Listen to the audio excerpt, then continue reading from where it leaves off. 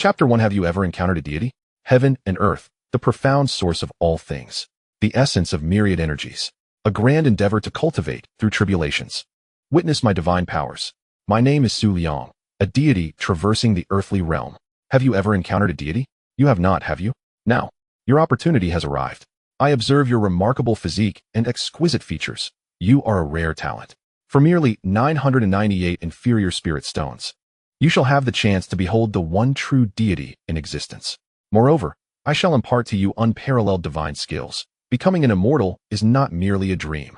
Third senior brother Yu Qingyue noticed the increasingly peculiar glances from the passers-by and the discomfort of the snot-nosed child her third senior brother had seized. She tugged at Su Liang's sleeve.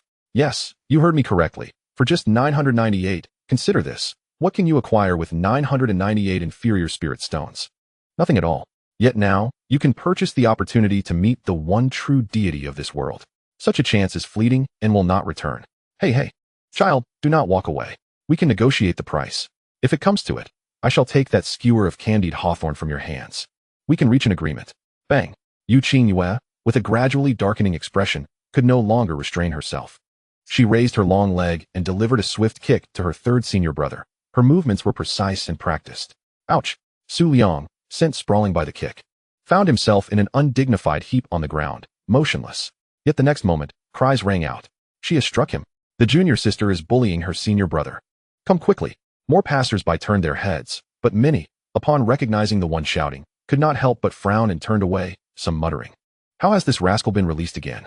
Yu Qingyue, who had initially intended to resolve the matter with a single kick, was incensed by the remarks. She stepped forward and unleashed a flurry of kicks upon the struggling Su Liang, who was crawling on the ground. Junior sister, it hurts. You mustn't. Just moments ago, he had proclaimed himself a deity, yet now he found himself pressed to the ground, subjected to humiliation. After a brief interval, Su Liang, his beige robe in disarray, slowly rose from the ground, rubbing his posterior and casting a resentful glance at his junior sister. How unsightly! Yu Qingyue, having tidied her appearance, looked up to find his gaze piercing her, sending a chill down her spine. What are you staring at? She furrowed her brows, displaying her impatience as she shouted at him. Su Liang was momentarily taken aback and then nodded earnestly, albeit slowly. Seeking death. Yu Qingyue, incensed, rolled up her sleeves, discarding her ladylike demeanor, and approached him with a fierce expression. Junior sister, what are you planning? We can discuss this. Junior sister. Nangxi Sword Sect. As one of the foremost powers in the Eastern continent, Nangxi Sword Sect stands alongside Beijai Academy, Danding City, and Frost Snow Palace. In recent years, the South Stream Sword Sect has witnessed the emergence of a 6th-tier sword emperor, alongside a remarkable senior brother who ascended to the 5th-tier realm at the tender age of 24. Their status and strength subtly hint at an ascendance to the pinnacle among the four great powers. Within the resplendent hall of the Qingyang Palace, named after the sect's founder, the Qingyang Sword Monarch, two middle-aged men engaged in earnest conversation, their every gesture radiating an ethereal grace. Traditionally, only the sect leader and esteemed elders are permitted to convene within this hallowed chamber. Junior brother, has Zijing's training been progressing smoothly of late? Does he require any rare materials or elixirs? Should you express a need, I shall ensure they are delivered forthwith, began the elder, adorned in luxurious purple robes, his voice imbued with authority. Thank you for your concern, esteemed sect leader. My disciple is faring well, and as for rare materials, with a master like me, he certainly lacks for nothing. You know my worries lie beyond that, replied the other, who appeared slightly younger, yet bore the weight of wisdom. The elder in purple was Sun Yuandao, the current leader of the South Stream Sword Sect, a peak sword emperor of the Tianquan realm, known by the title Sun Yuan.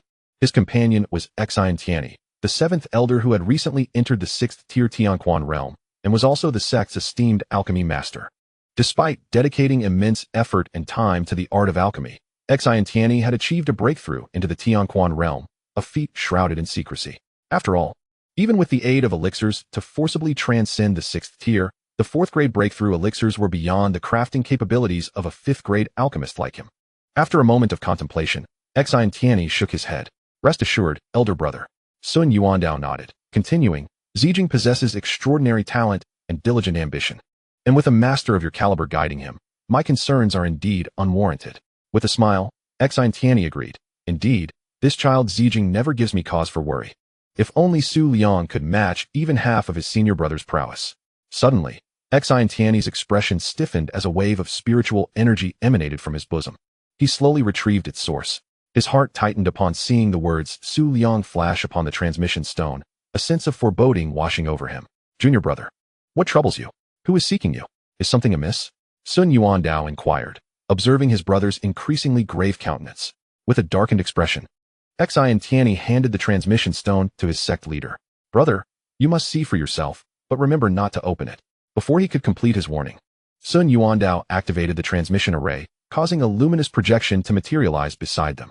Master, help. Little junior sister has rebelled. Master, you must see this. It reveals the true nature of the little junior sister you so indulgently favor. Ouch, my foot. It's going to break.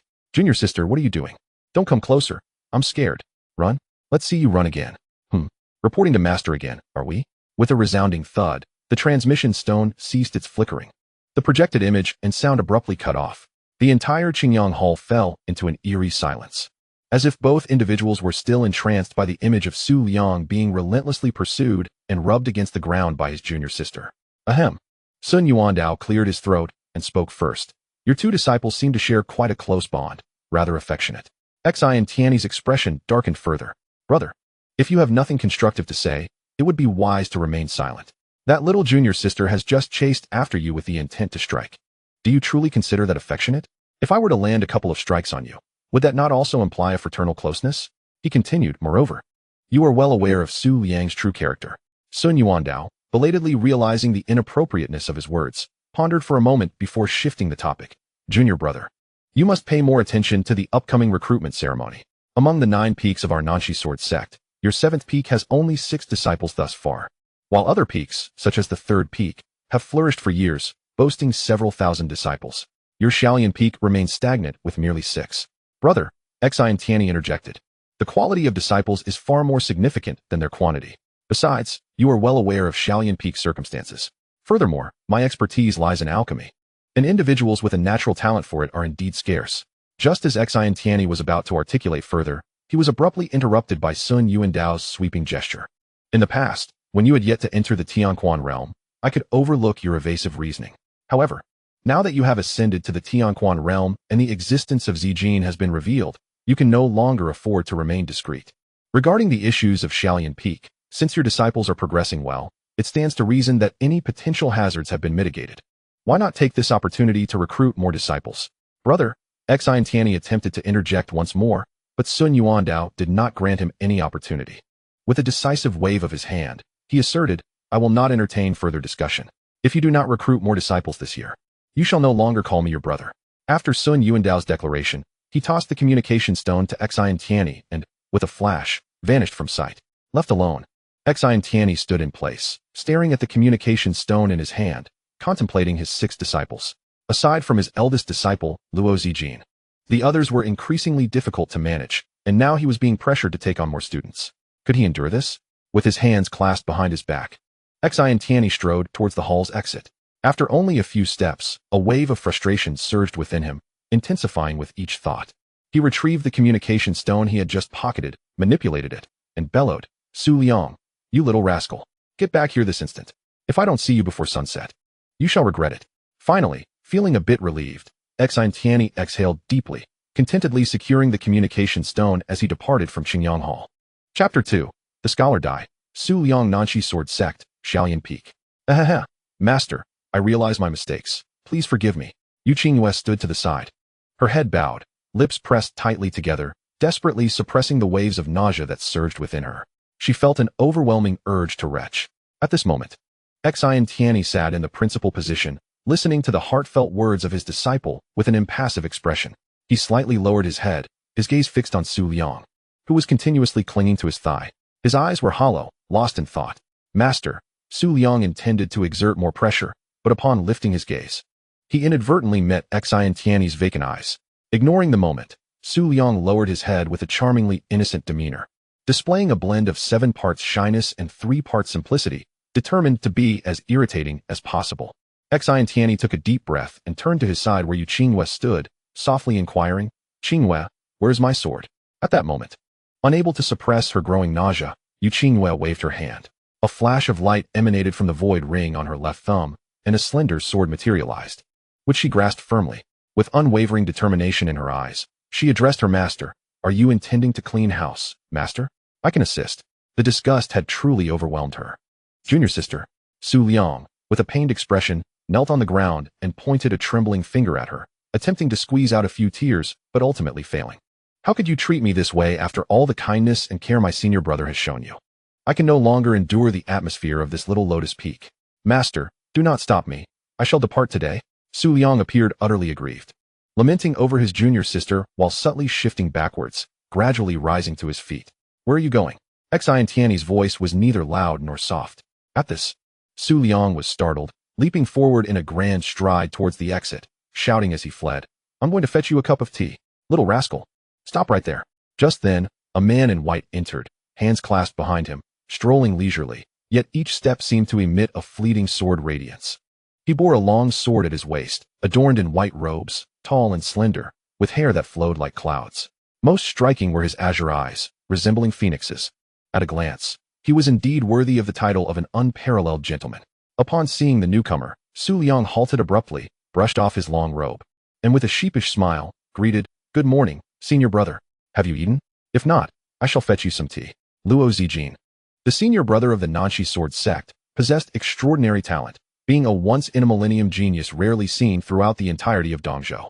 Luo Zijin's gaze swept over Su Liang, then towards the master and junior sister within, his brow slightly furrowing as he stopped and inquired, Have you caused trouble again? His voice was warm and approachable, and upon hearing his question, Su Liang transformed into a disgruntled spouse seeking solace, lowering his voice and changing his demeanor in an instant, lamenting, It's just that master seems weary and has been rather indifferent towards me. Look, I merely spoke a few extra words, and now master is like this. Alas, it seems I have spoken out of turn. Veins bulged on Xin Tianyi's hands as he suddenly stood up, gritting his teeth and declaring, You little rascal. Today I shall make you into a medicinal concoction. Seeing that your recent reflections have borne some fruit, I have reluctantly granted you a day to descend the mountain. Yet, upon your arrival, you have stirred up trouble, turning Nangxi City into a veritable mess. Have you truly stooped so low as to deceive a child for a candied hawthorn? It appears you are genuinely famished.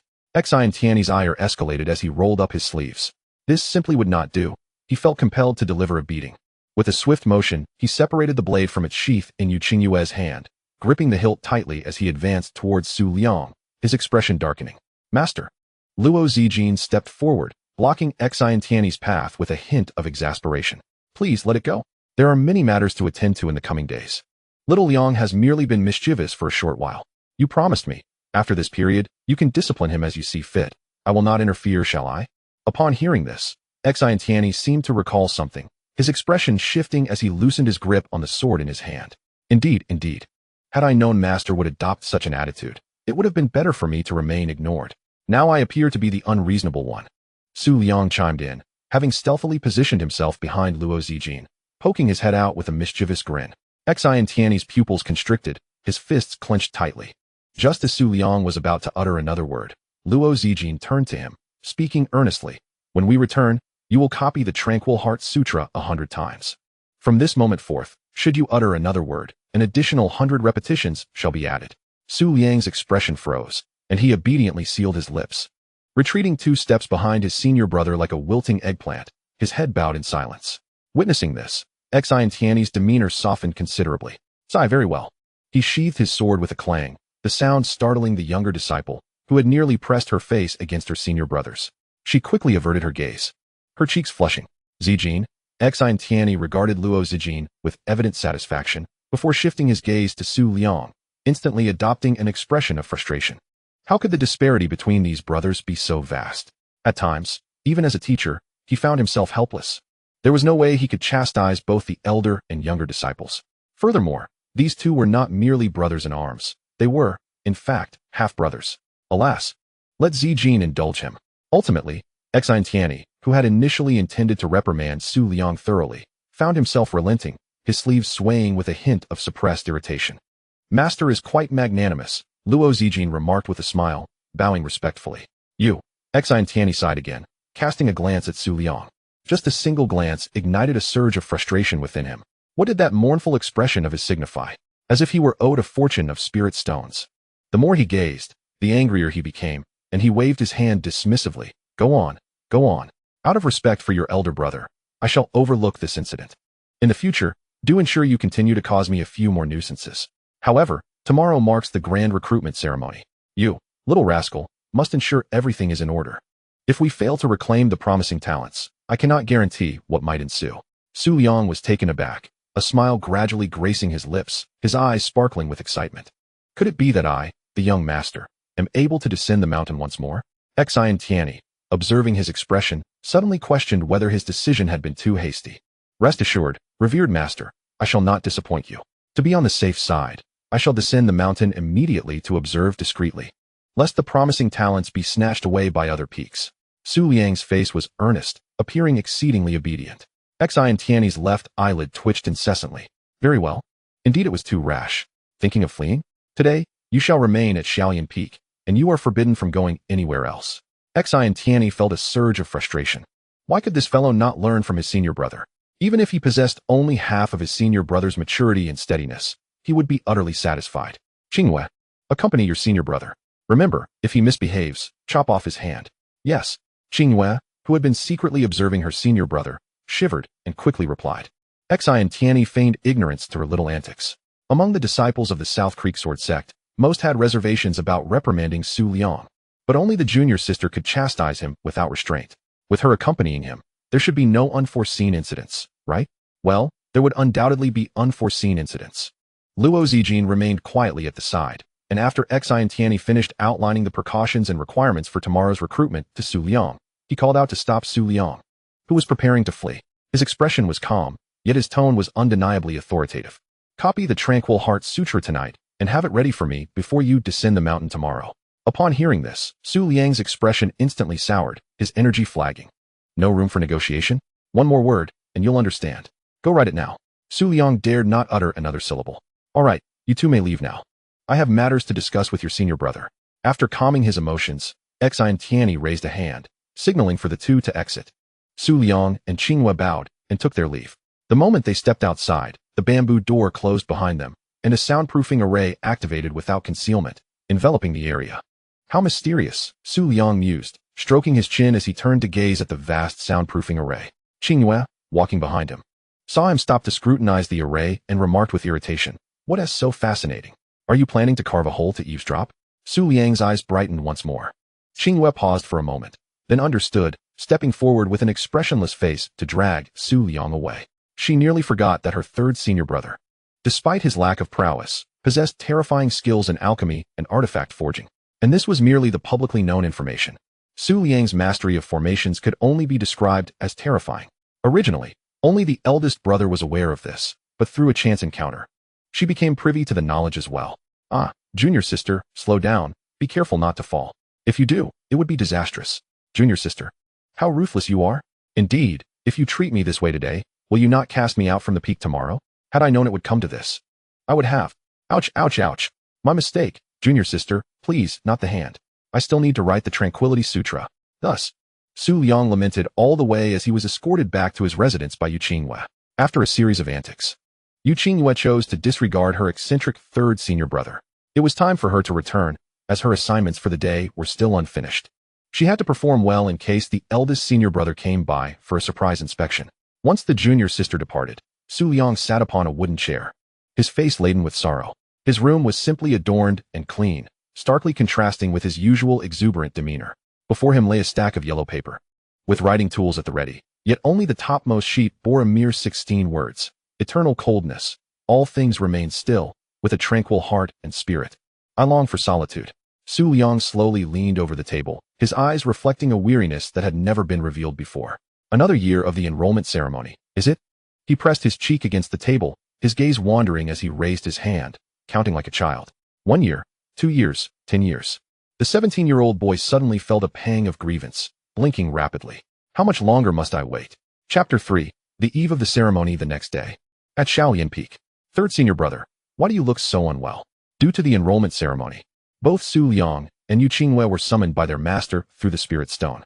Yu Qingyue's beautiful eyes continuously scrutinized Su Liang, whose vacant gaze, coupled with heavy dark circles, created a rather unfortunate combination. Su Liang cast her a sidelong glance. Are you feigning ignorance and relishing in my misfortune? Do you truly believe that the Tranquility Sutra consists of merely 16 characters? It is not as if I were not racking my brain to assist our master in recruiting promising disciples, leading to my exhaustion. Such trivial matters were easily dismissed by Su Liang. Oh, I thought it was the tranquility method. Su Liang's expression stiffened, casting her another sidelong glance. You are doing this on purpose, seeking a quarrel. Yu Qingyue felt a jolt at his gaze, sensing an ominous premonition. Despite her third senior brother's cultivation being merely at the hidden origin realm, he was renowned as the most formidable of the three most unapproachable disciples of the Nanshi sword sect, basking in glory. Junior sister. About yesterday when you struck your senior brother, I wonder which blind fool reported it to your eldest senior brother?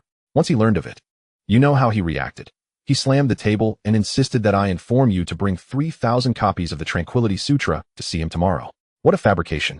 Keep weaving your tale. Over the years, Yu Qingyue had learned a valuable lesson from Su Liang's words. 9 out of 10 statements were mere nonsense, with the remaining one being spontaneously concocted. How could the esteemed senior brother act in such a manner? Su Liang expressed his disbelief in every word uttered. You doubt my words? Just remember, when the time comes, do not blame your senior brother for failing to warn you. The last time you incessantly prattled about the peculiarities of our fourth senior brother, it was due to your disbelief in my message that he was confined to the cliff of reflection for a full 2 months. Indeed, 2 entire months on that cliff of reflection. How dreadful. After finishing his remarks, Su Liang cast a meaningful glance at his younger sister. A hint of a smile gracing his lips as he drifted away, deliberately slowing his pace, as if to prolong the moment. Yu Qingyue furrowed her brows, caught in a web of uncertainty. Though she understood that her third senior brother was likely trying to intimidate her, what if he spoke the truth? Their esteemed senior brother held decorum in the highest regard, a fact well known throughout the Nanshi sword sect. Coupled with the relationship he had with the third senior brother, it was not entirely out of the realm of possibility. Contemplating this, a flicker of panic glimmered in her eyes.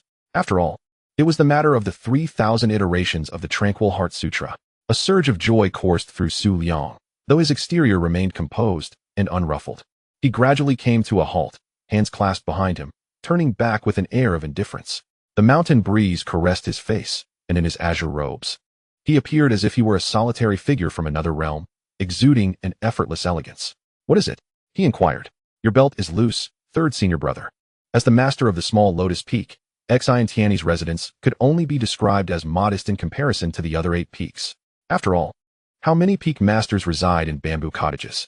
Yet, according to Xin Tianyi himself, whether in alchemy or the pursuit of enlightenment, one seeks the profound truths of the universe and must remain attuned to the natural world. Living in opulent halls, like the other peak masters, would be contrary to this principle. Su Liang found himself in agreement with his 5th junior brother's assessment of this philosophy. Mysticism.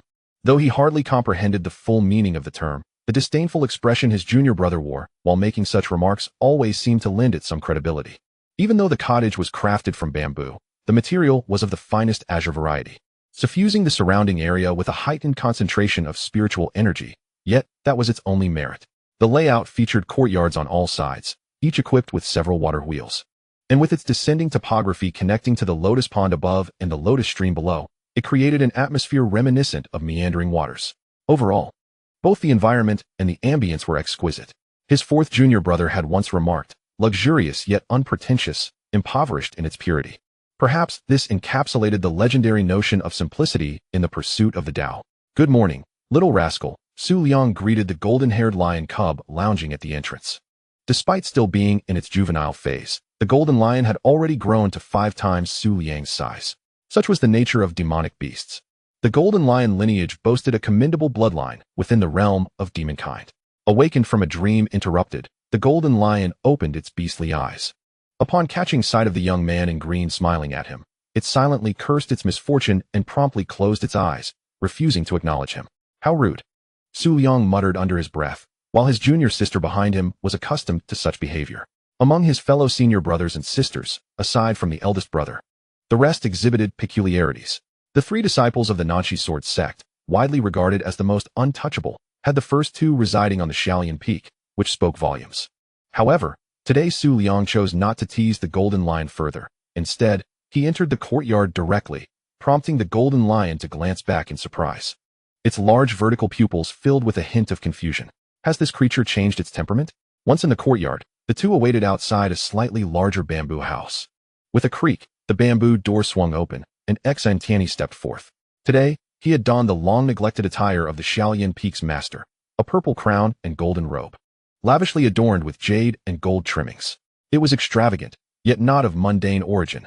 All materials were exceptional refining substances, offering noteworthy defense. In terms of rank, this robe could be classified as a mid-tier spiritual artifact, not overly grand, yet serving merely as a symbol of status. Are you here? Xin Tianyi cast a casual glance at Su Liang before smiling and nodding at his junior sister. Su Liang responded with a puzzled expression. Let us proceed. Ignoring Su Liang's unusual gaze, Xin Tianyi waved his sleeve, sending a gentle flow of spiritual energy carrying a token towards Yu Qingyue. This was the Shaolin Peak Master's token. Even during the grand recruitment ceremony of the sect, if the Peak Master wished not to accept disciples, they need only pass the token to a disciple to act in their stead for recruitment. After all, as one of the top sects in the Eastern continent, the Nanchi Sword sect annually recruits new disciples. Is it truly necessary for the Peak Masters to gather every year, bickering red-faced over a prodigious talent? Perhaps they had indulged too much in novels. Everyone is quite busy. More often than not, disciples under their tutelage would handle recruitment, and outstanding students could even take on disciples themselves, thus creating the hierarchy of second and third generation disciples. However, the Nanchi Sword sect traditionally limits the Peak Master's disciples to a maximum of 4 generations, as beyond that, the connection to the Peak Master diminishes significantly. Not everyone is like the idle scholars of the Beisai Academy, whose disciples could stack their lineage into 18 generations of ancestors. Su Liang found himself perplexed. Was it truly necessary to summon them merely to present a token? Could this not have been done yesterday? You, do not think I am unaware of your thoughts. Indeed, I summoned you to prevent you from descending the mountain prematurely and causing trouble. Although you have recruited quite a number of capable individuals over the years, only a select few recognize your contributions. The rest consider you a nuisance. This time, behave yourself. If you perform well, I shall assist in rectifying your reputation. Yu Qingyue discreetly observed Su Liang, who was currently nodding and acting exceedingly obedient, silently mocking him. The third senior brother possesses a penchant for contrasting behaviors. However, upon reflecting on the efforts he has contributed over the years to the recruitment ceremony, some of her minor grievances were swiftly quelled. Qingyue, should this rascal engage in any outrageous antics or return with dubious companions, you must refuse him and, while at it, give him a thorough beating. Huh, what? To the master, you truly intend to beat him to a pulp? Xin Tianyi's eyelids fluttered. Why does the tone of this statement seem so expectant? Just leave him half alive. Oh, very well then. Your disappointment is rather palpable. Ultimately, after imparting a few more instructions, Xin Tianyi ascended into the skies, heading towards the Qingyang Palace. Su Liang's hands fluttered, and the Peak Master token inexplicably found its way into his grasp. Yu Qingyue was somewhat taken aback, then quickly regained her composure, her anger flaring as she exclaimed, engaging in such petty tricks again. You scoundrel. Yu Qingyue's body trembled, her expression shifting continuously.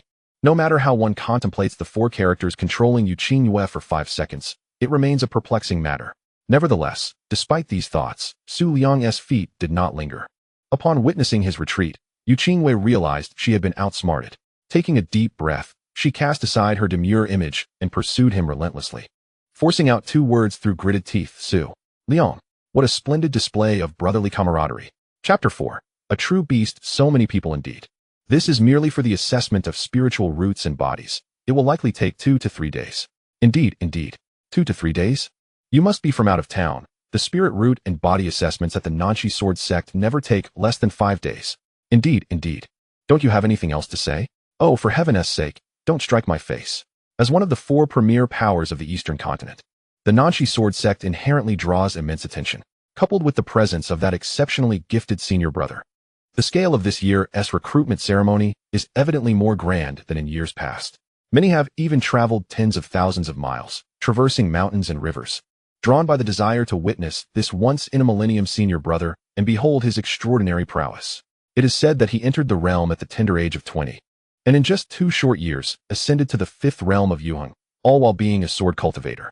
A sword cultivator who has entered the sword intent. Such talent, to be deemed once in a millennium, is hardly an exaggeration. It is well understood that many sword cultivators aspire to comprehend the sword intent as a lifelong goal. Yet he has transcended to an even higher level, entering the sword intent. Terrifying. The Nanchi Sword sect spans over a myriad of miles, with the affluent Nanchi city situated at its base. Before the recruitment ceremony commenced, this locale was already the liveliest of places. As the crowd swelled, so too did the merriment. As a seasoned reveler, Su Liang naturally could not be absent. Good sir, have you come for this year's recruitment ceremony at the Nanchi Sword Sect? Shoo, no fortune-telling here. Ah, how misguided you are. I possess a treasure that will undoubtedly aid you in successfully passing the grand selection ceremony of the Nanchi Sword Sect. With a flick of his dust whisk, Su Liang's voice emerged, slightly hoarse, yet carrying an air of credibility. Indeed, a master of the arcane arts. Upon hearing this, the individual returned, raising an eyebrow in skepticism and inquiring, "What treasure? Let me see it." Su Liang sat up slightly, smiling enigmatically, extending a hand and gesturing a 3-for-2 deal. 300 low-grade spirit stones, fixed price. After making his proclamation, he leaned back, adopting a demeanor of profound mystery, preparing to negotiate. However, it was not long before 3 gleaming spirit stones landed before him. 3 medium-grade spirit stones. Su Liang's lips twitched, and he smote his thigh in frustration. Alas, this is a grievous loss. Why did you not mention this earlier? Where is your offering? At this moment, Su Liang scrutinized the individual before him. Average in appearance, attire, and cultivation level. How curious that someone of such modest means would be so extravagant. Indeed, one should never judge by appearances. No need to rush. Good things come to those who wait. Pray tell, which mountain do you wish to join? Luo Xian's eyelids flickered. Do you take me for a brigand reporting to a den of thieves? My time is limited. If you cannot produce, then let it be. Luo Xian's demeanor was decisively assertive as he reached for the 3 medium-grade spirit stones. Ah, hold on. Su Liang produced a piece of yellowed parchment from seemingly nowhere and dramatically placed it atop Luo Xian's hand. Behold, the passageway to success is inscribed upon this very paper. Honest and true, Luo Xian, filled with doubt, considered that 3 medium-grade spirit stones were inconsequential to him. However, should he fall prey to the schemes of this seemingly naive youth, the repercussions would be dire. As he lowered his gaze to examine the parchment, Su Liang leisurely added, "Let it be understood, upon your inspection, this transaction shall be deemed complete. Information once purchased is non-refundable." Luo Xian sensed he might indeed be falling into a trap. Yet he lifted the parchment nonetheless. His eyes traversed the text, and with each line, his brow furrowed deeper. After perusing its contents, he cast a penetrating glance at Su Liang, hesitating before asking, "Are you not concerned about incurring the wrath of others?" Su Liang smiled serenely, raising his hand once more. Fingers splayed wide. The implication was clear.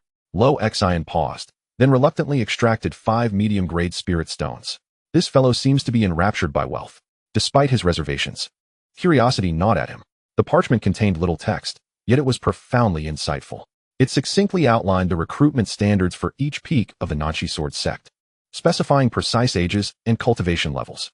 It even indicated the bonus points for various assessments across different peaks, akin to a leak of examination questions.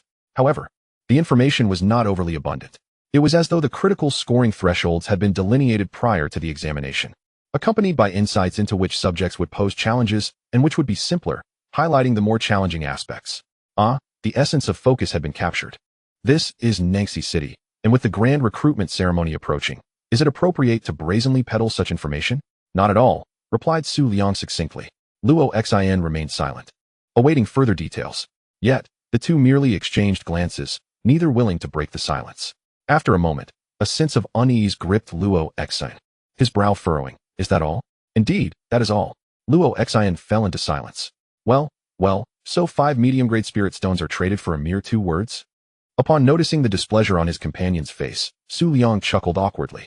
Originally, this inquiry would only require 5 low-grade spirit stones, but to his surprise, your generosity is commendable. Surely, you are a person of great potential. I shall not overlook your presence in this recruitment. Luo Xian, who prided himself on his composure, felt somewhat rattled. As his expression shifted, he inquired again. There's another question. Everyone knows that the inner sect of the Nanxi Sword Sect is divided into 9 peaks.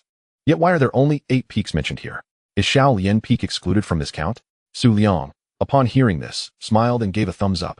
Excellent question. But the answer comes at a steep price. I fear you may not be able to afford it. Luo Xian stared at him for a long moment, then nodded, seizing the yellowed paper as he departed. He had an inkling that this fellow was a scammer. After Luo Xian left, Su Liang felt no regret. 8 medium-grade spirit stones were a significant profit indeed. He shook off the tattered Taoist robe he had acquired from unknown origins and announced loudly, "Come one, come all. The grand recruitment ceremony of the Nanxi Sword Sect is underway." Under normal circumstances, Su Liang would not dare to be so ostentatious, for there were many acquaintances in Nanxi City, making it difficult to operate. However, The situation had changed in recent days. With the influx of people, it was an opportune moment. It was worth the effort to finally rid himself of his little junior sister. Just as Luo Zijin was about to disappear around the corner, Su Liang, who had been promoting his business, inexplicably cast a glance back at him. The number of participants in this recruitment had reached a new height, rivaling that of a century-old ceremony. Observing the throng at the foot of the mountain, Elder Chun remarked thoughtfully. Elder Chin's words rang true, though one could not help but wonder how many promising talents were among them. Sometimes, a large crowd is not necessarily a blessing. Is Elder Lu not back yet? Not yet. Given the considerable number of candidates this year, he is conducting additional inspections of the assessment grounds, which is prudent. Well then, let us commence the testing of spiritual roots and physical forms without waiting for him. Dressed in a yellow robe, Elder Chun was evidently the head of this recruitment ceremony. As the only intersect elder and the one in charge, it was only fitting that he took the lead. Have all the peak leaders arrived? The junior sister from Shaolin Peak has arrived, but the other one is still absent. Elder Chin's expression darkened. Su Liang. Yes. Where has he gone? I inquired, and was told he used some illusionary techniques to shake off his persistent junior sister. His whereabouts are unknown. I have already instructed the disciples to retrieve the records from the protective formation. Retrieve? By the time that process is complete, the opportunity will have passed. Do not cause a stir. That rascal must be creating trouble in Nangxi City. Wherever there are people, he gravitates towards it, craving even the foulest morsels if they are warm. Brother Xin is truly misguided. How can he expect a mere junior sister to manage everything? I shall go find him. You all should double-check the process and venue to ensure everything is flawless. Elder Chun, growing increasingly agitated, swiftly made his way to Nangxi City, muttering to himself as he traveled. 2 years ago, that scoundrel prematurely sold the assessment routes and the core formations. For years prior, he brazenly led the sect's divine beast astray, and 6 years ago, he clandestinely began selling entrance passes. And now he sends him again. If the sect master continues to indulge him, he might as well sell the entire Nangxi sword sect and call it a day. It is evident that his resentment runs deep. Yet, one cannot wholly blame him. After all, every year, when it is his turn to oversee the grand recruitment ceremony, Su Liang is released. At times, he even suspects that the sect is deliberately targeting him. The mere thought of Su Liang's past glorious achievements ignites his fury. Moreover, there is a tinge of anxiety. He would not be surprised if one day that brat smuggled and sold the secret techniques from the library in the Nangxi sword sect. As long as spirit stones are sufficiently provided, there is nothing that boy would not dare to do. In a word, he is a purebred scoundrel. Chapter 5. The assessment begins. A new spectacle has emerged in Nangxi City. A small fortune-telling shop has become a bustling hub, surrounded by throngs of people. The ability to obtain information regarding the assessment points of the Nangxi sword sect has effortlessly seeped into the night, and these onlookers must have exerted considerable effort. Oh, do take care. Next, please. After sending off yet another unwitting patron, Su Liang wore a smile that appeared increasingly sincere. However, this self-perceived sincerity appeared to others as a grin that might split his face. 5 medium-grade spirit stones, no bargaining. Here you are. The customers were quite astute, paying promptly and leaving without fuss, the transactions flowing smoothly. His business was so prosperous that it overshadowed every fortune-telling stand on the street. Consequently, during a brief respite, several local fortune-tellers approached, but upon catching sight of the stall owner, they dared not utter a word, hastily packing their belongings and relocating. Who would dare to confront a merciless swindler? They could only retreat, muttering curses under their breath. It should be about time. They ought to be arriving soon. Su Liang mused, glancing at the clock. He then handed out the last piece of yellow paper, clearing his throat. Ladies and gentlemen, we are closing. May we meet again under auspicious circumstances. Naturally, the remaining patrons were unwilling to relent, causing an uproar, with the more irate among them even pointing fingers and cursing. If it were not Nangxi City, they might have resorted to violence. Su Liang, however, appeared completely unfazed. With a flick of his ring, a reclining chair materialized. He leaned back, squinting his eyes for a brief rest. Earning money is truly exhausting. I shall rest for a moment. However, before he could close his eyes, a vivid yellow streak appeared in his line of sight, approaching him directly. Su Liang's lips curled slightly. As it drew nearer, he could discern the somewhat grotesque and distorted visage of Elder Chun. In response, the individual reclining there simply raised his right hand high, his sleeve falling naturally to reveal an arm as delicate as a lotus root, and waved vigorously. Old Chun. Good morning. Have you eaten yet?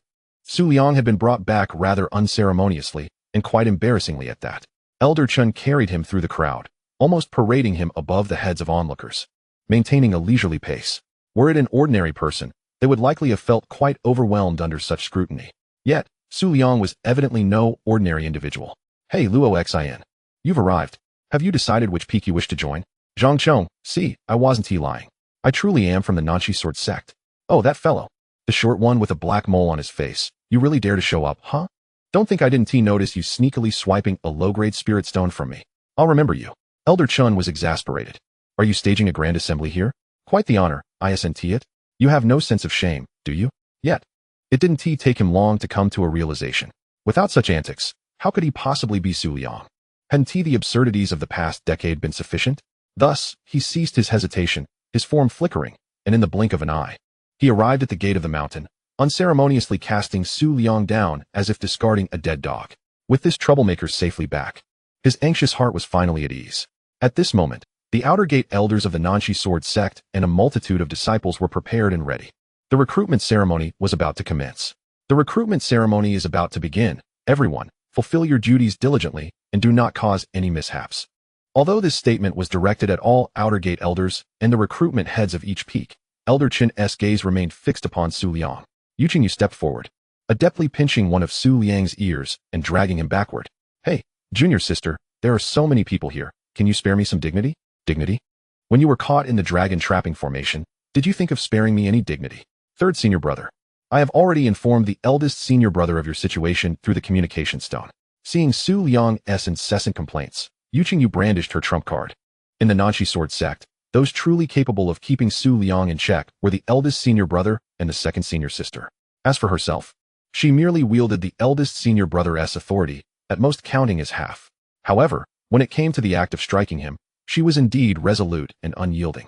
No, junior sister, why do you always escalate everything? Can't you use it to threaten me instead? Yu Qingyue paused. Was she truly this harsh on herself? Silence. Elder Chin's gaze darkened.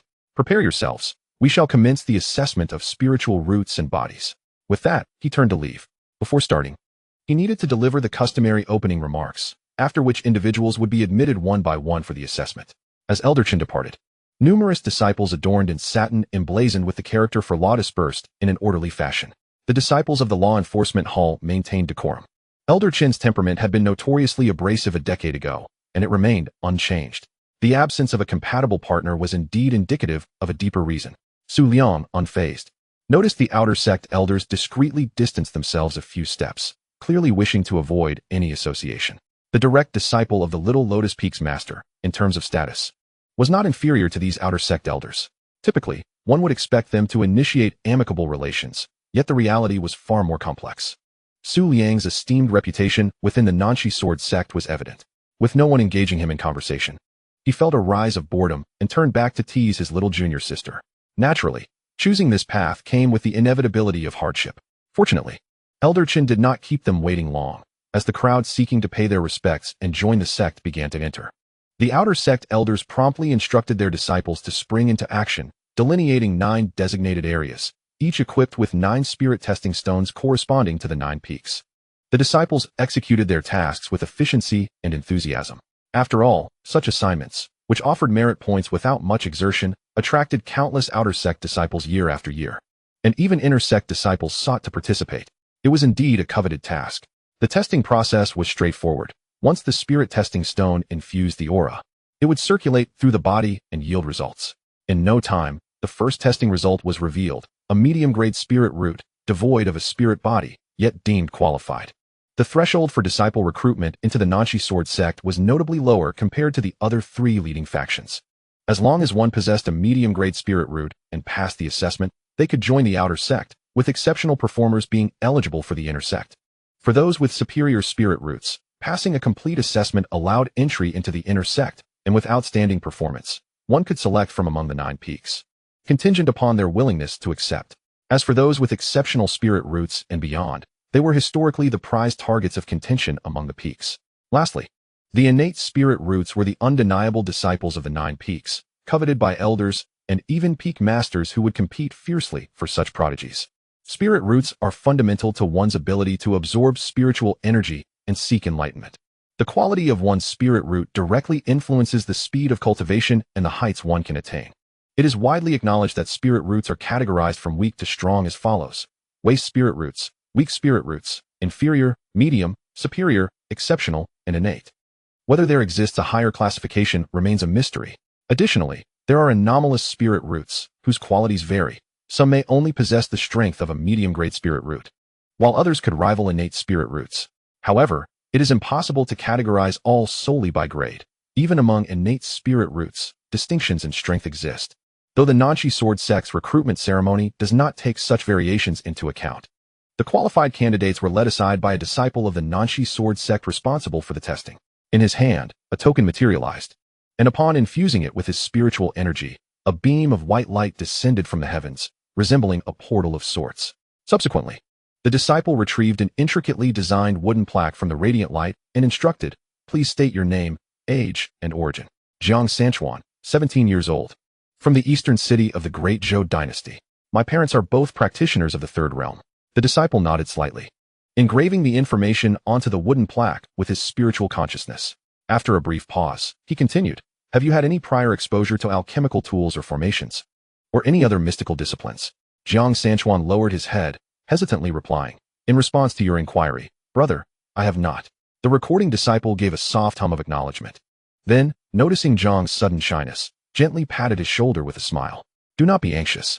This is merely to facilitate a better selection of your cultivation path after you pass the assessment. Keep up the good work." Feeling somewhat touched by the genuine smile on the disciple's face, Jiang Sanchuan lifted his head.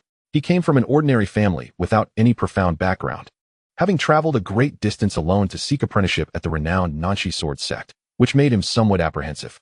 After all, the sect's reputation was formidable. He believed his talent and cultivation were mediocre, and given his age, the likelihood of success was slim, making him susceptible to scornful glances. However, it now seemed that his worries were unfounded. In the depths of his heart, he began to feel a sense of belonging to the Nanshi Sword Sect. The assessment continued. Medium-grade spiritual root, 4th stage of hidden origin. Dual attributes of metal and wood, qualified. Medium-grade spiritual root, 3rd stage of hidden origin, qualified. Low-grade spiritual root, eliminated. Low-grade spiritual root, eliminated. Waste spiritual root, eliminated. The results from the spiritual stone testing arrived swiftly, requiring little waiting time. Once the spiritual roots were determined, those who qualified could proceed to test their spiritual bodies for any special constitutions. Those who did not qualify, if they were unwilling to accept their fate, could still test their spiritual bodies, albeit with a longer wait and a lower priority in the queue. In truth, it was almost impossible for individuals with low-grade or waste spiritual roots to possess a spiritual body. Yet, exceptions existed. There had been instances of waste spiritual roots housing exceptional spiritual bodies. High-grade spiritual root, 6th stage of hidden origin, dual attributes of water and fire. A young girl in white blushed, her expression brimming with excitement. She had succeeded. The emergence of the first high-grade spiritual root this year was notably earlier than in previous years, heralding good omens. Elder Qin remarked casually, "Neither too heavy nor too light." A dual attribute high-grade spiritual root signifies considerable talent, as long as one does not stray from the righteous path and maintains a steady disposition. With the nurturing of the Nanshi Sword Sect, reaching the 5th realm is merely a matter of time. Then, Elder Qin's gaze flickered, suddenly pausing. "Where is Su Liang?" Chapter 6. 500 Su Liang's disappearance vexed Elder Qin somewhat, but he realized that it was not the stage for selecting disciples after the assessment had concluded. His presence or absence was not of great consequence. Moreover, the Little Lotus Peak had never intended for him to oversee the process in its entirety, which was impractical. Otherwise, why would they dispatch Yu Qingyue? This prodigy of the Yu family is, in recent years, the second female disciple accepted by the Shaolian Peak, possessing both beauty and talent, and demonstrating impeccable manners, far more pleasing to the eye than that scoundrel Su Liang. At this moment, Yu Qingyue was personally overseeing the assessment of spiritual roots and bodies, bustling around with great diligence. In comparison, she appeared even more charming. Exceptional spiritual roots, 9th level of hidden origin, with elements of wind, fire, and earth. Suddenly, a gasp interrupted Elder Chun's contemplation. Exceptional 3-element spiritual roots. Not far away stood a young gentleman clad in luxurious satin, exuding an air of nonchalance, as if he had anticipated this outcome. Soon, someone revealed his identity. That was the young master of the Tang family. He had also arrived. Voices in the crowd echoed this revelation. The Tang family? That affluent Tang family. Who else but the one overflowing with wealth? Such a wealthy individual participating in the assessment? Shouldn't he have simply used 100 or 80,000 medium-quality spirit stones to secure a backdoor entry? Who can say? However, if I possessed such prowess, I would certainly not resort to the back door. Oh, what insights do you have, my friend? Just look at that pretentious stance with his hands behind his back. Who wouldn't feel irked? At this moment, Tang Jiren truly felt quite pleased. The sensation of being the center of attention was immensely gratifying for a young man of his age. Yet, he could not maintain this facade for long, as many more awaited their turn. Nevertheless, Tang Jiren glanced aside and strode off. Time to flaunt elsewhere. He went to assess his spiritual body. What kind of constitution would he reveal? I find it doubtful. Spiritual bodies are quite capricious. The previous few high-quality spiritual roots did not even manifest. Indeed, spiritual bodies are exceedingly rare. How can high quality compare with exceptional? Even defective spiritual roots can yield a spiritual body. This phenomenon is purely a matter of fate. Are you only considering these exceptional cases? Are the numbers of those with defective spiritual bodies and those with exceptional spiritual bodies comparable? Surely, the former would be easily overwhelmed? That is not my concern. The disputes among the crowd held little significance, as this matter would soon be definitively settled. A surge of tempestuous spiritual energy erupted. Tracing back to its source, it was none other than the young master of the Tang family. A crimson ribbon of energy entwined around him, igniting the surrounding spiritual essence. A fire spiritual body. Its level appeared quite impressive. As expected of the Tang family, it seems this year's new talent battle will surely feature the young master prominently. Observant cultivators murmured their admiration. Elder Qin nodded in satisfaction, remarking, "Not bad. Such a promising talent is indeed a rare find. Both his innate ability and background are of the highest caliber." Feeling sufficiently basked in the limelight, Tang Jiren descended from the spiritual body assessment platform, raising his left hand to unfurl a folding fan. Naturally handsome, with a flick of the fan, he exuded an air of elegant flamboyance, eliciting shy glances and flushed cheeks from numerous young maidens. Displaying his charm was second nature to him. However, the Nanchi sword sect would certainly not allow him to feign indefinitely, especially with so many others behind him. The assessment continued in an orderly manner. Although a considerable number of candidates had arrived, the standards set by the Nanchi sword sect were not particularly stringent, yet the number of successful candidates remained disappointingly low. Talents like Tang Jiren were even scarcer. From 100, one had to sift through 70 or 80 lacking spiritual roots, ineffective roots, weak roots, and inferior roots, leaving only a mere 10 to 20% with moderate roots, and the final remnants comprised those with superior roots and spiritual bodies. Such circumstances were quite commonplace. Individuals with spiritual roots were inherently few, and moderate roots were already regarded as exceptional among affluent families, while those with superior roots typically hailed from esteemed lineages. A day swiftly passed, and judging by the current pace, the assessments would require approximately 3 more days to conclude. Due to the overwhelming number of participants, easily amounting to several tens of thousands in a single day. Naturally, no one took the effort to compile exact statistics. High-ranking cultivators could approximate the numbers through spiritual scans. On the first day, the number of those who qualified was considerable, reaching a total of 37,000. This was a consequence of the low bar for entry. Nevertheless, the Nanchi sword sect had never altered this admission criterion, which was said to be a fixed rule established by the esteemed Qingyue sword sovereign, impervious to change. However, those who pursue the path of cultivation possess long lifespans. And as one of the 4 paramount forces of the Eastern continent, the Nanchi sword sect would surely not lack the patience for a gradual selection process. The subsequent assessments proceeded smoothly, with no unexpected incidents arising. Elder Qin felt a great sense of accomplishment regarding this matter. As long as Su Liang remained out of his sight for a brief quarter of an hour, he would disperse his spiritual awareness to locate him. The lad might be harboring some mischief. Yet, it was peculiar that each time he was spotted, he appeared quite ordinary. Neither in the testing ground's secret realm nor in the heart of inquiry, and his locations were not particularly remote. Odd indeed. Master Chun, I truly was merely taking a stroll. You wouldn't genuinely want me to personally undergo the assessment of my spiritual roots and body, would you? To this, Elder Qin's eyelids twitched, conjuring up some unpleasant memories.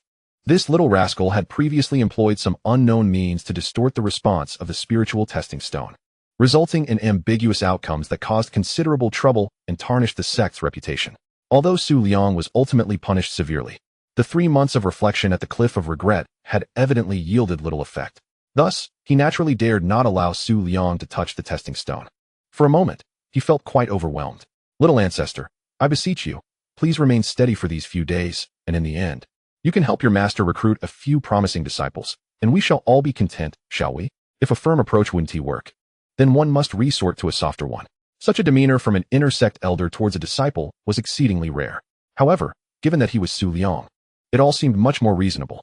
Outsiders may be unaware of Su Liang's formidable prowess, yet within the Nanshi sword sect, they would rather offend that exceptionally gifted senior brother than engage with this audacious individual, for he is notoriously difficult to handle. This sentiment resonates deeply within the sect. It may sound absurd, considering Su Liang's cultivation is merely at the first realm. Although he has achieved the pinnacle of the 9th stage within this realm and has grasped the elusive profundities therein, he remains unable to transcend to the 2nd realm. It is worth noting that Su Liang's meteoric rise from the 1st stage of the hidden origin realm to the 9th stage in a single night is still regarded as legendary.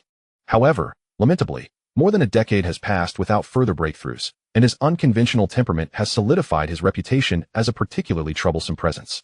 When one contemplates Su Liang's extensive connections, his master in alchemy, his extraordinarily talented senior brother, and his decisive yet fiercely protective second sister, along with 2 junior brothers and the sect's guardian beast, all of whom hold him in high regard, it is no surprise that on multiple occasions, when Su Liang faced dire straits, they would personally intervene to safeguard him. Fortunately, there is a junior sister who expresses her disdain for him and is unreserved in her ability to reprimand him. Upon reflection, it is evident that even the sect leader has experienced setbacks at his hands. Thus, it seems quite reasonable for an intersect elder to speak in a conciliatory manner. Su Liang blinked innocently and remarked, "Uncle Chun, your words wound my heart. Who doesn't he know that I have always adhered to the sect's regulations, respecting my elders and protecting my juniors, even extending care to the wild grass by the roadside? How could Uncle Chin cast such baseless aspersions on my character?" Feeling both helpless and exasperated, he continued, "Stop. I'll pay. Is that acceptable?" "What do you mean by is that acceptable? Uncle Chun, your current attitude is rather dismissive. Let us be clear. How much do you require?" 500 medium-grade spirit stones, Su Liang replied with remarkable alacrity, his lips curving into a subtle smile, leaving Elder Chen momentarily dazed. Is this a human? The speed of his transformation is astonishing. How much? 500. 500? You must be joking. Elder Chen feigned a kick. Hey, if you insist on behaving this way, then there's nothing to discuss. Su Liang responded, his grin growing wider. Elder Chen was taken aback, suddenly realizing, and let out a cold laugh. Ah, so you wish to provoke me, do you? Using such terms as provocation indicates you have some intent, don't you? Very well, if you lack spirit stones, I shall do nothing for the next few days but keep my eyes on you. He could not believe that a formidable cultivator at the 5th realm would lose sight of a mere 1st realm disciple. Su Liang blinked again, his expression enigmatic. Uncle, are you certain? Elder Chen's right eyelid twitched violently. Perhaps it would be wiser to pay up? For him. 500 medium-grade spirit stones were neither an insignificant sum nor an excessive one, but it certainly felt somewhat embarrassing. Chapter 7. The amethyst eyes Yu Qingyue harbored suspicions regarding her eccentric 3rd senior brother, pondering whether he had once again engaged in some audacious act. Otherwise, Uncle Chun would not be glaring at him with such intensity. 3rd senior brother, what outrageous deed have you committed this time? Let me guess. Have you gone and pilfered the spiritual chickens from Uncle Chen's courtyard again? Upon hearing this, Su Liang's expression shifted dramatically. He opened his mouth, intending to interject. Yet, it was too late. The word had spread. Naturally, the hearing of a 5th-tier cultivator is remarkably acute, especially under vigilant scrutiny. Spiritual chickens? What chickens are you referring to? Ah, I see. I was wondering why my colorful spiritual chickens have been dwindling day by day. It turns out you have been stealing them from me. Su Liang sighed inwardly but maintained a facade of calmness as he retorted to the visibly upset Elder Chun. Uncle Chun, your accusations require substantiation. How can you so casually tarnish my reputation without evidence? His gaze was earnest and resolute, betraying a certain innocent bewilderment. Pray tell, what did your missing spiritual chickens look like? When did they go missing? How did they vanish? Is there any witness or material evidence pointing toward me? Witnesses? He himself was a witness. The ramblings of the junior sister could not be taken into account. Material evidence? Even the leftover bones had been refined to ash and carelessly scattered. Thus, all that remained was a futile argument. Such matters, he could navigate with ease. Very well, you little rascal, just you wait. He had no tangible evidence. Who could have anticipated that a disciple would have the audacity to steal from a core elder? Elder Chin's grayish-white mustache quivered with indignation, clearly incensed. However, he soon began to self-regulate his emotions. Forget it. The recruitment ceremony is of utmost importance. Moreover, he is a mere animal. Yes, he understood the art of self-regulation. Clearly, the current recruitment ceremony held greater significance. And these grievances could be addressed upon returning to the sect, without the need to air such matters publicly and invite ridicule. After all, so many eyes were upon them. Being unaware of having his spiritual chicken stolen by a disciple was hardly a matter worthy of pride. Did that sound strange? Never mind, it was inconsequential. He is a mere animal, a mere animal, a mere animal. Taking a deep breath, he exhaled slowly. Yes, that felt much smoother. The spiritual root assessment continued. Individuals were consistently passing the preliminary screening, entering the teleportation formation to reach the true testing grounds. Among those who succeeded, numerous prodigious talents emerged. For instance, the ninth prince of the Dezhou dynasty, a ninth-stage hidden element, possessing a supreme water spiritual root. The third prince of the Bei Wu ancient kingdom, also a ninth-stage hidden element, endowed with a supreme spiritual root and a martial spirit body. The young master of the Qin clan, a ninth-stage hidden element, boasting supreme spiritual roots across the wood, water, fire, and earth elements, along with a water spirit body. The fourth son of the city lord of Nanchi City, a ninth-stage hidden element, with a supreme spiritual root. In addition, there were other direct descendants from various factions, all possessing high-grade spiritual roots, with some even exhibiting spiritual bodies. The Nanchi Sword sect is situated in the southern part of the eastern continent, surrounded by three major imperial powers, for prominent families, and countless second-tier sects and minor factions. Notably, the only individual with innate spiritual roots currently known is a wandering cultivator, a female sword practitioner named Qingyue. She possesses a stature as graceful as flowing clouds and water. Her originally delicate and dignified visage is marred by a scar that runs across her left cheek, sharply defined and detracting from her beauty, instead imparting an air of cold severity. At merely 15 years of age, she has already attained the second realm. This year, at long last, a practitioner with innate spiritual roots has emerged. An outer sect elder, moved by this development, reflects on the correlation between the quality of disciples and their accomplishments. The better the disciples he gathers, the more substantial the rewards bestowed upon him. Furthermore, as a sect elder, he naturally desires to see the quality of disciples from the Nanchi Sword sect improve rather than decline.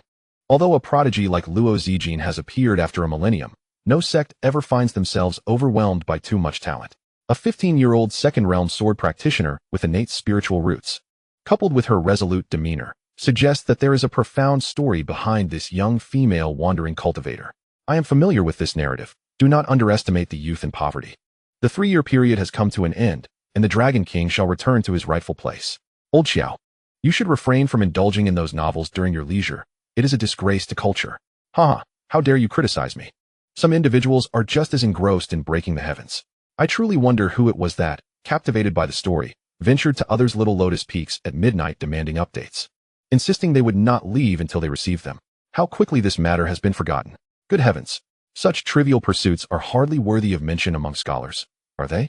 If you insist on this banter, then I must remind you of that time you were so eager to inquire about whether other disciples had been rejected for marriage after returning from a task.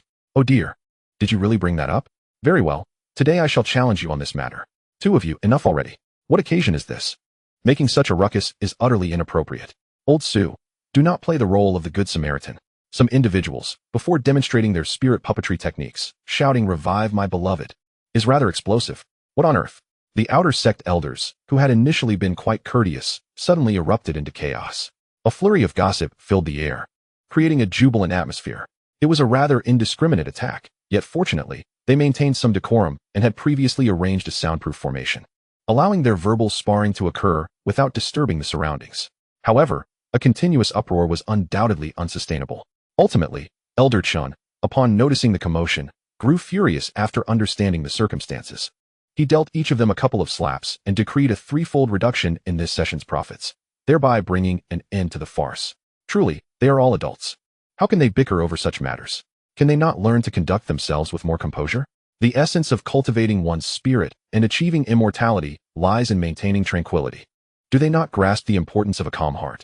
However, this notion dissipated entirely when Elder Chun returned to find Su Liang once again absent. Damn it! What a beast! Took the money and ran. This time, there is no soundproofing array. Elder Chun descended before Yu Qingyue, his expression rather grim as he inquired, "Where is your third senior brother?" Yu Qingyue was assisting with the archiving at the desk. Upon noticing Elder Chun's arrival, she stood and replied, "Uncle Master, do not worry. He has gone to prepare for the Heart Inquiry Secret Realm, accompanied by 3 elders." Upon hearing her words, Elder Chin felt a weight lift from his heart. With 3 fourth-tier elders watching over him, he should be safe. He nodded and turned to leave. Yet a sense of confusion lingered within him. What could this young man possibly be preparing for in the Heart Inquiry Secret Realm? Causing trouble? Surely not. Although he had acted out of line before, he was undoubtedly aware of the significance of this trial. Should anything go awry here, it would not merely result in a reprimand or a beating, it would entail genuine accountability. The entire Shaolin Peak could face severe repercussions. Though Su Liang had his flaws, his work ethic was commendable, and his character remained intact. For now, he would let it be. The final day of spiritual root assessments concluded swiftly. Regrettably, since the advent of that female sword cultivator, no one had manifested innate spiritual roots. This was somewhat reasonable. However, this year's exceptional spiritual roots outnumbered those of the past 5 sessions significantly. Assessment concluded. Mountain sealed. Elder Chun announced loudly as the last individual completed their evaluation. He then turned his gaze to the last batch of eliminations, those with inferior spiritual roots. These were merely individuals hoping to test their luck with the spiritual body. Observing the glimmers of hope in the eyes of the young men and women, Elder Chun sighed softly. The path of cultivation was indeed harsh. Lack of aptitude meant lack of aptitude. One could not cultivate without the necessary foundation. Regaining his composure, Elder Chun presented a warm smile. There is no need for concern. Even though the mountain is sealed, there will be individuals to escort you down after your assessments. The gates of the Nanshi sword sect were no trifling matter. The 3,000 jadestone steps were merely the facade. The number of remaining individuals was dwindling. Many, upon discovering their spiritual roots were inadequate, lost heart and descended the mountain early. With the final day's assessments, fewer remained. However, a rough estimate suggested there were still thousands. The spiritual body evaluations proceeded slightly slower, but only marginally. Assessing thousands would not take long. Elder Chun observed quietly. Some were born with superior spiritual roots, even exceptional or innate ones, sailing smoothly through cultivation, while others were left with inferior or even defective roots, destined for a challenging journey. Is this fair? Naturally, it is not. But what can be done? This is fate. Lost in thought, a sudden exclamation broke the silence. Is that a blood spirit demon body? How is that possible? How could a blood spirit demon body manifest in a human? Unless he is a demon, a member of the demon clan. The disciples of the law enforcement hall, tasked with maintaining order, swiftly advanced, their tokens manifesting before them, casting beams of light towards the heavens. This was a communication with the protective formation of the sect. Shortly thereafter, radiant beams cascaded from the sky, and a confinement array was instantly established. This exemplified the profound strength of a top-tier sect. Even if the individual was of the 6th realm, he would find it exceedingly difficult to break through this formation in a short time. Gazing into the confinement array revealed a ragged youth, half-seated on the ground, trembling uncontrollably. His expression filled with panic and fear. Upon closer inspection, one could discern that his eyes were of different hues, one purple and one black. His entire being was in a state of disarray and filth. This was the first impression Elder Chun had upon seeing him, a coal-like figure. It was somewhat disconcerting. The demonic race, emerging from unknown origins, had thrown the world into chaos upon their arrival, utterly disrupting the long-standing standoff between the human and demon clans, leading to a tripartite balance of power. In that ancient era, battlefields were ubiquitous, with the 3 factions engaged in relentless conflict, yet none could gain the upper hand. The prolonged warfare resulted only in immense suffering, forcing all sides to temporarily cease hostilities and recuperate. And so it remained until now. The term demonic race bore a heavy weight. Most critically, demons consumed humans. During the ancient wars, even numerous 7th realm monarchs and 8th realm sages fell prey to the so-called heavenly demons, while mortals were slaughtered and devoured like livestock. If this youth were indeed of the demonic race, he would be a target for extermination. At this moment, several external elders had gathered, their expressions grave. This was no trivial matter. Elder Chun swiftly moved to the center of the formation.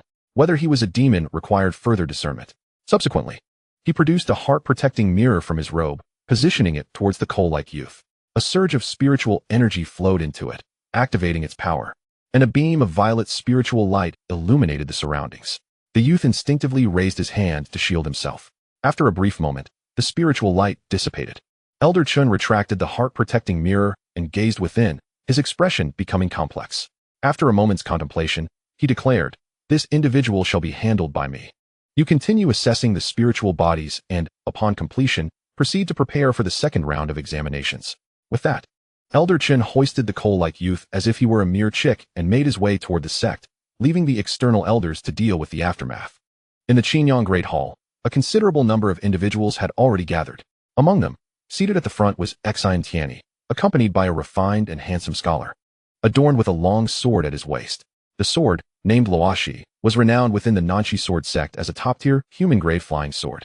Luo had two previous masters, the youthful Qingyue sword sovereign and Luo Zijin.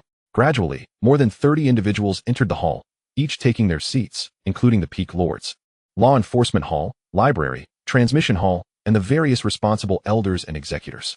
This is indeed a portion of the publicly acknowledged elite combat strength of the Nanxi sword sect. Apart from Luo Zijin, all are practitioners of the sixth realm, with a significant number being sword cultivators. When it comes to combat prowess, they represent the pinnacle of the sixth realm, for the sword cultivators wield their flying swords with lethal precision. Now that everyone has gathered, let us commence. Suddenly, a figure appeared at the main seat. Sun Yuandao stepped through the air and took his seat without ceremony. Today's discussion is the final matter at hand. I trust that all elders have received the news. The recent competition among the four sects has seen the other three sects unanimously agree to alter the rules and location. After careful consideration, I find several peculiarities within these details. The specific information and regulations have just been dispatched to your communication stones. I urge all elders to review them and share your thoughts. Sun Yuandao spoke with an even tone, surveying the room before finally resting his gaze on Luo Zijin. Adding with a smile, Zijin, do take a look as well. Luo Zijin nodded in acknowledgement. Consequently, everyone retrieved their communication stones. Reactions varied. Some remained calm, others furrowed their brows. While some were overtaken by furious indignation, each harboring their own thoughts. After a brief silence, an elder with red hair was the first to shatter the stillness. Preposterous. The red-haired elder, a member of the law enforcement hall, possessed keen, piercing eyes that bespoke a decisive nature. Sectmaster, is this not merely sending our disciples to their deaths? How could they conceive such rules? Sun Yuandao maintained a composed demeanor, as if he had anticipated this, and raised his hand slightly. Continue. Do not hold back. Share any opinions you may have. The red-haired elder stood, exclaiming. To designate the Demon Domain Mountains as the competition site? How perilous those mountains are. Even the periphery is not a place where these nascent disciples of the first and second realms can venture freely. It is a region where even those of the fourth realm would hesitate to tread. What purpose does it serve to send a group of first and second realm disciples there, other than to court death? What of intelligence gathering? Or daring to take the lead? Setting aside the inherent dangers of the Demon Domain Mountains, the outlaws lurking in the periphery pose a lethal threat. As for deeper trials for the core disciples, that is utterly absurd. Have they forgotten the events concerning our ancestors? At this juncture, the red-haired elder's voice grew strained with emotion, had it not been for their insistence on delving deeper, claiming to eradicate the threat of the Demon Domain Mountains. Would our venerable Uncle Master have perished? Chung Shidi, Sun Yuandao interjected gently. Let us not dwell on past grievances today, but focus solely on this forthcoming competition among the four sections. The red-haired elder recognized that he had perhaps become overly agitated. However, given that he was the most temperamental head of the law enforcement hall in nearly 10,000 years, a little fervor was not entirely unwarranted.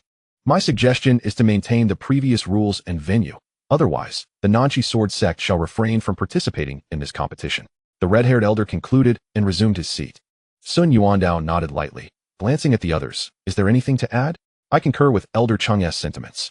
Although the four-sect grand competition remains significant, the regulations indeed warrant careful consideration.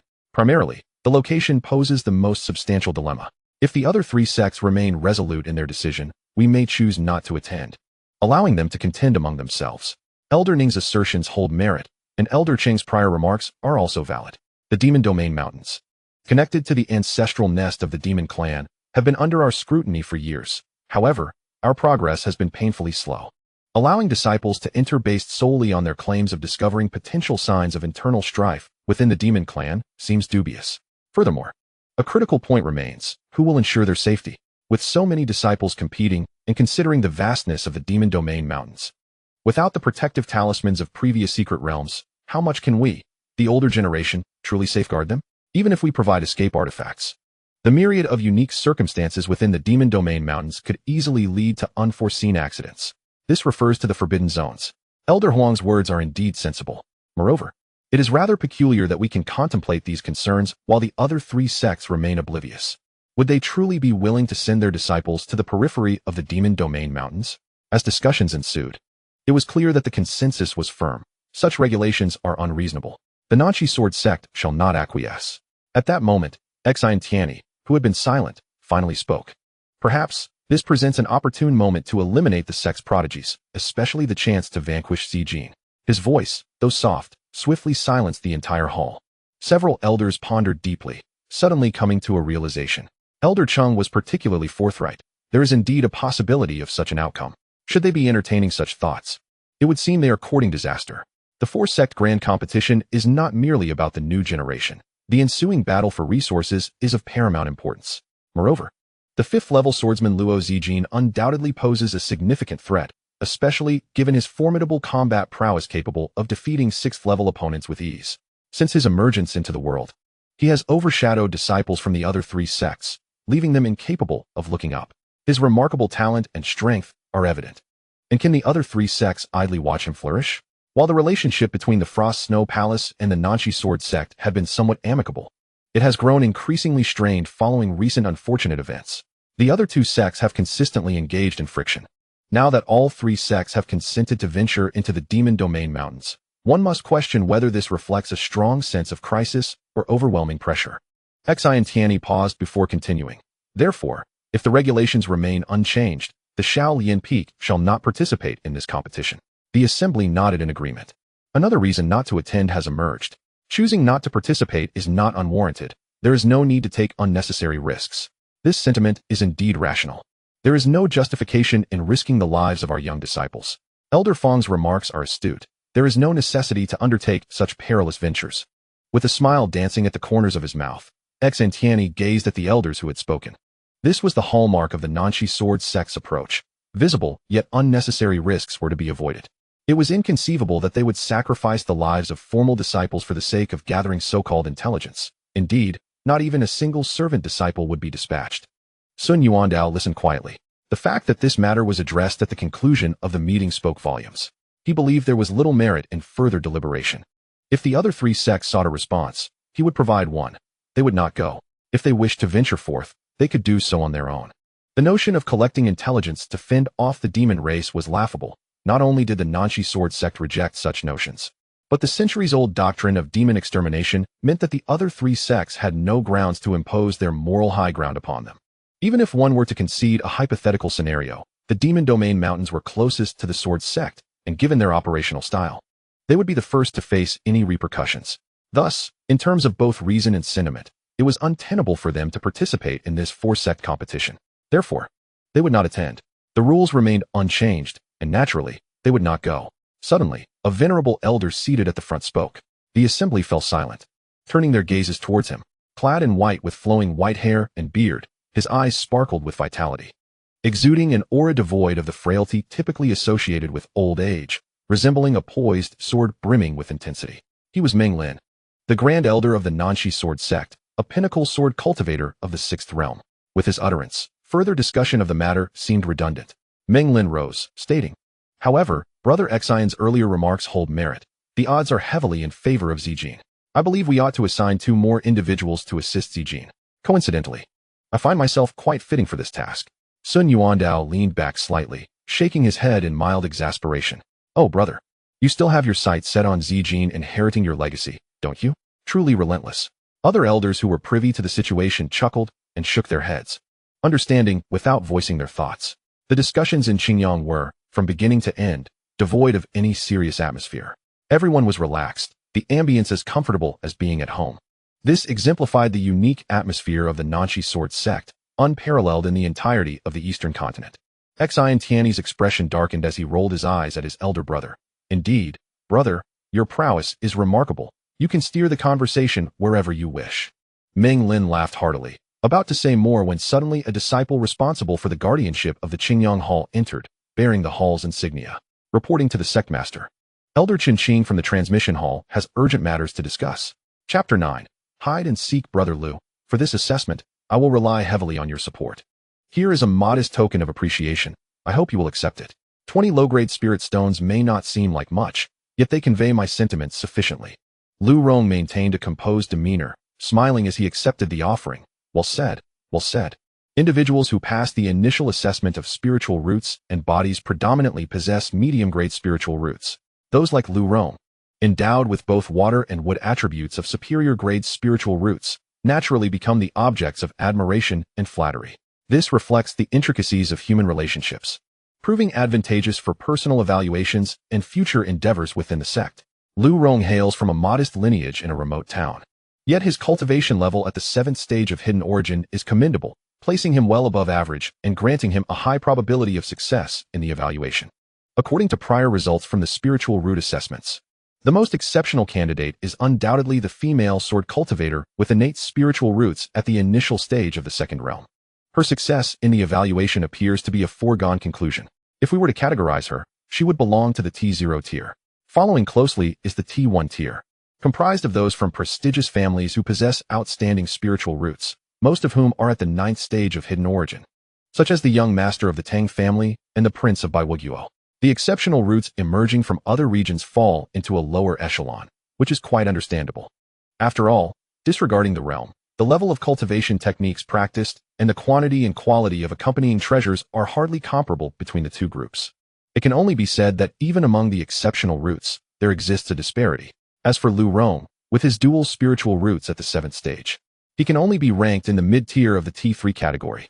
In the second assessment, a considerable number sought to form small groups, all aspiring to soar to great heights upon entering the Nanshi sword sect, believing that preemptively banding together could only be advantageous. After all, the Nanshi sword sect has not prohibited candidates from forming teams. Truly, the Nanshi sword sect is remarkable. Even the concentration of spiritual energy in the assessment secret realm is exceedingly high. Is it an array? Perhaps a small secret realm? Maintaining it requires a substantial amount of spirit stones, but the Nanshi sword sect is not lacking in such resources. However, one must be admitted to the inner sect, or even the 9 peaks, to truly understand what a paradise of spiritual realms entails. Yet, there is uncertainty regarding the content of this assessment. Let us hope it does not resemble last year's ordeal of besieging demonic beasts, for this is my final opportunity. Oh, was last year's challenge of besieging demonic beasts particularly arduous? Indeed, the least formidable were peak first-stage demonic beasts, with a maximum of 7 participants allowed to besiege them. Surviving for the duration of an incense stick or inflicting severe wounds would suffice for success. The Nanshi sword sect allows candidates to apply for assessments consecutively. However, one may only attempt 3 times. Failing all 3 means a complete severance of opportunity. While the assessment methods may share similarities from year to year, adjustments are made to ensure no two are identical. I possess insider information. This year's assessment is even more challenging than besieging demonic beasts. Is this truly the case? Might I have a word with you? Is there genuine insider information? Of course not. However, if Su Liang's fanciful musings in the city are believed, that is another matter entirely. It is absurd. How could the sect possibly entrust such information to him? In this light, Su Liang has jeopardized his own interests. Is this regrettable? Not at all. Once this group departs, another will arrive next year. It is akin to harvesting chives. Is it unprincipled? Unprincipled, yet Su Liang remains indifferent. At least for now, he cannot afford to care. Silence reigns. Suddenly, a commanding voice imbued with spiritual energy descends upon the crowd like a thunderclap, causing a tremor of unease that silences all. The atmosphere becomes hushed. A venerable elder clad in a bright yellow robe materializes before them, surveying the assembly with a stern and detached demeanor. His expression is grave and unyielding, his eyes piercing and profound, emitting an aura of aloofness that suggests he is not one to be trifled with. I am Su Bing, the overseer of the 9th assessment site. As Su Bing's voice resonates throughout the examination grounds, a solemn ambience envelopes the area. He stands tall, the yellow robe accentuating his imposing stature, resembling a dignified statue before the onlookers, ancient and rigid. The crowd gazes at Su Bing, sensing his detachment and austere presence. As if an invisible pressure looms over the venue, he scans the surroundings with a gaze sharp as a blade, seemingly capable of penetrating into the thoughts of each individual. His face betrays no emotion, cold and impervious, instilling both reverence and wariness. First and foremost, congratulations on passing the preliminary assessment and advancing to the second stage. The task for this assessment is hide and seek. His voice resounds with an authoritative command, unwavering and dignified, yet leaving the audience bewildered. Hide and seek? It sounds akin to a child's pastime. A murmur ripples through the crowd. Silence. Su Bing's brow furrows. Should I utter these words a 3rd time? The one who speaks shall be eliminated. Henceforth, I shall speak, and you shall listen. After I conclude, you will have a stick of incense worth of time for inquiries. The chatter ceases immediately. At the 9th assessment site, there are 3,000 participants, and the task is hide and seek. The rules are as follows. Shortly, You will be transported to a small town where you must survive for 3 days and 2 nights without being caught by the ghosts to pass the assessment. During this period, strive to conceal yourselves, evade capture, and avoid direct confrontation with the ghosts. Should you encounter life-threatening danger, the wooden token provided to you earlier can save your life. If you wish to withdraw from the assessment, simply crush the token. Activating the token's protective mechanism and shattering it signifies your elimination. After all, in an assessment, preservation of life is paramount. Now, these are the basic rules. The floor is open for questions. Once inquiries conclude, the assessment will officially commence. Su Bing flicks his hand, and a stick of incense appears. Its sparks igniting and beginning to burn. Is this all? The crowd is perplexed. However, some quick-witted individuals realize that further rules may emerge during this question-and-answer session. May I inquire, Elder, what are the ghosts? Ghosts are simply that, ghosts, tasked with eliminating you. Well, that was a fruitless question. And how do the ghosts manifest? During the day, ghosts do not appear. After the bell tolls at night, they may emerge at any location. Upon hearing the news that there were no specters during the day, many individuals breathed a sigh of relief. May I inquire, Elder, how many spirits exist? The answer lies in your numbers. This statement drew furrowed brows from several listeners. What does that imply? Does it suggest that fewer people equate to fewer spirits? I must ask, Elder, can these spirits be vanquished? If we unite to eradicate them, can that be considered a triumph? Su Bing glanced sideways at the speaker, Xin Tianyi, the third prince of the North Wu ancient kingdom, who possessed an exceptional spiritual root and martial physique. At merely 17, he bore a robust build, exuding the noble aura of royalty, his presence commanding respect without the need for a golden-trimmed robe. Regarding this matter, you may certainly put it to the test. Su Bing's response was intriguing, contradicting his earlier counsel against direct confrontation when outlining the rules. Xin Tianyi fell into a contemplative silence, pondering whether defeating the spirits might not count as a victory, or if these entities could extinguish their lives with the same ease as squashing an ant. Such thoughts were hardly reassuring. Elder, how can one conceal themselves from the spirit's gaze? If they employ spiritual perception, would hiding not be utterly futile? The spirits do not utilize spiritual thoughts or similar methods of detection. They rely solely on sight, and do not employ artifacts to pinpoint locations. Have you never experienced childhood? It is merely a simple game of hide and seek, albeit with a rare touch of humor. Is there a ranking mechanism involved? Each individual begins with 10 points. And if captured by a spirit, they may spend 100 points for 5 minutes of immunity, during which most spirits cannot pursue you. Points can be accrued. The town abounds with opportunities, and by passing certain trials, one can obtain point cards.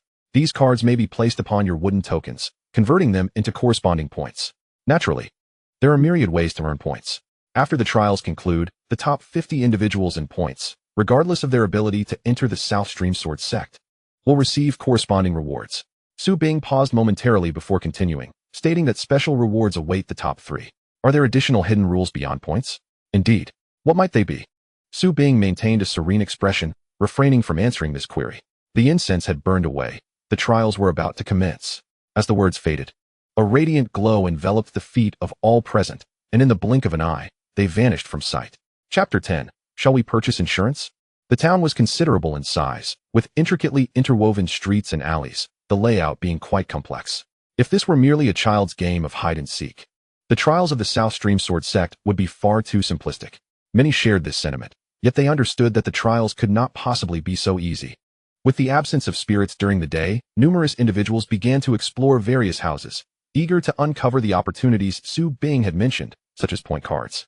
100 points could mean an additional life. Although the town is relatively large, the presence of 3,000 participants is indeed considerable. When the number of people increases, conflicts are likely to arise, and as these conflicts intensify, disputes ensue. However, due to the absence of substantial competing interests, the individuals have thus far managed to maintain a degree of restraint upon their encounters. Most have chosen to form teams, finding solace in numbers, as being part of a group at least temporarily provides a sense of security, with various factions remaining largely indifferent to one another. Before long, some individuals stumbled upon a few wooden plaques. Indeed, there were points to be earned, albeit mostly trivial ones worth 1 or 2 points. Plaques worth over 10 points were elusive, almost mythical in their absence. Yet, once the first plaque boasting a perfect score was discovered, the delicate balance was irrevocably disrupted. Naturally, everyone coveted such a prize. When two parties compete, only true prowess can determine the victor. Thus, chaos enveloped the town. The majority began to vie for the point plaques, completely forgetting the essence of this assessment.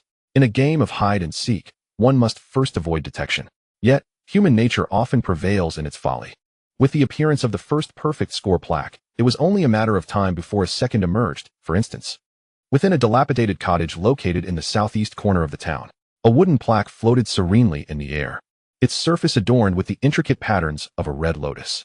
A figure stood before it, retrieving their identity plaque to connect with the floating one. Instantly, the point plaque shattered into starlight, scattering and merging with the identity plaque, transforming into points. 100 points were added. Lu Rong stood in stunned silence. The others nearby, intrigued, inquired, "Brother Lu, how many points did you gain?" Lu Rong took a moment to collect himself before replying nonchalantly, "I've added 20 points." His small team comprised 7 members, their combat prowess not particularly formidable. Aside from him, all possessed mid-grade spiritual roots, with the highest cultivation level barely reaching the 5th stage of hidden origin. Upon hearing this, their eyes brightened. 20 points were quite substantial, following their current pace. If all went well, at least 3 or 4 members could secure 100 points before nightfall. After all, while most plaques offered minimal points, their abundance was noteworthy. It was common to find 4 or 5 plaques merely by rummaging through a small, decrepit cottage. Just as the group prepared to move on to the next cottage, a rather languid voice called out from behind them, "Brothers, would you like to insure yourselves? Only 999 low-grade spirit stones. Purchase now, and you can get 2 for the price of 1. Curiosity piqued, they turned to see a remarkably handsome young man leaning against the doorframe, smiling at them. A stack of papers in hand, densely filled with agreements. Su Liang, noticing their wary gazes, waved his hand in resignation, explaining, "Why are you looking at me like that? I'm not here to rob you. I'm selling insurance. Care for a policy?" Lu Rong stepped forward, his expression tense, as if facing a formidable adversary. His spiritual sense was unable to discern the man's cultivation level. In such cases, the individual must either be significantly stronger or possess a treasure that obscured spiritual perception. This is the assessment ground. Considering the demeanor and appearance of this young gentleman, it is likely that he hails from a prominent power. Such individuals are not to be trifled with. "May I inquire, esteemed brother, what is this insurance?" Lu Rong asked in a deep voice, seeking to probe the matter further. Su Liang's eyes brightened. There was potential here. It was evident that he could be easily deceived. "Come, allow me to elaborate for you all." The dilapidated wooden door was closed by Su Liang, casting a shadow over his entire figure.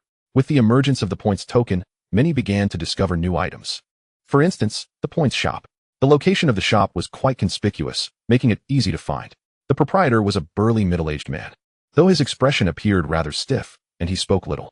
Next to him, a wooden board displayed the items available for exchange. The names were peculiar, and the prices shockingly high.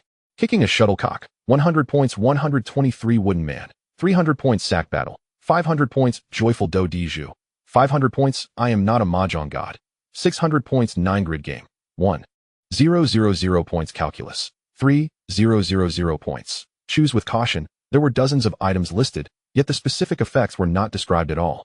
The shop operated on the principle of voluntary engagement. Should anyone inquire, they would receive the proprietor's exceedingly brief and repetitive reply. "Dear customer, please select a service item." Yu Qingyue led Su Liang to a secret realm. The assessment elders, headed by Elder Chun, had gathered there, along with the heads of various peaks. Upon recognizing the newcomers, they tacitly ignored Su Liang, greeting Yu Qingyue with smiles, and then turned their attention to the void mirrors before them. The conditions from various assessment realms were reflected in the void, akin to an illusory dream. "Qingyue has arrived? Come, let us see what new tricks your 5th senior brother has devised this time," Elder Chen remarked, a hint of amusement gracing his features. Though he had not located Su Liang, it mattered little. Capturing someone was still capturing someone. Indeed, it was fitting that senior brother Xin had sent his junior sister to keep an eye on him. Wasn't this just the capture they needed? What intriguing items had the 5th senior brother concocted? Yu Qingyue, filled with curiosity, took a couple of steps forward, scrutinizing the various void mirrors. Today, her 3rd senior brother surprisingly offered no resistance, which greatly uplifted her spirits. It was, after all, his peculiar and bizarre assessment methods, especially the hide-and-seek challenge, which was exceedingly difficult. Take, for example, the 9th assessment location.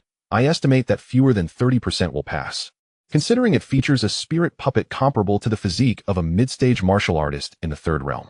Elder Chun sighed, opening the conversation. The other elders followed suit. Indeed, there was something curious about it. However, the spirit puppet techniques of this child, 11, had become increasingly sophisticated. To this day, no one had discerned the identity of the shopkeeper. Though somewhat stiff, one would truly not notice anything amiss unless they looked closely. One should not be overly demanding. After all, these are merely fledgling beings, barely initiated. I find myself quite eager for the evening's performance, pondering whether these little ones can truly comprehend the intricate concepts of negative yielding positive, opposites attracting. Who can say? The thoughts of 11 are often elusive. Yet, the name truly resonates. Nanfujinangwen flows off the tongue with ease. We shall await the spectacle with bated breath. Yu Qingyue listened quietly, harboring a mix of affection and frustration towards the new contraption her fifth senior brother had concocted. Despite possessing formidable skills in spirit puppetry, his lack of ambition often resulted in perplexing creations. For instance, the most popular delivery service within the non-Kuei sword sect, Ibida, is entirely managed by the spirit puppet crafted by her fifth senior brother. It is indeed perplexing to see such a costly spirit puppet engaged in such trivialities. It is no wonder that her third senior brother and fifth senior brother share such a harmonious rapport, one a charlatan, the other blissfully oblivious. They are a match made in heaven. Ah, spirit puppets?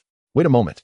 Yu Qingyue seemed to have an epiphany, abruptly turning to her side to glance at Su Liang. To her surprise, he remained unfazed, his smile unwavering. Yu Qingyue was momentarily taken aback, and after a brief silence, she struck out with her palm. Su Liang fell with a resounding thud. His form shattered into countless pieces, scattering like confetti on the ground, producing a cacophony of clattering sounds. It felt akin to a silent slap across Yu Qingyue's face. My friend, I assure you, given your current level of spiritual roots, you are destined for elimination. My spare wooden tokens are undoubtedly untainted. Investing in one would guarantee your success. When the time comes, should you find yourself in dire straits, simply clutch this token. Conceal yourself until the assessment concludes, and then depart alongside those who emerge victorious. Fear not, it is a sure thing. Is it too expensive? It is already the lowest price. Consider this, it is essentially a guaranteed pass for this stage. I am taking a significant risk here. 999 inferior spirit stones is truly a bargain. What? You have none? Are you jesting? Go on, do not delay my business. Su Liang dismissed another potential customer, feeling a sense of despondency wash over him. How could these individuals be so impoverished? 999 inferior spirit stones. Are they truly excessive? Not particularly. The earlier patrons had willingly parted with their spirit stones. Perhaps, for those at the fourth or fifth stage of hidden origin, it might indeed seem considerable. Yet, why do they not reflect on why they find themselves short on funds? Years have passed. Have they made earnest efforts to earn spirit stones? Has their income seen any growth? Alas, this cannot continue. A shift in target clientele is imperative. The first day of trade proves to be quite challenging. Sigh, my credibility lacks weight. I wonder if anyone here has purchased my information before. If so, promoting my services might yield better results. While my junior brother Chun's insurance idea has merit, it is proving difficult to sell. My spirit stones seem forever lodged in your pockets. Su Liang slapped his forehead, feeling a wave of melancholy. The procedures for obtaining spirit stones are indeed quite cumbersome. Lost in thought, an object within his embrace suddenly began to vibrate. Su Liang furrowed his brow. Has the time arrived so swiftly? Has that old man Sun sent someone to reinforce the formation again? He retrieved an object from his bosom, a compass, its needle quivering incessantly. Very well. It seems a change of location is in order. With a flicker of his hand, the Sumi ring shimmered, and 3 mid-grade spirit stones appeared in his grasp, which he reluctantly placed atop the compass. In an instant, the spirit stones were reduced to powder. The once ethereal alley stabilized once more, and the compass needle gradually calmed. How impoverished I am, Su Liang sighed, his form slowly dissipating. Chapter 11. Is this what you call an assessment? The daylight hours are always fleeting, akin to transient joys that vanish in the blink of an eye. As night enveloped the entire town, the assessment officially commenced. Click. From within an aged wooden house, a series of sounds emerged. First, a faint crack, followed by a cacophony, as if some switch had been activated, signaling something awakening. Simultaneously, in a dark cave on Little Peak, a man clad in a black robe gazed intently at the starry chessboard projection that adorned the cave walls. His eyes a fiery red, his disheveled bangs floated aimlessly, mingling with an aura of despondency. The chessboard layout was intricate, with 3,000 green light points flickering incessantly. Here it comes, here it comes. Hide and seek. The man suddenly chuckled wickedly, raising his hand to sweep across the board, adding 81 red dots. Bang! The door of the old wooden house was kicked open, revealing a foot glinting with metallic sheen, followed by a figure emerging, casting a shadow under the luminous moonlight. Similar disturbances erupted throughout the town, leading to the birth of the first batch of eliminated participants. Aerially surveying the scene, one could observe that each time a shadow encountered a person, a flash of brilliance erupted. This was the manifestation of a wooden token shattering. The radiance enveloped their bodies. And after a moment of transition, they vanished from the town, transported beyond the secret realm. The expelled participants wore bewildered expressions. That ghastly thing must be at least of the third realm. With a single punch, the wooden token shattered on its own. What kind of test is this? I barely caught a glimpse of that ghastly thing before I was out. It feels more like a death sentence than a protective token. Damn, I was hiding so well. And suddenly that monster leapt out from beneath the floor tiles, startling me into submission, and I was captured on the spot. The number of participants began to dwindle. Attention shifted again to the southeast corner of the town, where a figure strolled nonchalantly down the main road, hands in pockets, exuding an air of casualness. Zhao Tianyi found this assessment to be utterly tedious.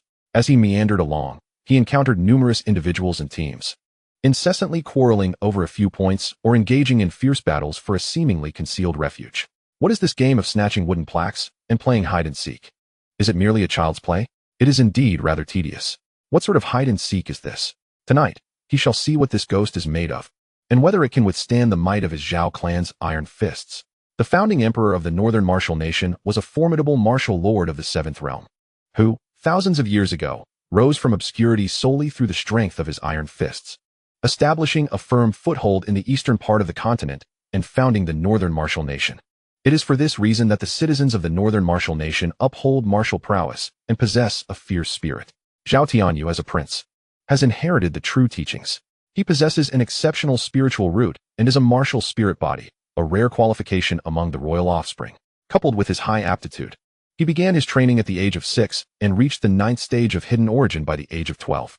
In the following years, he diligently solidified his foundation, striving toward the legendary realm of hidden origin transcendence, and thus, he is undoubtedly proud, with ample reason to be so. The mindset of a martial artist is straightforward. Either I conquer you, or you conquer me. It is said that last year's assessment involved besieging demonic beasts, which seems far more interesting. The thrill of a punch landing on flesh. Had he known, he would have come last year. With his thoughts wandering, Zhao Tianyi sighed and paused. How can this be a game of hide-and-seek? Never mind. Let him wander a bit more and seek out this so-called ghost. It has been several days since he last fought, and he feels a restless itch. As he resumed his path, he had not ventured far before an unsettling sensation halted him. This was an instinct, a martial artist's intuition, which he often referred to as the perception of killing intent.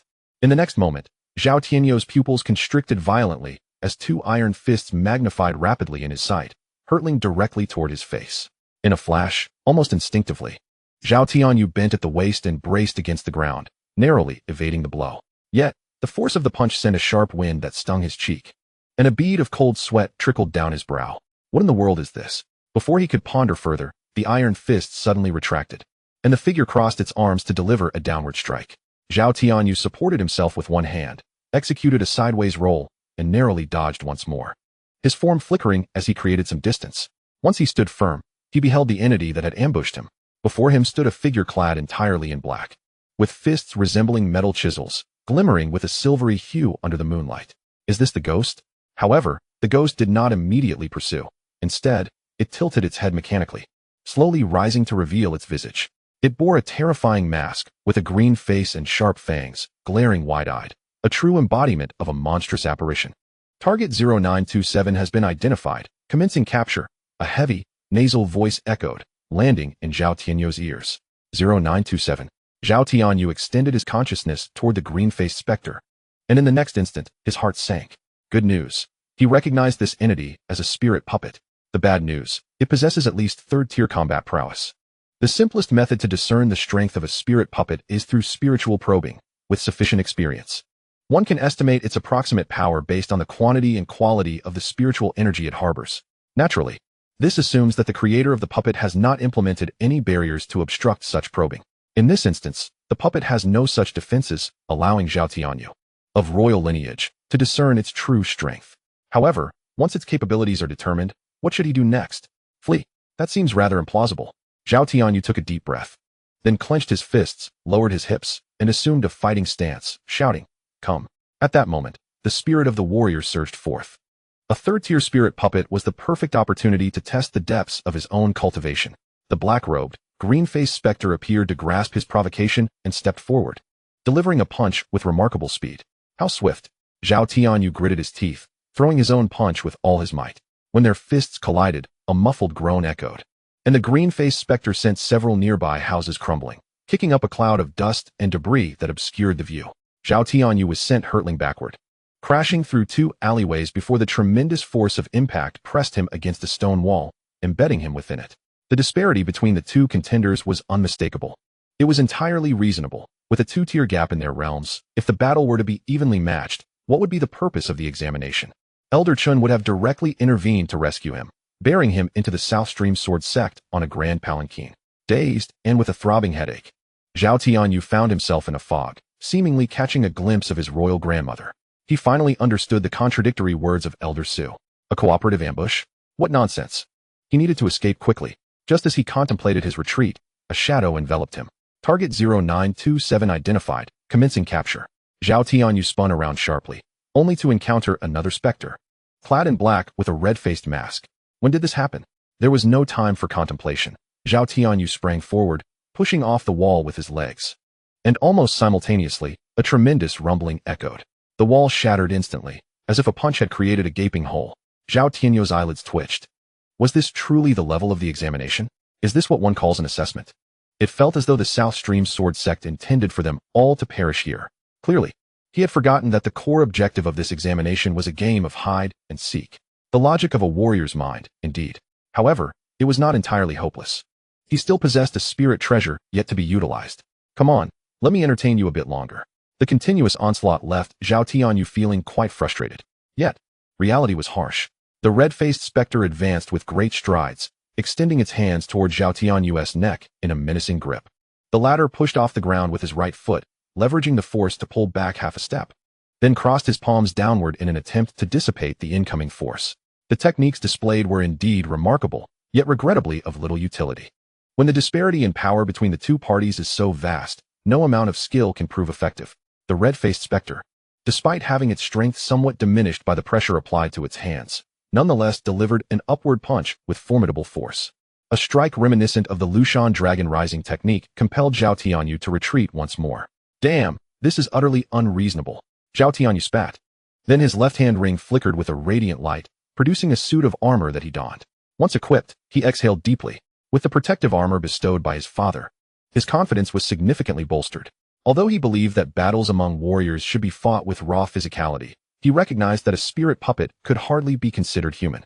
In such circumstances, one must eat and run accordingly. Chapter 12. Chunshi Zhao Tianyi once again struggled out from the wall, staggering to his feet, the sharp pain in his chest incessantly reminding him that he was on the brink of exhaustion. Fortunately, as a warrior accustomed to enduring blows from a young age and possessing a martial spirit, he had not yet triggered the protective mechanism of the wooden token that would transport him away. Engaging a foe of a higher realm was akin to grasping a chick. What difference did it make? Before the assessment, Zhao Tianyi had been exceedingly proud, even arrogant, but after enduring a few strikes, his warrior's faith was almost shattered. As a prodigy, he was naturally capable of battling beyond his realm, boasting his finest achievement as having directly defeated a late-stage sorcerer of the second realm. Although he had taken advantage of the sorcerer's lack of prowess in close combat, overcoming a significant realm and 3 minor realms was no small feat, however. Against these spirit puppets of the third realm, devoid of any sorcery and relying solely on brute force, it was illogical for him to be rendered completely powerless. Yet, the harshness of reality persisted. Overwhelmed in both speed and strength, the advantages of a warrior evaporated, leaving only a tough exterior capable of absorbing blows. As for sorcery, how could a mere warrior comprehend such matters? The commotion caused by Zhao Tianyi attracted the attention of several onlookers. Yet upon witnessing him being tossed about like a volleyball by the 2 specters, any thoughts of intervening were swiftly extinguished. Even the prodigies of the 9th segment of the Hidden Origin were rendered speechless. Would they not be beaten to a pulp if they stepped in? Human nature is inherently self-serving. After witnessing the might of the specters, these individuals promptly retreated, seeking refuge with great care. Some nestled into the beams of the ceiling, curling up in dark robes that allowed them to meld with the shadows, rendering them nearly indistinguishable to the naked eye. Others pried up floor tiles, excavating a hole large enough for a person and promptly burying themselves within. Youthful and exhausted, they succumbed to sleep. A few even found a nearby coffin shop, selecting a suitably sized coffin to seal their fate. Returning to Zhao Tianyu's predicament, another resounding crash echoed. The wall shattered, and he fell amidst the debris, erecting a barrier before him that shimmered with a murky yellow hue, preventing him from being buried alive. As a prince, One could hardly expect him to lack defensive artifacts. Zhao Tianyu sprang up like a carp, rising once more. At that moment, the green-faced spectre abruptly halted, merely observing him without further action. The red-faced spectre also ceased, bewildered by the sudden change. However, upon closer inspection, one might discern a cross etched upon the cloak of the green-faced spectre. A similar mark adorned the red-faced spectre as well, the non-fu gathering ring. This likely elucidated the reason behind the persistent distance maintained between the two spirits. Relieved to have caught his breath, Zhao Tianyu cast a sidelong glance and discovered several individuals by his side. "Who?" he exclaimed, leaping backward in a defensive stance. One person stepped forward, illuminated by the moonlight, Lu Rong, displaying an expression of exasperation. They had been hiding well, only to find that the wall had vanished unexpectedly. Their group had been aware of the green-faced spectre's ferocity long before Zhao Tianyu, which explained why their team of 7 had dwindled to 4. After finally managing to escape to a secluded corner, they had now been exposed once more, and the singular spectre had now multiplied into 2. Fortune had taken a turn for the worse. At Liang Peak, Chunshi chewed on an unknown spiritual fruit, his gaze fixed upon a specific area in the projection. 2 red dots and 5 green dots. They had held out for quite some time. Surely, they met the requirements? After a moment's contemplation, he retrieved a spirit transmission stone and dialed a certain name. Once connected, he cleared his throat. "Dong Yao, this is Dong Guai. Please respond, over." His voice resonated with a magnetic charm and exuberance, creating a stark contrast to his disheveled appearance. "Received, Dong Yao hears you. Dong Guai, please proceed. I have discovered a plump target at the southeast street corner. The coordinates have been sent. Its protective spirit shield is of considerable quality, capable of withstanding attacks of the third realm. It is worth pursuing." "Understood, proceed immediately. Control the target and maintain communication, over." Chunshi, upon hearing this, refrained from further conversation and ended the call. The name Su Liang caught his eye. Truly, his third senior brother was a genius. Such an unscrupulous yet effective method of making money could only have originated from him. The moral standards of others would likely fail to comprehend such a scheme. He muttered under his breath, the memory of Su Liang's visit replaying in his mind. "Fifth junior brother, do you desire spirit stones? If so, let us partner up for a significant endeavor. Rest assured, this year, your assessment method will undoubtedly be utilized." Chunshi had traversed to this realm for 22 years, and only Su Liang evoked a sense of familiarity in him. Originally, he had been a doctoral advisor in artificial intelligence and mechanics, the youngest academician of the Academy of Sciences, adorned with numerous accolades. Alas, a tragic explosion during an experiment had led him to this world, one that had previously existed only in the novels of his past life, a realm of cultivation. However, his humble beginnings as an orphan found on the roadside, taken in by a hunter, only to face a village massacre at the hands of marauders, had led to his fortunate encounter with Xin Tianyi, who, descending the mountain to vanquish demons, sheltered him at Liang Peak. Indeed, it is the quintessential journey of a protagonist. However, there exists a notable distinction. He possesses extraordinary talent. With an innate affinity for the 5 elemental roots and a transcendent physique, the results of his assessment astonished the sect. Had he not been brought back by Xin Tianyi himself, there would have undoubtedly been a fierce scramble for him. Upon embarking on his cultivation journey, he delved into the art of spiritual puppetry, which soon became an all-consuming passion. In comparison to the artificial intelligences of his previous life, spiritual puppets are profoundly superior. They are utterly incomparable. Consequently, he became ensnared in this fascination, neglecting even the potential of his innate roots, dedicating himself entirely to the craft of spiritual puppetry. Nevertheless, this vocation bears a resemblance to his past life in one significant aspect. It is exceedingly costly. The creation of spiritual puppets demands an abundance of materials, and their operation requires spirit stones. The rarer materials capable of bestowing sentience upon the puppets are astronomically priced, leading to a perpetual shortage of funds. To alleviate this financial burden, he established a food delivery service named Eager to Deliver, though the profits were marginal, as most were preoccupied with seeking enlightenment rather than satisfying their hunger. Eventually, he turned to writing, for in this realm, spirit stones function much like mobile phones in his previous life, while various formations support a form of regional connectivity. This endeavor proved to be considerably more lucrative. However, as his mastery of spiritual puppetry deepened, so too did his financial needs, resulting in increasingly strained circumstances, with many of his research projects regrettably halted. Thus, when Su Liang proposed a partnership to earn money, he agreed without a moment's hesitation. Regardless of the potential earnings, the mere prospect of income was a welcome opportunity. In an unrelated query, can 5 ants overpower 2 beetles? Clearly, they cannot. Consequently, It is no wonder that Zhao Tianyi and Lu Rong find themselves once again facing adversity. The united front of the five quickly dwindled to two, struggling to hold their ground. And this was compounded by the peculiar circumstance that only one of the two ghosts attacked at a time.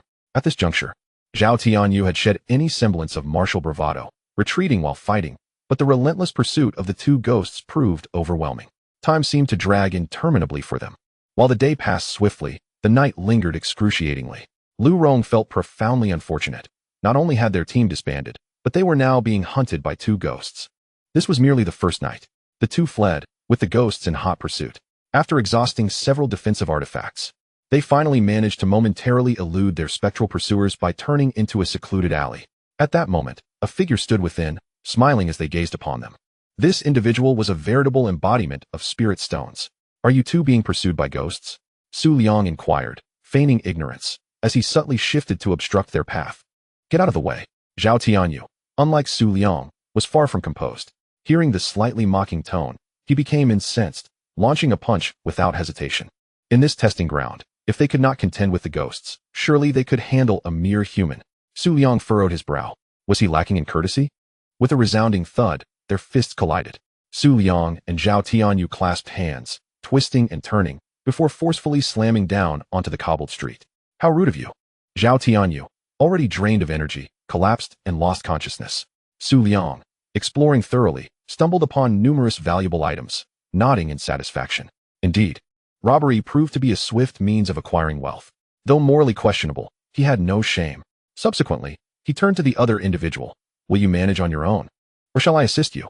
"Oh, you are the one who purchased insurance today. Ah, what a familiar face. I shall make an exception. You may leave." It was indeed an exception worth making, given the nature of the insurance purchased. However, with a glint in his eye, Su Liang inquired, "Would you care for a piece of intelligence as a bonus?" Lu Rong paused, taken aback. "What?" "Visit that little shop with numerous listings. You can exchange spirit stones for points from the owner." After uttering this, Su Liang turned and departed. The formation's concealment could not last long. The commotion might have drawn the attention of many. A little shop? That one. Lu Rong fell silent for a moment, then recalled the location. Could it possibly be at the very heart of the town? Even under the cover of night, the small shop remained open. The surroundings were desolate, enveloped in an eerie silence. Chapter 13. Are we assessing your wealth accumulation? Beneath the cloak of night, individuals were being eliminated in terror. Under the relentless search of the three-realm spirit puppets, distinctions in cultivation levels mattered little. All one could do was hide. The core notion was singular. What could a game of hide and seek reveal? Naturally, it was about concealment. Why conceal? Because one was unable to confront the threat. The Nanchi Sword sect aimed to impart some wisdom to the newcomers. In this survival of the fittest world, when faced with insurmountable foes, one must learn to flee and to hide. At least, this was the narrative Chen Shi spun while conveying the significance of their assessment. Dongyao, on the second street to the left. A melee is occurring, and there are two prime targets right for the taking. I have dispatched 2 spirits to seal off the area. Over. Dongguai, received. Su Liang shook off his hand, stowing away a jade pendant he had just acquired, and retrieved his compass. After placing 3 mid-grade spirit stones upon it, he hurried toward his destination. This night was destined to be one of unrest. Meanwhile, outside the secret realm, Su Bing furrowed his brow. He was responsible for the 9th assessment site, and it was his duty to monitor the changes therein. He had observed Zhao Tianyi's performance, which was commendable, especially considering his resilience against adversaries 2 realms above him. Yet, inexplicably, after entering that alley, he had vanished without a trace. This peculiar incident recurred throughout the town. The situation was rather strange. Unbidden, he recalled Elder Chen's instructions. This second round of assessments will differ significantly from previous ones, potentially featuring unusual settings. The elders need not be alarmed. Simply ensure the safety of the disciples undergoing assessment, and do not interfere further. Su Bing, the elder of the outer sect, is renowned for his unwavering integrity, and such individuals are typically the most adherent to rules. Thus, without any external interference, the first night swiftly passed. Su Liang meticulously examined the resources in his storage ring, sighing inwardly. It is indeed challenging to earn a living in these times. Were it not for his current pressing circumstances, he would not have devised such a method for generating income. He is in dire need of funds. Of course, should he voice this sentiment, few would believe him. How could a favored disciple of a revered alchemist lack money? Such is the perception of outsiders. The Little Lotus Peak has numerous expenditures. To resolve the issue of the 9 withering golden lotuses, the entire financial reserves of the Little Lotus Peak have been nearly depleted. This was a necessary sacrifice to address the critical problem of the dispersing spiritual energy of the golden lotuses. Moreover, the expenses of the disciples are inherently substantial. Although the 5th junior's spiritual puppet technique was criticized by Xin Tianyi as frivolous, this was merely at the onset of his studies. After Qingyue showcased a 5th-level spiritual puppet to him, his perspective shifted, and he allocated a considerable amount of resources. Thus, among the 6 direct disciples of Little Lotus Peak, 4 emerged as prodigies, while 2 were regarded as inconsequential. However, due to Luo Zijin's overwhelming brilliance, the world seldom pays heed to the other 3 prodigies, leaving the 2 inconsequential ones to attract attention. Su Liang, leveraging his status, indulges in excess, while Qingyue, renowned for his remarkable skills and literary prowess, similarly succumbs to the allure of wealth. As the dawn of the 2nd day broke, many breathed a sigh of relief. Out of 3,000 individuals, half had been eliminated overnight. Su Liang chose not to linger here any longer. For other testing realms also held potential opportunities awaiting those fortunate enough to seek them. Following this night, the 9th examination realm yielded new information. In the central hub of the town, a points shop allowed individuals to exchange spirit stones for various items. The exchange rate was approximately 10 low-grade spirit stones for 1 point. The effects of these items were also revealed. For instance, Happy Landlord, which requires 3 participants to commence, offers 3 hours of enjoyment in the corresponding game room, which is free from any ghostly intrusions, ensuring absolute safety. Other offerings are similarly straightforward. I Am Not a Mahjong Master requires 4 participants to initiate, allowing 4 hours in a private room, complete with mahjong games. The rules are not particularly complex, being cultivators. A careful reading of the instructions on the table brings clarity. Whether it be Happy Landlord or I Am Not a Mahjong Master, the shop provides clear guidelines and time limits for each activity. In essence, this serves as a sanctuary for safety. Thus, one can now purchase qualifications for the examination. Outside, Su Bing's eyelids twitched with apprehension. Is this truly a sound approach? A similar scenario unfolded across the other testing realms. This examination encompasses a total of 81 locations, and Su Liang's role within them is undeniably pivotal. It can be said that he single-handedly elevated the overall success rate. Oh, but I stand corrected. He had accomplices. The 81 assessment secret realms were, in terms of time, rather pressing. However, it was not necessary for Su Liang to harvest from each location. The true mastermind behind the scenes was Qingyue. He would only venture forth when a truly lucrative opportunity presented itself, justifying his actions as a noble endeavor to redistribute wealth. In most other assessment secret realms, the majority of the funds were amassed through the leaking of information and the exchange of spirit stones for items, significantly enhancing the efficiency of wealth accumulation. Yet, this left the supervising elders in a quandary. Was it not stated that this assessment method was exceedingly difficult? Why then did the number of eliminations dwindle as the assessment progressed? Could it be that the psychological fortitude and combat capabilities of this cohort of disciples were exceptionally high? Elder Chun, as the principal overseer of this recruitment, was equally perplexed. Upon observing the participants paying spirit stones for assessment conveniences, his eyelids twitched with agitation. Oh, so we are assessing your wealth accumulation, are we? In the fleeting days that followed, after the assessment concluded, the original pool of over 200,000 candidates saw only 2/3 eliminated. In stark contrast to previous years, where but 1 in 10 remained, it became evident just how lenient this year's assessment had been. Yet, what could be done? They could only brace themselves for the final evaluation. The Heart Inquiry Secret Realm. The Nangxi Sword sect places greater importance on character than on innate talent when selecting disciples. Those with impure intentions, regardless of their exceptional gifts, would find no acceptance within the Nangxi Sword sect. This is a sect rule and a fundamental principle. Standing before the Heart Inquiry Secret Realm, Elder Chen surveyed the sea of candidates below, his head throbbing. He took a deep breath and announced loudly, "The 3rd assessment is about to commence, and it shall be the final one. You will soon be sent into the Heart Inquiry Secret Realm. Upon entry, you will be drawn into your personal heart trial. Successfully navigating this trial will result in your automatic transport out of the secret realm. Failure to exit within 1 hour will lead to elimination. Those who trigger the heart-protecting wooden tablet, causing it to shatter, shall also be disqualified." Elder Chen's gaze suddenly sharpened, and he spoke with utmost seriousness. Should anyone attempt to exploit the assessment through means such as the ethereal elixirs, the Nangxi Sword sect will pursue accountability to the fullest extent. Finally, with a flourish of his hand, a multitude of names materialized in the air. These individuals had reported false ages during the spirit root and physical tests, their hearts impure, and thus were stripped of their eligibility to participate in the assessment. Elder Qin's tone was calm, yet left no room for dissent. The expressions of the onlookers turned increasingly solemn as the list was unveiled. The other outer sect elders sprang into action, offering neither explanation nor negotiation, swiftly removing several individuals with a mere gesture. How could the spirit testing stones fail to reveal one's bone age? Reporting a false age was merely an attempt to prolong one's tenure in the sect and evade the rigors of demon slaying. There was no pity to be found here. The clearing of the area was completed swiftly. As the final assessment commenced, Elder Qin spoke, and waves of shimmering light descended, transporting one individual after another away. What do you think? How quickly will the first contestant emerge? What was the fastest time last year? 2 incense sticks? 2.5. It's hard to say. Let us just wait and see. All the external elders responsible for the assessment had gathered, and the 9 peaks in charge of the selections were also present. Yu Qingyue felt a growing sense of agitation. For several days now, she had been unable to locate Su Liang. She wished to discuss the situation with her senior brother, only to discover that both he and her master were engaged in a meeting at the Qingyang Hall, making it inconvenient to disturb them. Her frustration deepened. If Su Liang were to remain well-behaved, it would be manageable. However, if he were to cause any disturbances, she could already envision the thought-reflection cliff beckoning her. A lack of oversight would also be a fault. After all, she had assured that she would keep a close watch on the third senior brother. With a furrowed brow, Yu Qingyue lost herself in thought, completely unaware of the gaze that lingered upon her.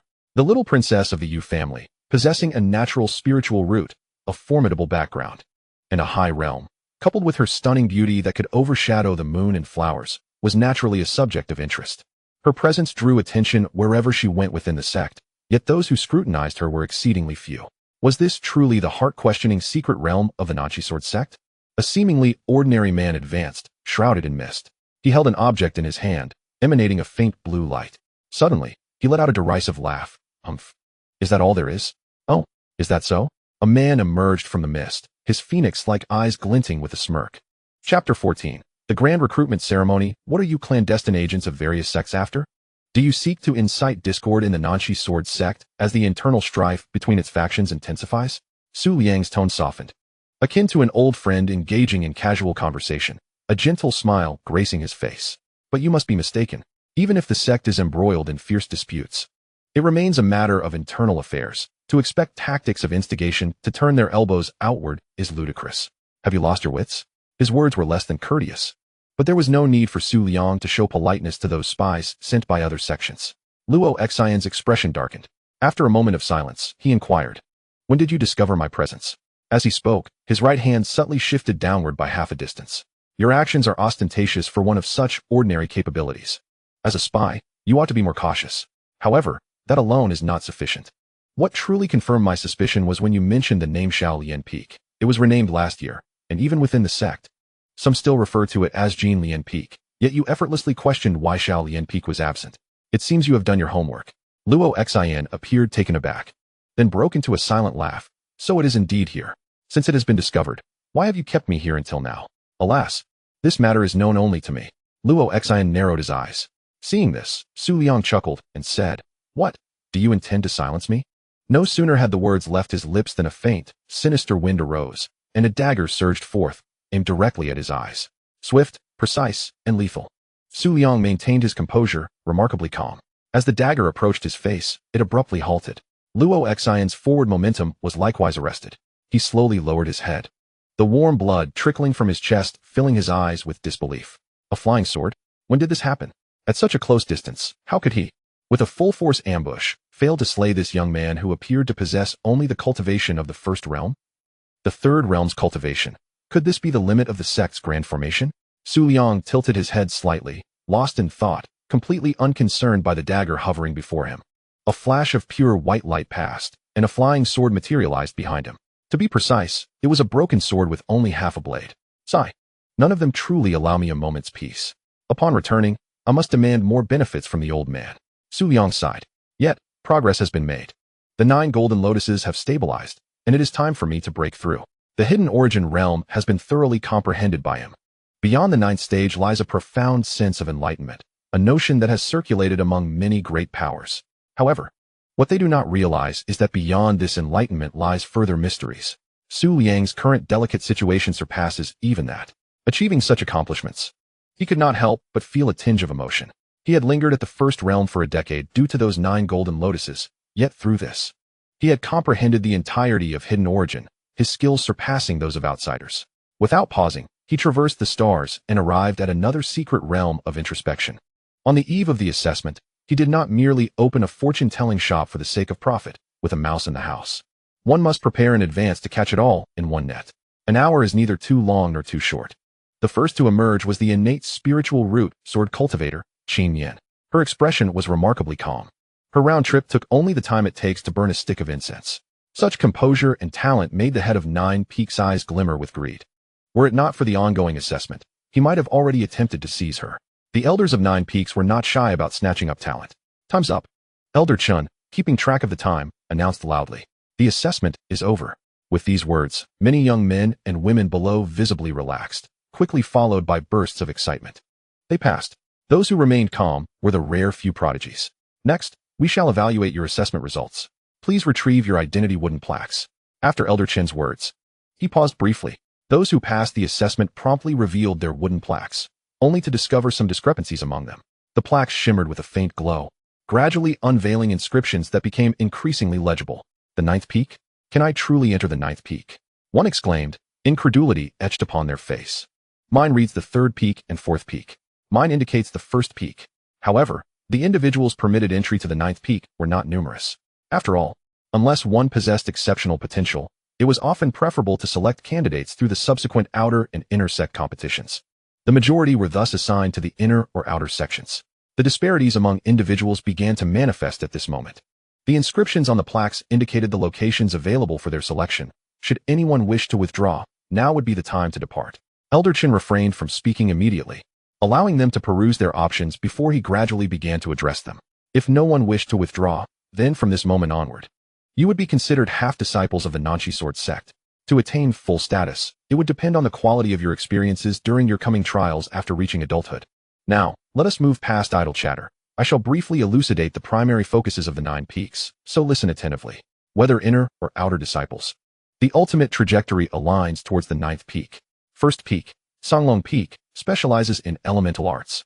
2nd peak, Zixiao Peak, excels in swordsmanship, primarily focusing on the sword path. 3rd peak, Xianming Peak, adept in illusions, with an emphasis on assassination techniques. 4th peak, Xiyun Peak, proficient in healing arts, primarily practicing medical skills. 5th peak, Jinwang Peak, specializes in talisman arts, focusing on formations and runes. 6th peak, Xiyan Peak, primarily focused on fire refinement and body cultivation. 7th peak, Shaoyan Peak, specializes in alchemy. 8th peak, Yuhua Peak, adept in defensive arts, primarily practicing protective spells. 9th peak, Piamiao Peak, excels in evasion techniques, focusing on body movement skills. Disciples not entering the 9th peak may choose to join other halls within the sect, such as the Law Enforcement Hall, Transmission Hall, or the Hall of Righteousness, among others. Detailed descriptions will be provided in the manuals distributed upon entering the sect. After Elder Chen's brief introduction, he fell silent, scanning the responsible elders of the 9 peaks. His eyelids twitching uncontrollably. Su Liang was absent. The very cause of this year's drastic increase in enrollment was nowhere to be found. Very well, Elder Chen inhaled deeply, exhaling slowly. He is a troublesome creature. Now, apart from the disciples entering the 9th peak, the remaining disciples should follow me. Elder Chen, at this moment, had no time to dwell on Su Liang's affairs. The surge in new disciples required his attention. With a wave of his hand, a significant portion of the thousands present dispersed, leaving approximately 3,000. What followed was the initiative of the elders responsible for the 9 peaks, who swiftly converged around Qingyue. 8 individuals in total gathered. Little girl, I perceive a remarkable affinity between you and my Songlong Peak. Would you consider joining our 1st peak for your cultivation? A middle-aged man initiated the conversation, forcing a smile to project an amiable demeanor. Old Huang, have some dignity. Will you? This girl is a sword cultivator and should naturally belong to our Zixiao Peak. Haha, how curious. By that logic, every sword cultivator from the Nanchi Sword sect should flock to your Zixiao Peak, regardless of propriety. Elder Su's remark rang true, old Lu. Do your disciples at Zixiao Peak not suffice? Can you truly mentor another? Let her come to our Piamiao Peak instead. Bah, are you attempting to claim our sword genius for Piamiao Peak? Do you think we cannot master the sword? If you doubt our swordsmanship, I could simply inform my peak master to have a word with you. Let us not digress. I have already decided to claim this girl today, and I shall offer 10 portions of the resources from the 9 peaks. Upon hearing this, many furrowed their brows. 10 portions, so generous? Alas, it is still insufficient. I, from Jinhuang Peak, shall provide 12. I, from Ximing Peak, shall offer 13. Chueyun Peak offers 15. At this moment, Qin Yin felt a surge of anxiety. She instinctively clenched her fists, biting her lip in silence. Meanwhile, the elders were grappling for disciples, while their own pupils were not idle, each vying to contribute to secure an advantage. Naturally, there were limitations. Selections could only occur within the designated area, as specialization remained paramount. Yu Qingyue stood still, displaying no intention of recruiting. Yet, it was not due to a lack of desire, but rather a matter of protocol. Since her master had designated Su Liang to recruit disciples, it was beyond her purview. May I join the 7th peak? Initially focused on her communication stone, Yu Qingyue raised her head slightly, surprised to see the speaker was Qin Yin. Chapter 15. Gifted yet challenged. Yu Qingyue appeared somewhat troubled. She had not anticipated that Qin Yin would choose Shaolian Peak. The other 8 peak elders, witnessing Qin Yin's approach towards Shaolian Peak, refrained from intervening, seemingly certain that Shaolian Peak would not accept her. Is it permissible? Qin Yin inquired once more, her voice soft and melodious, a stark contrast to her delicate appearance. Yu Qingyue furrowed her brow in concern. This was beyond her jurisdiction, and she sighed. Please wait a moment. I shall consult with 3rd senior brother. Reluctantly, Yu Qingyue activated the communication stone once more to call upon someone. Qin Yin opened her mouth to speak, but ultimately remained silent, patiently awaiting a response. Seeing the situation unfold, the other 8 peak elders chose not to extend further olive branches, redirecting their attention to other exceptional talents with superior spiritual roots, such as Xin Tianyi from Baiwuguo and the young master of the Tang family. As for Qin Yin, Shaolian Peak was unlikely to accept new disciples, so there was no rush. Thus, the recruitment scene became a vivid tableau of competition. Originally, Yu Qingyue had already captivated the attention of numerous newly admitted male disciples. When Qin Yin stood beside her, it was as if 2 swords were perfectly aligned, an invincible duo. After a brief interval, Qin Yin could no longer restrain her curiosity and inquired, "May I ask for your esteemed name, senior sister?" Yu Qingyue's beautiful eyes cast downward, and she let out a silent sigh. Alas, why would one wish to come to Shaolian Peak? With innate spiritual roots, a 2nd-tier sword cultivator, and merely 15 years of age, these qualifications would be more than sufficient elsewhere. However, Shaolian Peak is hardly an ideal destination. Your name is Qin Yin, correct? Yu Qingyue pondered briefly before gently advising, I would suggest you consider going to Zishao Peak instead, for it offers a more conducive environment for the growth of sword cultivators. Your talents would surely be recognized there, and there is no need to endure hardships at Shaolian Peak. Qin Yin appeared somewhat perplexed, her large eyes brimming with confusion. Please, senior sister, enlighten me.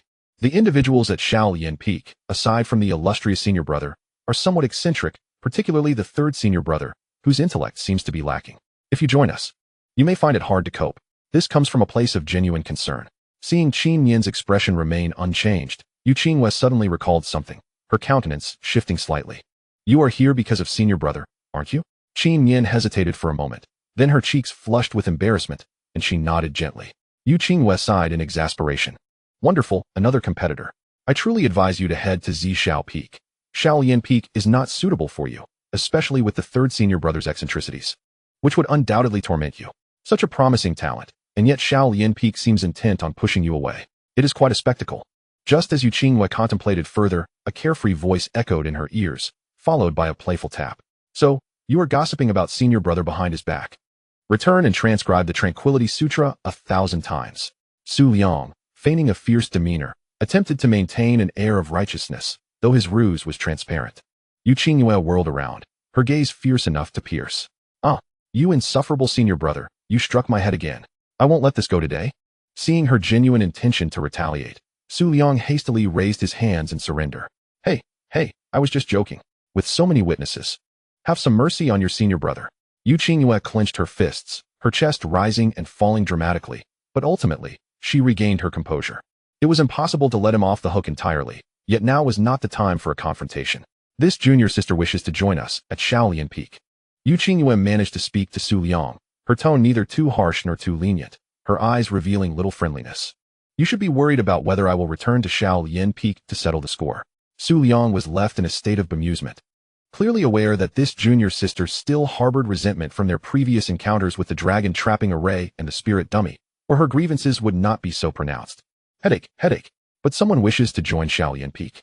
Su Liang directed his gaze toward Qingyue, who, under his scrutiny, inexplicably felt a surge of nervousness. Although he is quite handsome, that should be of no consequence. Do you wish to join the Xiaolian Peak? Qingyue nodded, expressing her desire to learn swordsmanship from the senior brother. Her sincerity was evident. However, it was pointed out that her aptitude was lacking, rendering her unsuitable for Xiaolian Peak. Qingyue was taken aback, her lips slightly parted in surprise. She had contemplated numerous reasons for potential rejection, yet this was a notion she had not anticipated. Su Liang maintained a calm gaze upon her. With innate spiritual roots and being a second-tier swordsman at 15, she was indeed rather commendable. Nevertheless, do you see her? Su Liang extended a finger, indicating Yu Qingyue. She possesses the least aptitude among those at Xiaolian Peak. Hey, what are you doing, junior sister? I'm speaking seriously here. Why are you stepping on me? Besides, am I not stating a fact? Yu Qingyue furrowed her brow, but refrained from retorting this time. Lies may not wound. Yet truth can be a sharp blade. What is your aptitude, senior sister? Qingyue inquired instinctively. Merely innate spiritual roots and an innate sword body. Nothing particularly special. It takes me half a year just to comprehend a sword intent. Oh dear, my ears, they might fall off. Su Liang tilted his head at a sharp angle. Yu Qingyue, showing no mercy, tugged at his ear and shouted, "Speak up. Why the silence now? Is it only you who can be so exceptional? If you are so skilled, why are you still at the first tier?" After exchanging a series of arguments, Su Liang retreated a few steps, nursing his reddened ear, wearing an expression of deep grievance. The truth, it seems, is not permissible to voice. Qingyue pressed her lips together, having grasped the situation. Yet Yu Qingyue's final remark left her somewhat perplexed. May I inquire if the senior brother is also a disciple of Xiaolian Peak? This question was somewhat redundant. Upon hearing this, Su Liang's eyes sparkled, and he straightened his posture. Just as he was about to speak, Yu Qingyue covered his mouth with her hand and sighed. Are you concerned about his first-tier cultivation? If I were to say that he could defeat you with one hand tied behind his back, would you believe it? Oh, I wouldn't dare utter such words, he replied, hastily shaking his head, were it not for the fact that his face was almost splitting with laughter. This statement might have seemed far more sincere. You should be quiet and refrain from recounting your illustrious exploits or bringing forth your theory of divinity. It vexes me to hear it. After scolding him, Yu Qingyue turned to Qingyue and stated, your innate talent is indeed commendable, yet Xiaolian Peak is rather unique. And your entry here would serve no beneficial purpose. Qingyue lowered her head, contemplating for a moment before abruptly raising it, speaking earnestly. Thank you for your reminder. Senior sister, however, I still wish to join Xiaolian Peak. My wooden plaque bears the inscription of the 7th peak, thus I believe I am qualified for entry. She was determined to gain admission. Only by rapidly growing stronger could she hasten her path to vengeance. Hatred, after all, is the most potent catalyst for one's relentless progress. Xiaolian Peak boasts an alchemy elder and a senior brother of legendary repute. She firmly believed this was the best avenue for her. Perhaps Zixiao Peak offers commendable resources, but it is not the optimal choice. Before stepping into the Nanshi Sword sect, she had inquired about it. Among the 9 peaks, apart from the sparsely populated Xiaolian Peak, the other 8 peaks were home to numerous talented individuals, and it was certain that there would be no lack of innate spiritual roots, with the rarest spiritual roots likely being even more abundant. However, the brilliance of Luo Zijin overshadowed nearly all the disciples of the Nanshi Sword sect, rendering many of them obscure. What she sought now was expediency. Yu Qingyue chose not to persuade her further. She had expressed all she needed to say, and ultimately, the decision lay not in her hands. Thus, she stepped aside. At this moment, Su Liang slightly restrained his playful demeanor, casting a discreet glance at the other elders from the 8 peaks who were observing them, pondering silently. Qingyue stubbornly raised her head, locking eyes with him, showing no sign of retreat. Just as Su Liang was about to refuse again, a sudden intuition struck him. A certain thought was conveyed with precision to his mind. Since taking in disciples, the golden lotus has bloomed. Su Liang momentarily lost his focus. After a brief pause, the excitement in his eyes faded entirely. He smiled gently at Qingyue, saying, since Xiaolian Peak accepted Xiao Qingyue 7 years ago, it has not taken in any disciples since. If you are determined to enter Xiaolian Peak, it is not impossible. However, you must first pass the assessment of Xiaolian Peak. Hush, do not rush, let me finish speaking. Regardless of whether you pass or not, you will be able to join Xiaolian Peak as a disciple. It is merely a matter of slight distinction. Although he was unaware of why Qingyue's name appeared on the plaque of Xiaolian Peak during this recruitment ceremony, it was known that since the incident with the 9 golden lotuses, Xiaolian Peak had ceased to accept disciples, merely going through the motions each year for the sake of formality. At most, They would select a handful of clever outer or inner disciples to tend to the spiritual herb garden of Liang Peak or manage daily training chores. Even when his master summoned him this year to recruit disciples, Su Liang had not taken it seriously, considering it merely a formality. Otherwise, he would not have shamelessly extorted during the assessment process. Yet now, the situation seemed to be diverging from expectations. May I inquire, senior brother, what is the nature of the assessment, and what do you mean by a slight distinction? Upon hearing that she could join Liang Peak regardless, Xin Tianyi visibly exhaled in relief, her tone brightening as she spoke. It is quite simple. You will strike, and I will counter. If you can injure me twice within half an hour, you will pass the assessment. In truth, Su Liang had intended to say once. But out of courtesy and consideration for the young lady's pride, he added another chance. He truly was exceedingly gentle. It moved me to tears.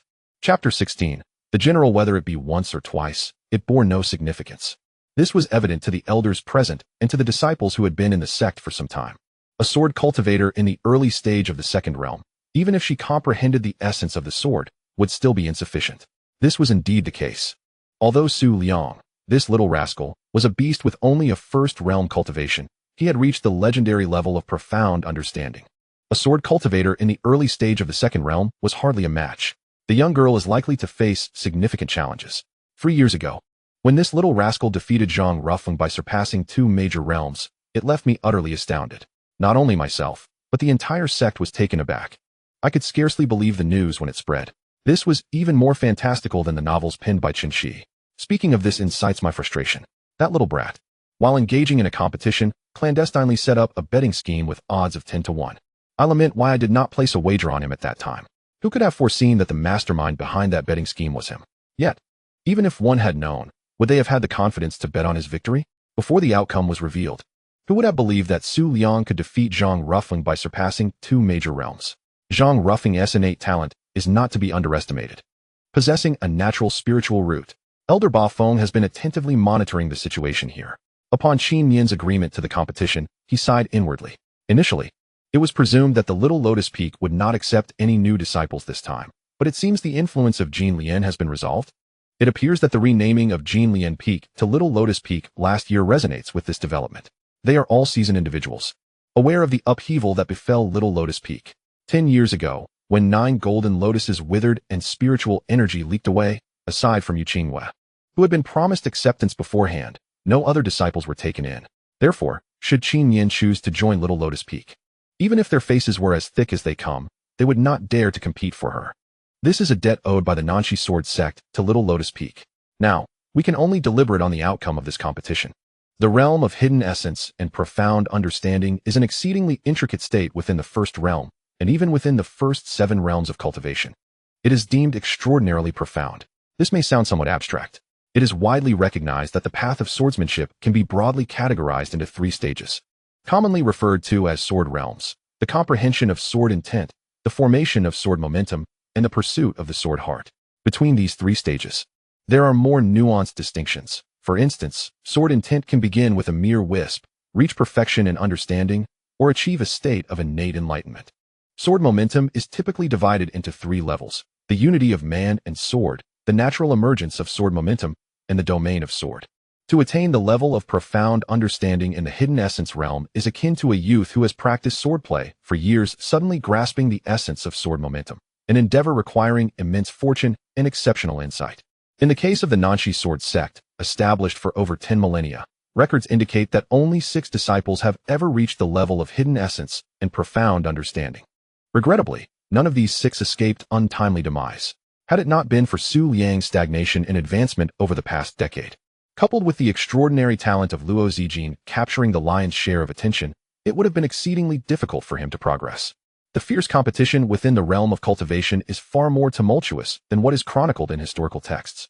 Returning to the matter at hand, after Su Liang elucidated the examination rules, he continued, "As for the subtle distinctions, they are quite simple. If you win, you shall become the 7th direct disciple of the Little Lotus Peak's master, and we shall address each other as brother and sister. If you were to lose..." Su Liang paused for a moment, then broke into a radiant smile, raising his hand to point at himself. "You shall be my first disciple and the inaugural 2nd-generation disciple of Liang Peak." Xin Tianyi's expression turned icy, and after casting a deep glance at Su Liang, she confirmed once more that he was merely at the first realm. Without hesitation, she declared, "Very well. I accept the assessment. Su Liang disregarded the chill in her gaze and shrugged. At this moment, you still have the option to withdraw from the assessment and join another peak. No need for that. I humbly request your guidance, senior brother. After all, she was just a 15-year-old girl. How formidable could her inner cultivation be? Even a clay figurine has its pride. And Qingyue felt a surge of indignation at being so looked down upon.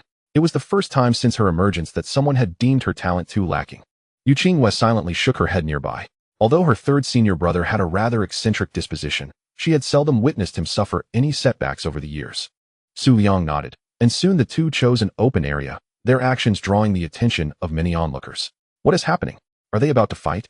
Isn't that the only innate spiritual root in this cohort, Qingyue, challenging a seasoned disciple right off the bat? How bold. That senior brother over there. He seems to be at the first realm, doesn't he? His aura isn't strong at all. Strange, isn't it? I'm curious. In the center of the open space, Su Liang stepped back 100 meters, standing with his hands clasped behind his back, exuding an air of calm. Come at me. As soon as the words left his lips, a pale blue longsword fell into Qingyue's hands with a ringing sound as the scabbard detached. Like the wind, she dashed straight towards Su Liang. The 100-meter distance vanished in an instant. She raised her hand and struck down with the sword, the entire motion fluid and seamless. Her swordplay was lethal, aiming directly for the throat. Qingyue exerted 7 parts of her strength, the angle of her strike exceedingly cunning. And both the timing and speed were relatively perfect. This was largely due to Su Liang remaining completely still, making him an easy target. From the moment she gripped her sword, her first action was to swing it against a wooden post 3,000 times. This relentless training continued for 5 years. Day and night, Su Liang squinted slightly, not retreating a single step, yet the longsword came to an abrupt halt just 3 inches from his neck. Gasps of astonishment filled the crowd. Even the observing elders appeared momentarily stunned. This young lad's combat prowess had reached such heights? An elder with quick reflexes produced a jade tablet, infused it with spiritual energy, and soon a shimmering barrier descended from the heavens, enveloping the dueling area and obscuring the view. Su Liang's combat strength was too fearsome. If these novices continued to witness it, they might shatter their resolve right then and there. Qingyue, with her sword pinched between her 2 fingers, widened her eyes in disbelief. Her confidently delivered strike had been so effortlessly countered. Su Liang lightly tapped his fingers, then flicked his wrist, effortlessly forcing Qingyue back several paces. With a furrowed brow, he inquired, "Whom did you learn your swordsmanship from?" Qingyue remained silent. She then lifted her sword once more, but this time, she refrained from recklessly charging forward. She cast aside the notion that Su Liang was merely a practitioner of the first realm and dismissed any lingering concerns about injuring her senior brother before striking. "Please, guide me," she said earnestly, raising her right hand with the sword parallel to her shoulder, her elbow drawn back, and her left hand resting on her right wrist. Adopting a poised stance, a gust of wind began to rise, gradually intensifying, rustling Su Liang's white robe with a sharp sound. The fierce wind swirled around the tip of Qingyue's sword, whipping through her hair and revealing a face marked by determination, stubbornness, and a hint of ferocity. Yu Qingyue gasped softly, sensing the essence of the sword. The girl had actually comprehended a strand of sword intent. Observing her imagery, it seemed to be a swift enhancement. However, judging by her aura, it appeared that she had only grasped a fragment of sword intent, indicating she was merely at the threshold of mastery, still requiring refinement. At 15 years old, having comprehended a strand of sword intent was commendable. After all, she herself had only grasped her first strand at 14. Yet, if this was to be her trump card, it would be insufficient. Yu Qingyue raised her gaze slightly to observe the ever-composed Su Liang, whose striking appearance and demeanor were quite exceptional. Alas, why would he not heed her advice? The insufferable senior brother standing before her was a true prodigy in every regard, save for his lower realm. As the sword intent surged with the wind, Qingyue stood, sword in hand, gazing skyward. This was the strand of sword intent she had comprehended. Her spiritual energy coursed through her body, continuously converging at the sword's edge. She was not inclined to wait for even half an hour. She was a sword cultivator who had grasped sword intent, possessing her own pride and dignity. With a swift motion, she unleashed her sword, shattering the wind and soaring towards the heavens, the brilliance of her sword illuminating the surroundings. With this strike, she poured forth all her energy. She firmly believed that even a practitioner of the early third realm could not easily withstand it. She had to pass this test. However, just as she unleashed her sword, an overwhelming and pure sword intent suddenly descended. The previously solid gale dissipated in an instant, seemingly lamenting in the air. And in a heartbeat, the strand of swift sword intent was completely dispersed. Qin Yan, gripping her sword, let out a muffled groan as her body fell from the air. Her eyes filled with disbelief. Sword momentum. A figure was reflected in her pupils, and the immense sword intent compelled her to instinctively shut her eyes, her body trembling. Su Liang had closed the distance between them. He formed a sword with his fingers and gently tapped her forehead, smiling as he said, "General." Chapter 17. The first of the second-generation disciples Nanshi Sword Sect, Shaolin Peak. Do not be disheartened. Losing to me is not disgraceful. When my sixth master uncle first broke through to the third realm, he was equally arrogant, yet he too was subdued by me. Despite her current status in the late third realm, I can still manage her. As Qin Yan trailed behind Su Liang, the typically reticent girl turned her head curiously at the mention of the words, glancing at Yu Qingyue. Is it true that you could not defeat him? If someone in the late stage of the third realm cannot prevail, then it seems only reasonable for me to lose as well. Yu Qingyue reacted as if someone had stepped on her tail, her voice sharpened with indignation. Who says that? How could I possibly be unable to defeat him? That was merely an accident. Su Liang simply smiled, choosing not to elaborate further, his demeanor suggesting that everything was understood without the need for words. Yu Qingyue, rolling up her sleeves, approached him with fury, her expression fierce. Before Su Liang, she rarely maintained any semblance of a demure lady. One could only wonder how the Yu family would react if they were present, witnessing the normally obedient and sensible Yu Qingyue in such a tempestuous state. Fortunately, Yuhua Peak was quite a distance from Shaolin Peak. What are you planning to do, junior sister? Su Liang asked, his hand trembling as he produced a spirit talisman, which he promptly affixed beneath his feet, activating it immediately. Yu Qingyue let out a cold laugh. Thinking of escaping? Have you forgotten this? With a flash of light, a jade token appeared in her grasp, the very Peak Master's token that Xin Tianyi had entrusted to her. Although Su Liang had temporarily acquired it through some cunning means, after receiving a thorough lesson, he had returned it without further resistance. Infusing it with her spiritual energy, the jade token shimmered, and in an instant, a radiant curtain of light descended from the heavens above Shaolin Peak, enveloping the area for miles around. Wait here for a moment. I shall return shortly. This was directed at Qin Yan. Subsequently, a verdant flying sword was unsheathed, and Yu Qingyue ascended into the air. Qin Yan gazed upwards, a hint of envy glimmering in her eyes. The ability to fly upon a sword required mastery of the third realm, though she could do so as well. Her spiritual energy reserves would not sustain it for long. Moreover, the art of sword control was profoundly intricate. To achieve the effortless grace of Yu Qingyue necessitated considerable effort. My sixth senior uncle possesses innate spiritual roots and a natural sword body. Indeed, impressive. Qin Yan did not wait long. Soon, a limping Su Liang returned, having endured a thorough beating. In contrast, Yu Qingyue appeared quite pleased, her mood evidently elevated. After this commotion, Su Liang became more subdued, and the trio silently made their way toward Xin Tianyi's residence. Aside from Qin Yan, no one else from Shaolin Peak had been recruited this time.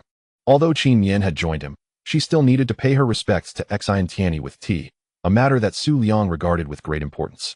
Upon their arrival at the small courtyard, they noticed that the golden lion, typically stationed at the gate, was nowhere to be seen. Su Liang turned to Yu Qingyue, inquiring, "What is going on? Did you not inform the master? Is he still not back?" Yu Qingyue replied tersely, "How would I know? Just because I notified him doesn't he mean he would return immediately. Do you think his legs are as long as yours, able to run at will? Very well. Your aggression is overwhelming. It nearly breached my defenses. Still irritable, I see," Su Liang remarked with a resigned expression. The absence of the golden lion statue at the entrance signifies that the master has yet to return. In light of this, let us proceed inside and await his arrival. Along the way, I shall impart some essential insights regarding entering the Nanshi Sword Sect. Su Liang stepped forward first, closely followed by Qin Yan, who remained silent. Yu Qingyue, unable to devise a better plan, joined them as well. As they entered the bamboo courtyard, Qin Yan's eyes brightened, and she inwardly marveled at the rich spiritual energy enveloping the space. Although she had sensed a notable increase in the concentration of spiritual energy upon arriving at Shaolin Peak, stepping into this courtyard further elevated her understanding. How wonderful it would have been if she had practiced here all along. Just as her thoughts swirled, Su Liang suddenly turned to her and said, "Shaolin Peak lacks grand halls. Each disciple must construct their own dwelling. Since you are my disciple, you may build a small courtyard adjacent to my bamboo house. The spiritual energy there is even more abundant than here." Upon hearing this, Yu Qingyue found herself perplexed by her senior brother's intentions. Initially, she had thought his decision to take Qin Yan as a disciple was merely a jest, considering his playful nature. How could he possibly take on a disciple at his mere first realm cultivation level? Did he even know how to write the characters for Yao Guang before considering such a responsibility? Yet, it seemed clear that he was not joking. What was his true intention? Curiosity piqued. She decided to remain outside and wait in the courtyard. Su Liang halted, turning to face Qin Yin. Since you have honored our wager and joined my sect, you are now a disciple of Su Liang. Qin Yin felt a twinge of discomfort. Ever since Su Liang had revealed that he was only 17, she had felt quite awkward. Although he did not appear to be of such an age, she was already 15. The 2-year gap felt unusual, particularly given the master-disciple dynamic. Su Liang, seemingly oblivious to her unease, continued. Now that you have entered the Nanshi Sword sect, allow me to share some fundamental information. You are likely aware that the sect is divided into outer and inner doors, as well as 9 peaks.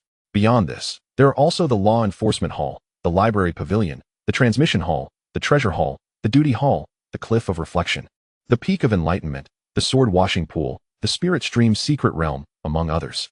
As my direct disciple and the foremost of the second-generation disciples of Shaolin Peak, you will have access to all these places. However, the conditions for entry and the means of access can be quite intricate. Once the formal initiation is complete, I shall escort you to the Duty Hall to register officially.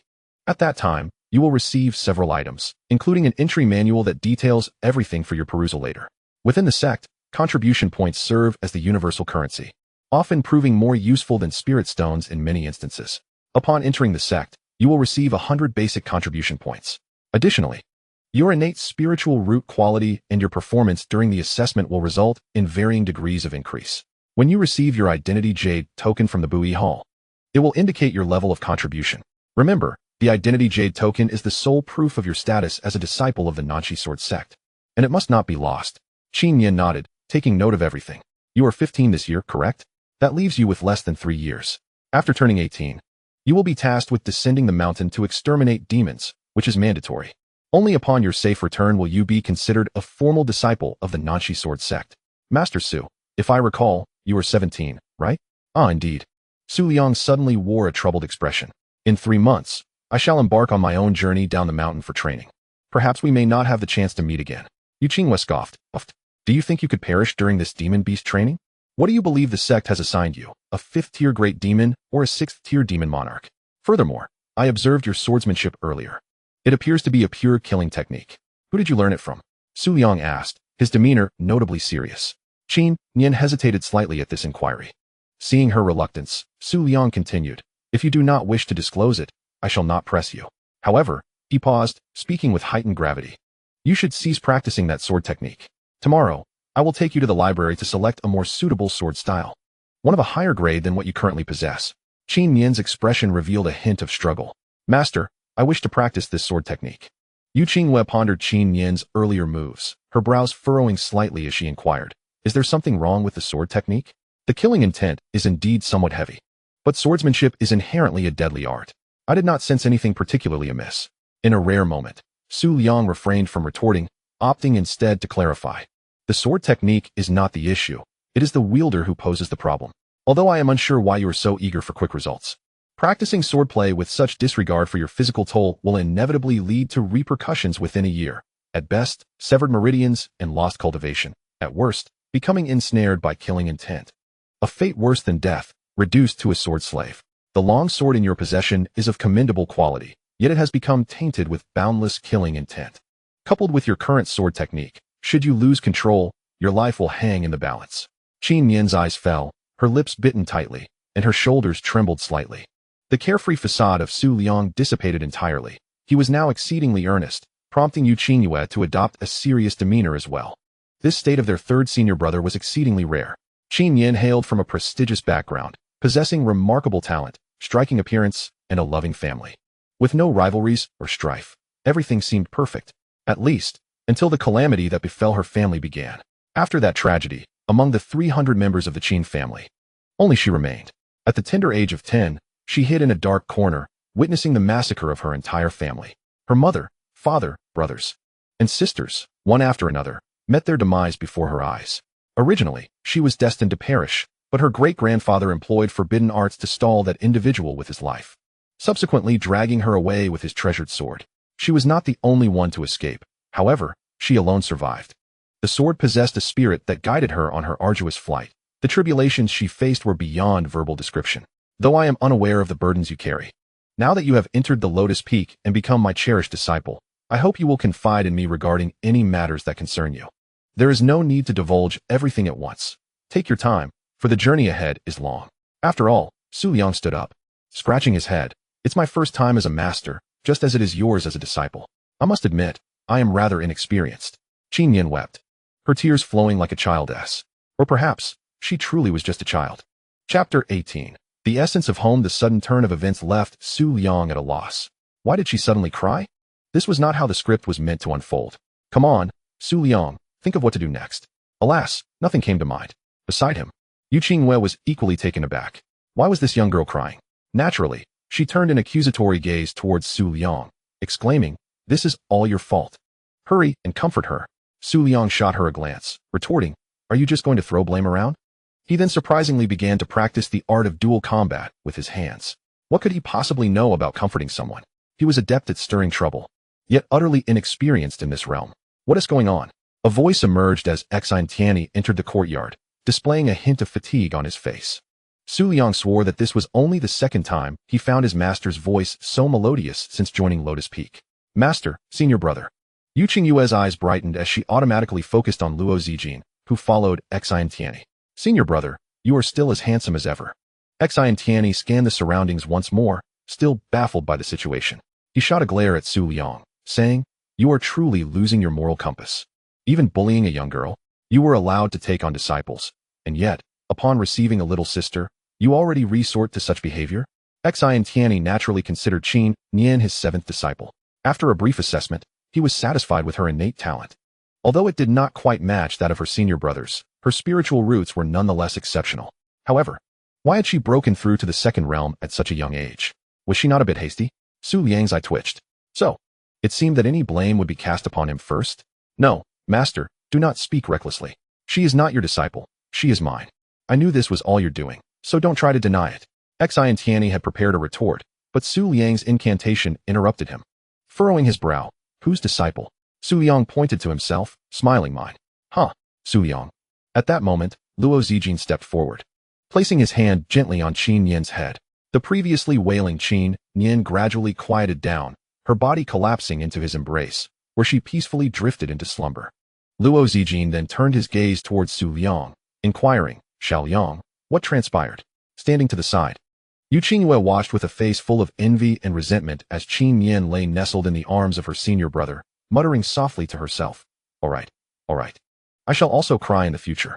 Noticing the seriousness in Luo Zijin's tone, Su Liang obediently relayed the entire situation without omission. His compliant demeanor made Xin Tianyi grit his teeth in frustration. This insufferable brat. If he were even half as obedient and sensible with me, no, just a quarter, I would go to the ancestral hall and offer incense. Goodness, he had just called me an old man, thinking I couldn't hear him. However, this was not the time to reprimand him. You are already at the first realm. Taking on disciples is not a matter to be taken lightly. After hearing the full story, Xin Tianyi admonished Su Liang, deeming his actions somewhat reckless. Why not let master take them in? Xin Tianyi glanced at Qin Yan and sighed. Forget it, it's also my fault for not being clear. I genuinely hoped you would take your time in selecting junior disciples. But now that we are here, you must teach them diligently, understood? If you find it challenging, you may seek assistance from your senior brother. Luo Zijin listened quietly, refraining from interjecting. Just as Su Liang was about to further explain, he interrupted, "Xiao Liang, have you considered this carefully? If you merely find it entertaining, I grant you the opportunity to withdraw. I can take on this child." He refrained from suggesting that Xin Tianyi should instruct her. Upon imparting a small amount of spiritual energy to the young girl, he uncovered certain truths that led him to suspect Su Liang's motives for taking her as a disciple. She bore numerous internal injuries, her foundation repeatedly compromised, and the burdens of forcibly breaking through were overwhelming, laden with excessive bloodlust and myriad issues. It was as if this child had been struggling to survive in a region teeming with demonic beasts from the moment of her birth. Yet, he needed to ascertain whether Su Liang was sincere. "Zijin, you are often so busy. It would be best for me to teach this child while you focus on your cultivation." Upon hearing this, Xin Tianyi became quite displeased. Zijin's time was far too precious for him to dedicate to teaching disciples. The disdain he held towards Su Liang was matched only by the value he placed on Luo Zijin. "Master, must you be so obvious in your preferential treatment?" Su Liang gazed at Xin Tianyi with a wounded expression. "Enough, I have seen quite enough of that bitter melon face of yours. Luo Zijin gently shook his head. I am not inconvenienced. However, master, have you forgotten about the 7th junior brother? The 7th junior brother? Yu Qingyue exclaimed with unbridled joy. What 7th junior brother? If there is a 7th junior brother, I am no longer the youngest. Su Liang, too, was taken aback, equally curious. Let us discuss this matter later. There are still many follow-ups to address regarding the Qingyang conference. You will come to know more about your junior brother in due course, so refrain from inquiring further. After Xin Tianyi spoke, he seemed to remember something, his mood visibly dampening. With a sigh, he addressed Luo Zijin, saying, since that is the case, you and your fellow disciples may deliberate among yourselves. As for the disciple who receives the initiation rites, let them approach their respective masters, and if the teaching is commendable, I shall observe. Luo Zijin nodded, replying, thank you, master. Xin Tianyi opened his mouth, yet ultimately refrained from speaking. At times, he wished his senior disciple would exhibit less of a gentleman's demeanor and embrace a touch more of a rogue's spirit. Alas, a true gentleman remains steadfast in their virtues. Upon entering the room, Xin Tianyi left a word of advice. Do remember to visit me afterwards. There are matters concerning the Qingyang discussions that require your preparation. Luo Zijin nodded, then cast his gaze beyond Su Liang to address Yu Qingyue, saying, Qingyue, your task of descending the mountain to exterminate demons will be assigned soon. So return and prepare. I will heed the eldest senior brother. With that, only 3 remained. Eldest brother, I am earnest, Su Liang spoke softly. I understand, Luo Zijin replied, gesturing for him to come closer. Once Su Liang approached, he carefully entrusted the young girl, Qingyue, into his arms. The former appeared somewhat flustered, fumbling with the delicate burden, unsure of where to place his hands. Eventually, Luo Zijin, in exasperation, assisted him, suggesting he carry the little girl on his back. Since you have agreed to take on disciples, teach them diligently. With but this brief exhortation, Luo Zijin turned and departed.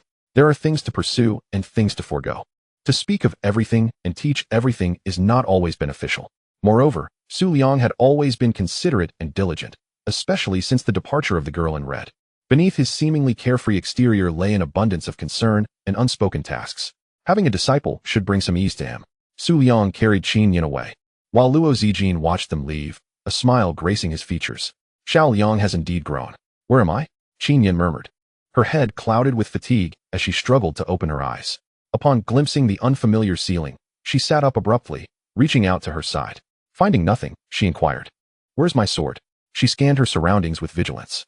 It was an ordinary bedroom. Apart from the wooden bed beneath her, there was a half-open wooden window, a desk, 2 wooden chairs, a painting adorning the wall, and a copper mirror. Beyond that, there was little else, emphasizing a sense of cleanliness and order. Where's this? Qingyue pondered. Memories soon flooded back. How did I lose consciousness? Her last recollection crystallized in a moment of emotional turmoil. Oh, you're awake.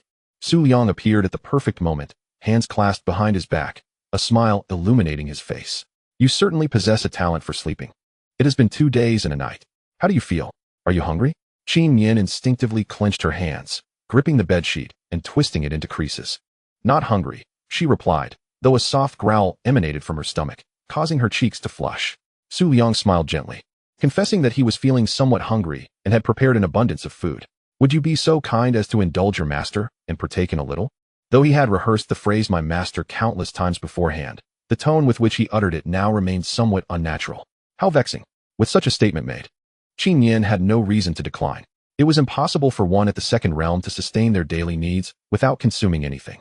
In truth, both the 1st and 2nd realms were pivotal stages for laying a solid foundation, and consuming more substances infused with the essence of heaven and earth would indeed be beneficial. I have asked Xiao Qingyue to fetch several sets of her garments. See if they fit you well. Your sword is in the left courtyard. And until your own courtyard is completed, you shall reside here. For now, refrain from practicing your swordsmanship. Instead, take a stroll around the sect. After our meal, I will first accompany you to the Bureau of Justice to collect your identity jade token and light your soul lamp. Following that, you may meet some of your other uncles. Furthermore, as Qingyue listened, the subsequent words became somewhat indistinct. 5 years of wandering had endowed her with the ability to discern good from evil. She recognized the polite phrases, the feigned concern, and the insidious glances. Yet, the pure kindness and tenderness exuded by Su Liang was a feeling she had not experienced in 5 long years. It was warm, akin to the first rays of sunshine in early spring, reminiscent of her once beloved home. Chapter 19. The dark secrets of the arena. The territory of the Little Lotus Peak is modest in size, spanning merely 500 miles. Nevertheless, There are numerous areas requiring management, such as the spiritual herb garden and the beast taming enclosure. Su Liang's residence is not far from the main peak. Xin Tianyi selected a small mountain approximately 5 miles away for him, naming it Shishan, where he subsequently settled. However, Su Liang later found the name unrefined and chose to rename it Nanjai, a name that exudes elegance, does it not? The source of inspiration escapes me, however. After dining, Su Liang took Qingyue and soared down the mountain on a white crane. Such cranes are a standard mode of transport for disciples of the 9 peaks. Belonging to the more docile breeds among the demon beasts, easy to tame and associate with, simple to feed, and possessing commendable speed, truly a remarkable value. Recently, the South Stream Sword sect has been quite lively, primarily due to an influx of new disciples. When the number of people increases, conflicts are likely to arise. As tensions escalate, confrontations become inevitable, especially since this cohort of new disciples includes several formidable individuals known as the 7 New Talents. These 7 have taken it upon themselves to challenge the senior brothers who entered the sect a year or 2 earlier. This is quite normal. The South Stream Sword sect permits disciples to spar with one another, though with the understanding that it must remain within reasonable bounds. Young disciples, striving for excellence and eager to determine superiority, are encouraged in this regard. After all, if one remains passive and indifferent in their youth, how can they hope to advance in the fiercely competitive world of cultivation? Consequently, this new batch of disciples exhibits considerable arrogance. However, should any malicious intent result in harm, or even unintentional injury causing lasting damage, severe penalties will be imposed. Before the age of 18, one can continuously refine their cultivation and solidify their foundation. Thus, even disciples who have entered the path a few years earlier exhibit only minor differences in their realms. The so-called 7 new prodigies hail from prominent families and are not the type to easily concede. The annual clash between the old and the new is hardly a novelty. Yet this year promises to be particularly intense. Have you heard? Recently, the renowned new prodigies, Li Chun and Lu Feng, are set to duel. What is the story behind this? It all began when both Lu Feng and Li Chun laid claim to a task released by the Bui Hall. Neither willing to yield, Lu Feng, in a moment of scorn, made a few cutting remarks towards Li Chun, igniting the situation. What task is it? It's a sparring session at the Qian Peak. But this is no ordinary practice. It involves sparring with senior disciples at the 3rd realm. While the remuneration is decent, it is not easily attainable. Indeed, I received a message from a junior brother who said the fight is about to commence. Let us go and take a look. I've heard some are even placing bets. As Su Liang entered the Bui Hall, he initially intended to proceed further. But the mention of betting seemed to cast a spell, holding him in place. Betting? Isn't that a means of earning spirit stones? Come, I shall take you to witness the spectacle. Qingyue responded with a soft "oh," obediently trailing behind Su Liang, her head bowed. At that moment, she felt somewhat shy. After a thorough cleansing and donning the attire of Yu Qingyue, her previously aloof aura diminished significantly. Qingyue was already a beauty. Had it not been for the scar marring her cheek, she might have long been surrounded, seeking contact information for the message stone. This exquisite garment was one she wore for the first time in 5 years, and it felt remarkably comfortable. The Bui Hall does not refer to a single building, but encompasses an entire mountain. Midway up the slope, numerous dueling platforms are set, and currently, one is teeming with spectators. Come, the betting has commenced. The new prodigy Li Chun faces last year's champion Lu Feng. Both at the 9th level of hidden origin, one aged 16, the other 17. The odds are 2 to 1. Lu Feng is likely to win, don't you think? I agree. Who is this Li Chun? I've never heard of him before. Ah, you are unaware? Neither do I know much about him. What are you on about? I'm placing a bet on Lu Feng. What about you? I'm a gambling enthusiast. I bet on whoever is likely to yield the greatest returns. You are truly impressive. Su Liang maintained a distance, listening with keen interest. Qingyue shrank back slightly. The crowd was overwhelming, and she felt uneasy. Dear disciple, do you know what is most crucial in cultivation? Su Liang gestured towards the dueling platform, seemingly implying something deeper. Qingyue tilted her head slightly, tentatively asking, wealth, partners, methods and land? Correct, you possess insight. What nonsense. Qingyue silently scoffed. Isn't that common knowledge? Yet it is still insufficient. Su Liang shifted his tone. In cultivation, one must also strive. To strive, one must learn to cast aside their shame. Cast aside shame? Is there truly a necessary connection? Su Liang was quite pleased with her inquisitive demeanor and continued, yes, shamelessness is essential. Take the duel between those two on stage as an example. Why did I bring you here? Was it merely to enjoy the spectacle? That is secondary. The primary reason is that. Su Liang pointed toward the area where bets were being placed. Qingyue soon comprehended. Gambling? Ah, she possesses keen insight. Here. Take these 100 mid-grade spirit stones and assist your master in placing a bet with favorable odds. Su Liang retrieved 100 mid-grade spirit stones from his ring and handed them to her. Qingyue, slightly perplexed, inquired, "Why must it be me? Isn't this an opportunity for you to hone your skills? This is practice." "Yet," she questioned, "but why bet on high odds?" The realms and auras of the two on stage seemed quite similar. Su Liang smiled enigmatically. "You will understand shortly. Now hurry." Under Su Liang's urging, Qingyue reluctantly proceeded to place the bet. It mattered little to her, as it was not her money. 100 mid-grade spirit stones, with the highest odds. Qingyue was quite straightforward. Well, another gambler. A substantial wager of 100 mid-grade spirit stones. This amount could sustain my cultivation for several years. Whose disciple is she? She isn't even wearing disciple robes. Is she a new addition? I don't recognize her. She shouldn't be from our generation. Quite attractive, except for that scar. Qingyue paid no mind to the gossip. 5 years of wandering had rendered her immune to such remarks. On the duel platform, Li Chun bore a resolute expression. Though merely 16 years old, he possessed an exceptional physique, reminiscent of a seasoned martial artist. In contrast, Lu Feng was, as his name suggested, rather unremarkable. He was small of stature and appeared lethargic, as if he had just awakened. "Please, enlighten me." Li Chun clasped his fists, adopting a stance filled with intensity. Lu Feng, unfazed, merely nodded, "Come forth." Boom. The ground beneath Li Chun's feet shattered as he sprang forward with lightning speed, closing the distance between them in an instant. He then unleashed a punch aimed directly at Lu Feng's crown. Bang! Stone shattered, and dust rose. Li Chun, having missed his target, did not falter for a moment. He quickly bent down and rolled forward. His form was not perfect, yet it was effective. A powerful whip kick followed, sweeping across once more. Li Chun charged ahead with remarkable speed, but Lu Feng's counterattack was even swifter as he struck first. In terms of speed alone, Lu Feng had decisively won this round. Li Chun was pushed back several steps, propping himself up with one hand, silently retracting his earlier disdain. After his punch, Lu Feng chose not to pursue further, standing calmly in place. It was said that Lu Feng had the potential to enter the Red Flame Peak, but for some unknown reason, the Golden Radiance Peak had forcibly taken him away. However, Li Chun also seemed to be following the path of a martial artist. Why did he not go to the Red Flame Peak, but instead to the Xianming Peak? Who knows? The two combatants exchanged but a single move, after which they both awaited the other's strike. Lu Feng exhibited a steadfast demeanor, while Li Chun sought an opportunity. After 2 breaths, Li Chun sprang into action once more. With a ferocious momentum, he launched an assault against Lu Feng, delivering a powerful punch aimed at the crown of Lu Feng's head, which was promptly intercepted by the latter's fist. The two began to trade blows, demonstrating a remarkable synergy in their martial prowess. As their pace quickened, the rhythm of attack and defense escalated. In this back-and-forth exchange, neither was willing to yield.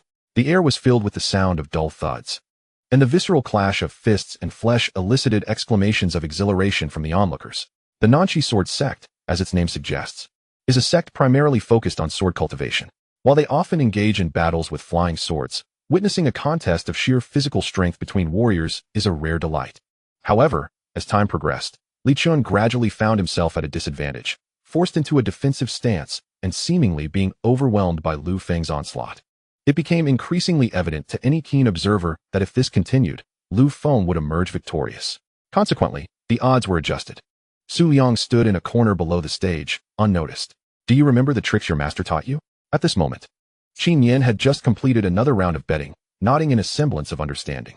Moments ago, Su Liang had urged him to wager another 100 mid-grade spirit stones.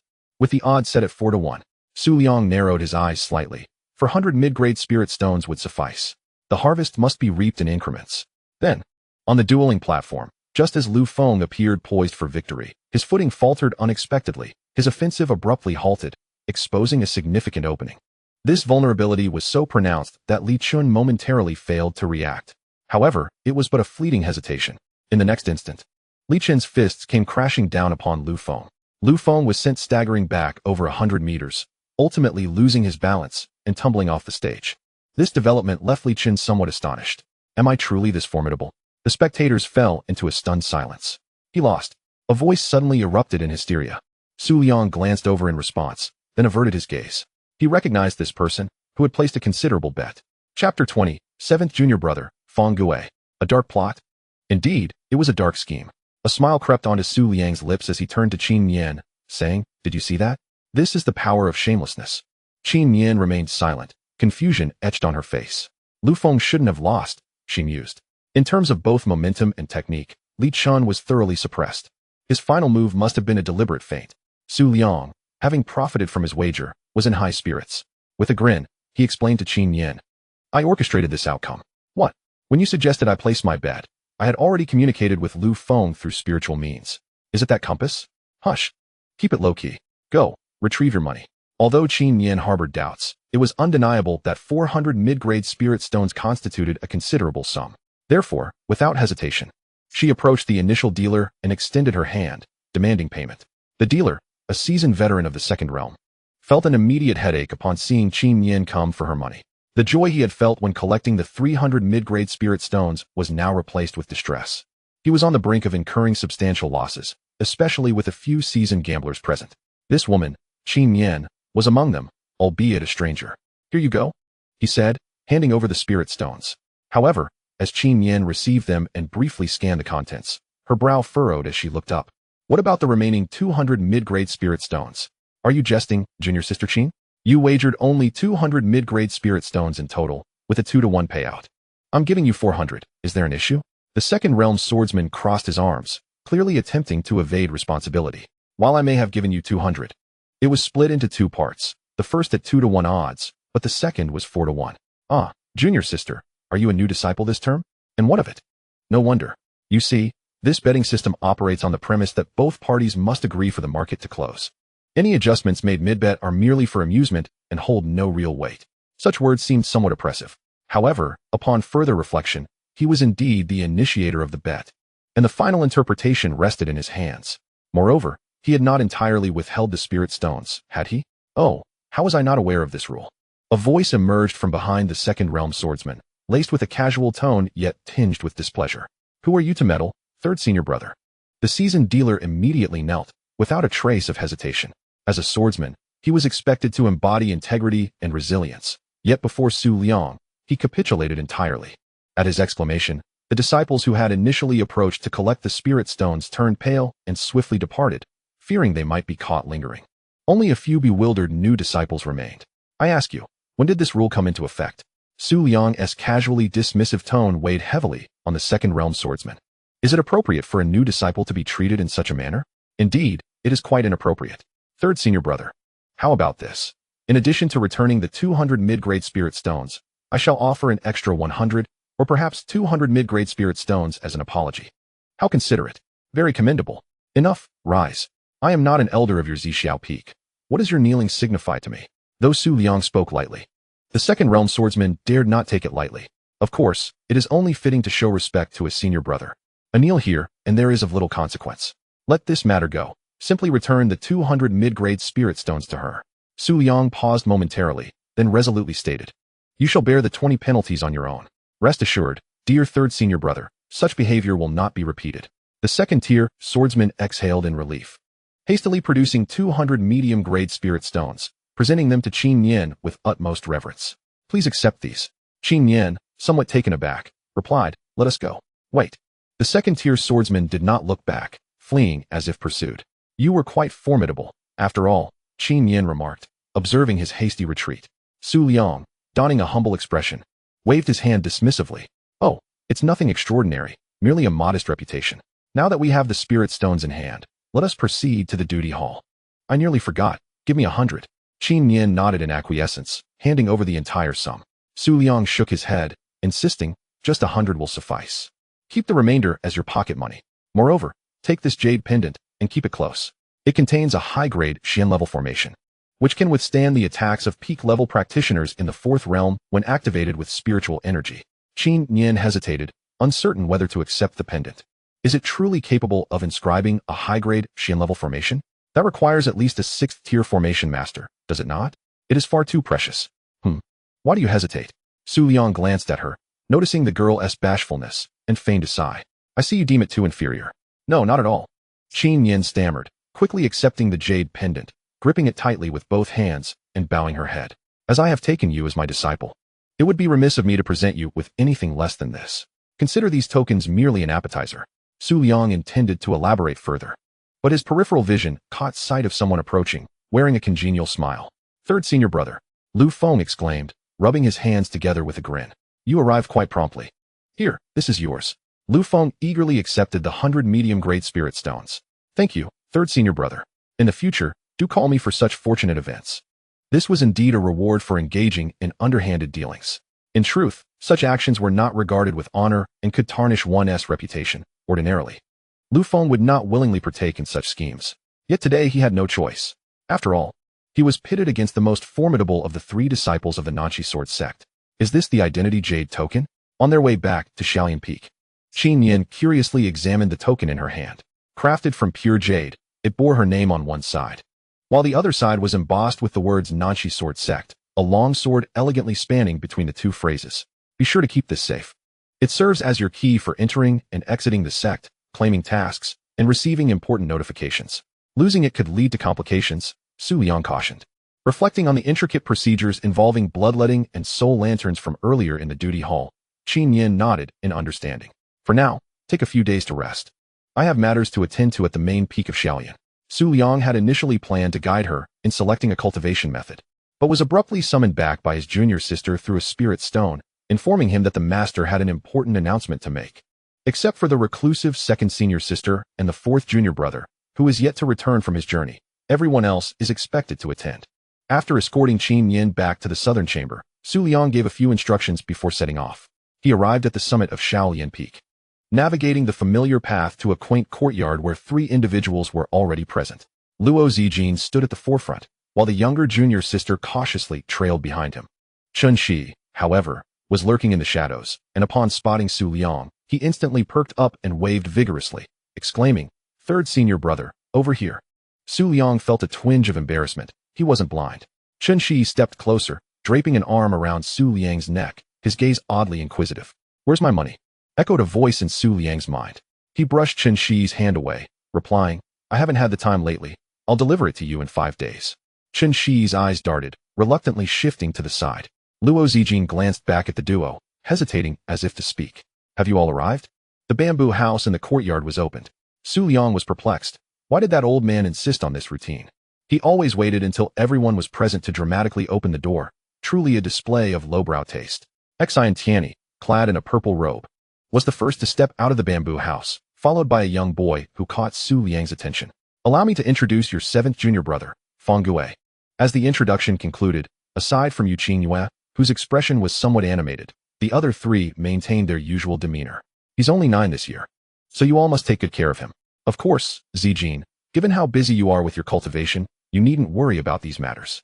The other 3 exchanged incredulous glances. Is it now so blatant that favoritism is disregarded?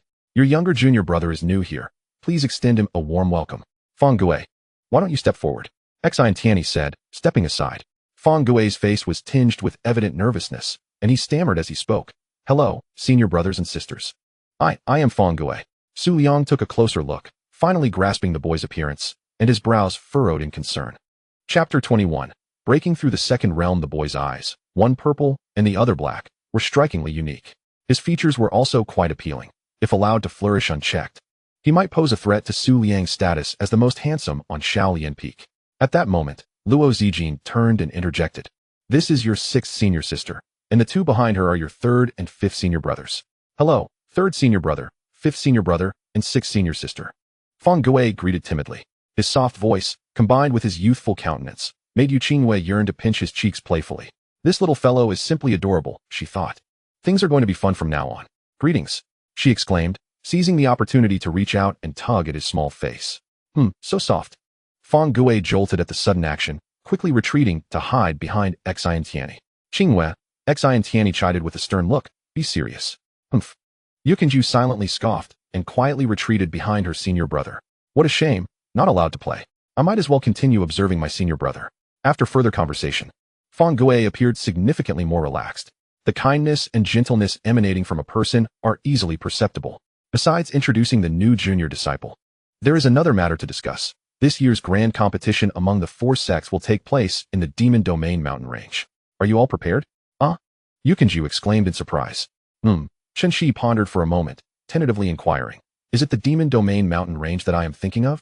"Indeed," Xin Tianyi nodded. The air in the small courtyard suddenly grew still. Su Liang could not contain himself and spoke first. "Are we going to the grand competition or digging our own graves?" Chunxi nodded in agreement. When the time comes, I will choose a grave and help you prepare one. Third senior brother. The Demon Domain mountain range is a place where even 6th realm cultivators can perish. What are we going there for? A grand competition? Even on the outskirts.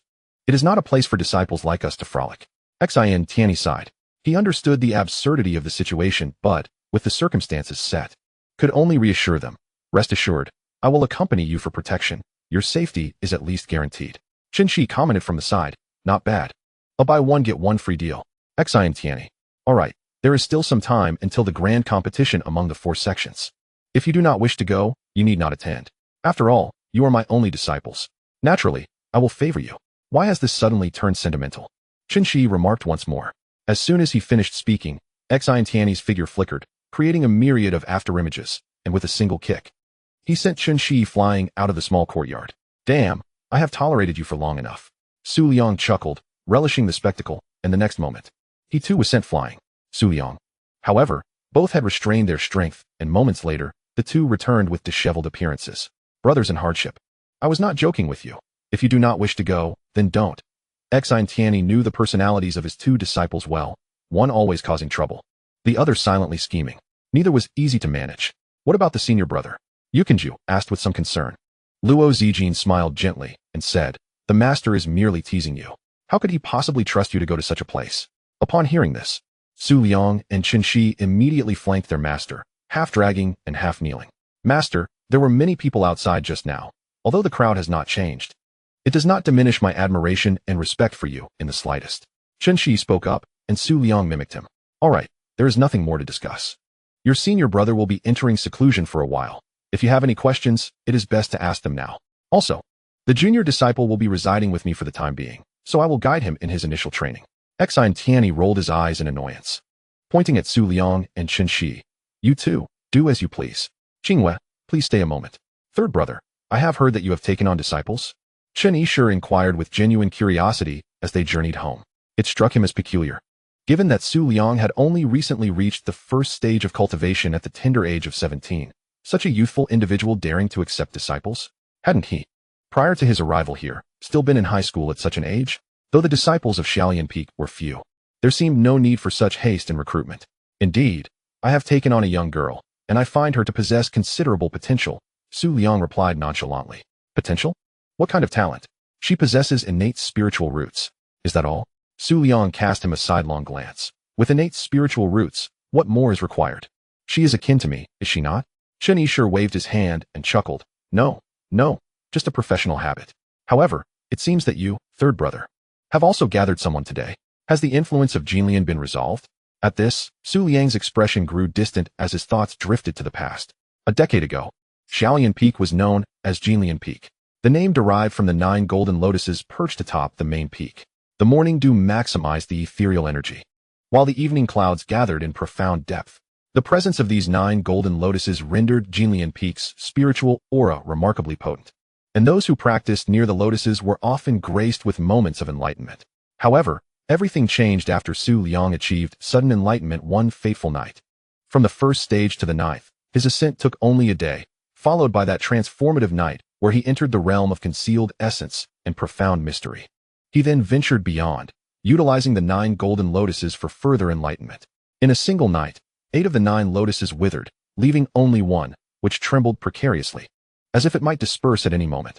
From that point forward, Jinlian Peak fell into decline, its spiritual energy dissipating, rendering it an unsuitable place for cultivation. Su Liang bore the weight of guilt for this calamity, though it remained a secret known only to him. The sect had investigated for some time, but could not ascertain the cause of the lotus's demise. Of course, if it were merely a matter of dissipating spiritual energy, despair would not be the only option. The energy could be reconsolidated through a gathering formation. Yet, whenever Jinlian Peak attempted to gather spiritual energy, it was invariably siphoned away by the 9 golden lotuses. After 3 months of futile efforts, progress remained elusive. The sect had considered the possibility of removing the lotuses, but Xin Tianyi opposed such measures.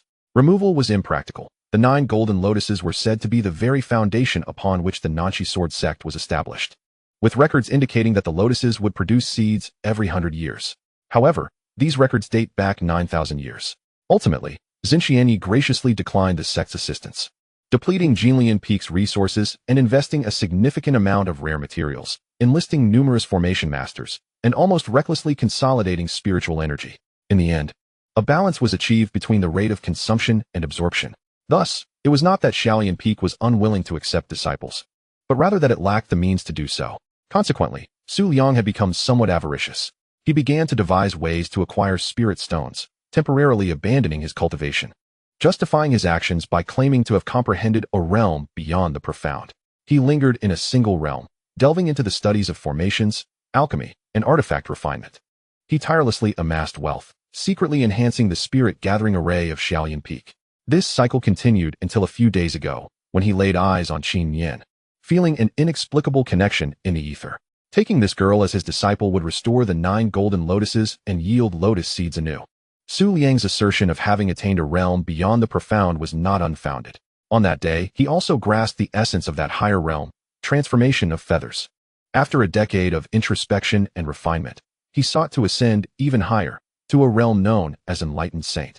Su Liang took a deep breath, and his thoughts began to clarify, suddenly sensing that the invisible pressure weighing upon him was dissipating. After 10 years, he experienced an unprecedented sense of clarity and ease. Reminiscent of the night he achieved enlightenment, his heart's resolve became transparent, and his realm began to shift. Chunxi furrowed his brow and paused, observing a white crane descending from the sky, suddenly becoming restless and calling out anxiously. The calls of the crane echoed incessantly. Turning to look, he saw Su Liang abruptly close his eyes, his aura beginning to surge. Had he broken through? Chunxi gasped softly.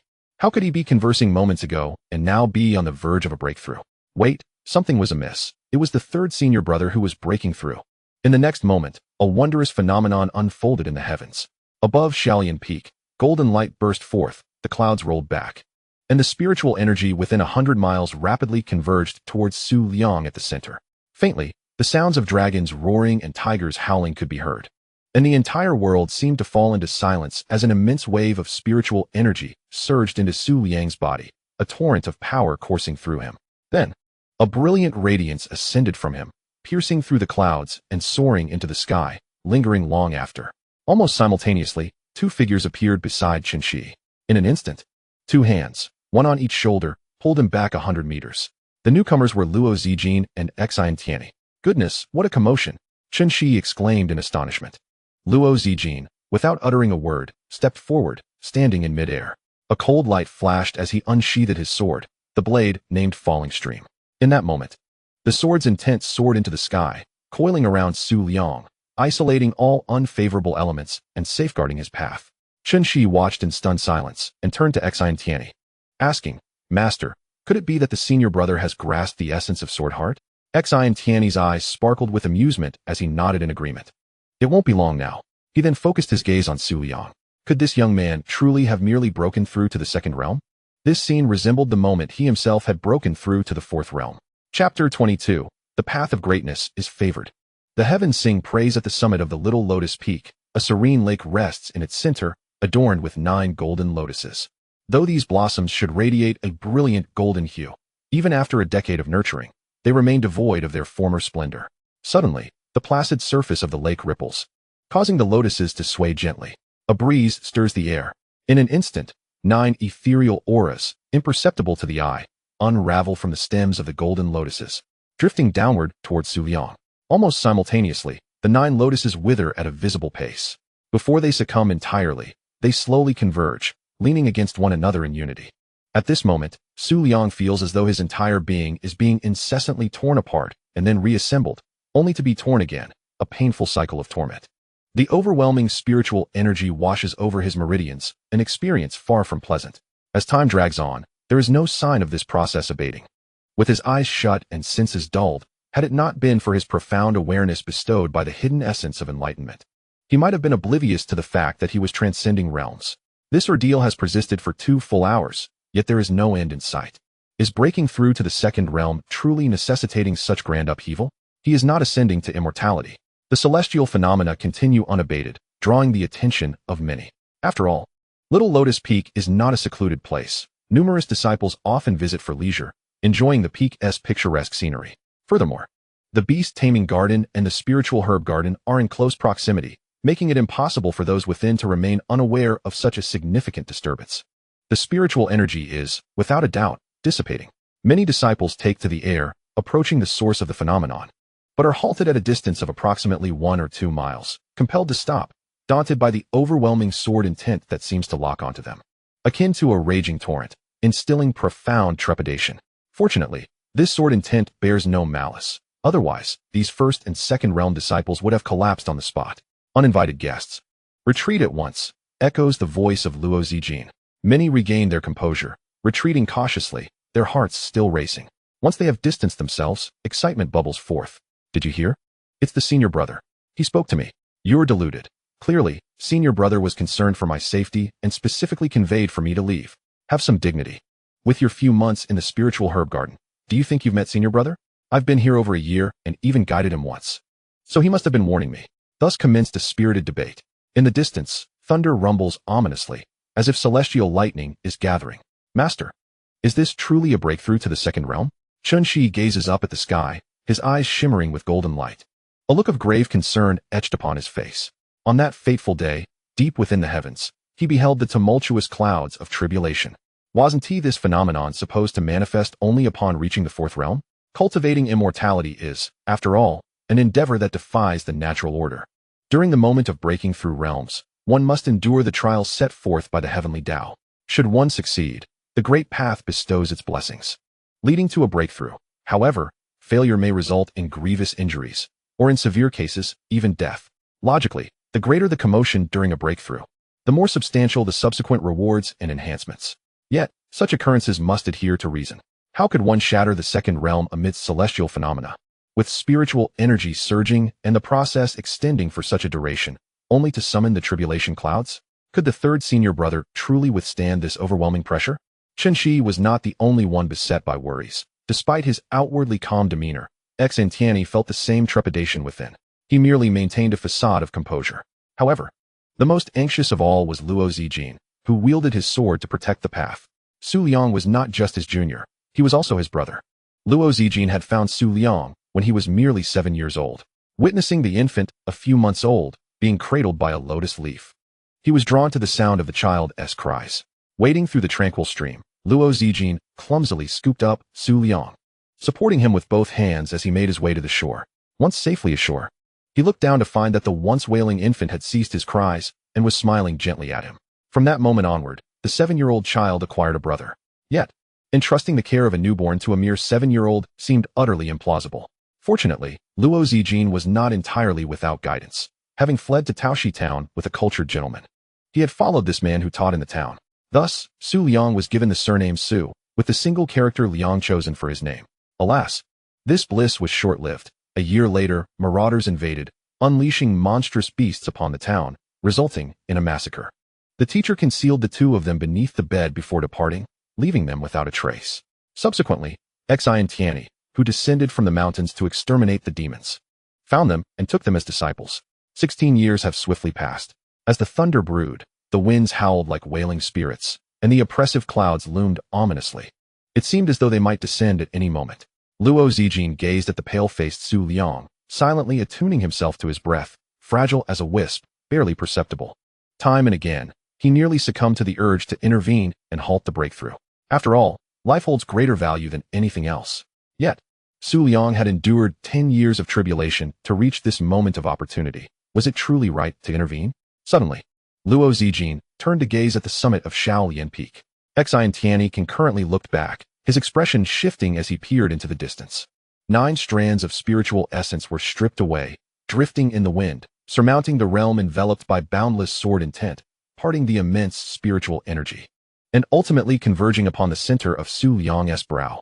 In an instant, Su Liang opened his eyes. He had been seated in meditation when he suddenly clutched his chest, the excruciating pain surging through him, more intense than any he had previously experienced. Su Liang ultimately could not contain himself, spitting forth a copious amount of fresh blood, and in addition, blood streamed from all 7 orifices, a sight too gruesome to behold. Third senior brother, Chunshi stepped forward, only to be forcefully restrained by Xin Tianyi, whose grip pressed down on his shoulder, causing the ground beneath them to fracture inch by inch. Master? Chunshi inquired, perplexed. Wait a moment.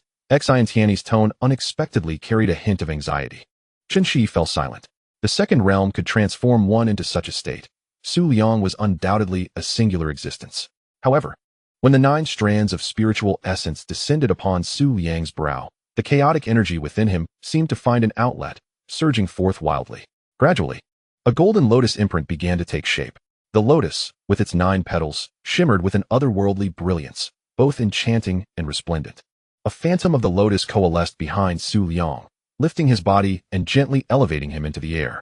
The long-anticipated thunderous tribulation descended without a hint of hesitation, accompanied by a resounding crash, striking directly atop his head. Yet, contrary to expectations, he felt no pain, nor could he sense even a hint of the electric energy.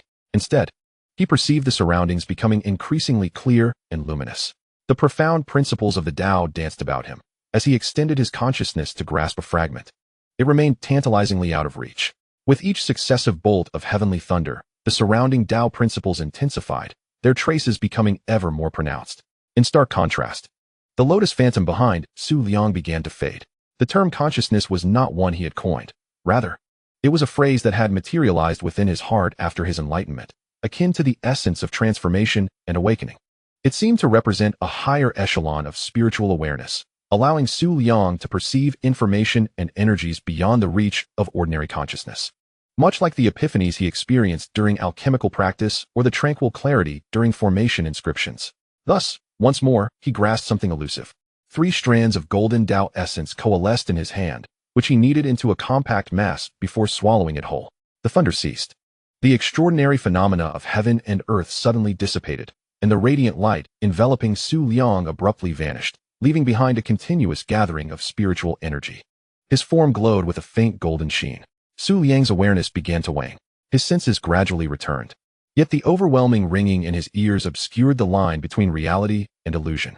In the depths of his consciousness, he seemed to perceive 9 lotus flowers swiftly withering. Struggling, he opened his eyes and reached out, yearning to grasp them. He recognized these 9 lotus flowers. He could not bear to see them perish. Over the past decade, he had exerted countless efforts to revive them. He longed to take action. With this thought, his consciousness sank into an abyss of darkness, and his body toppled forward.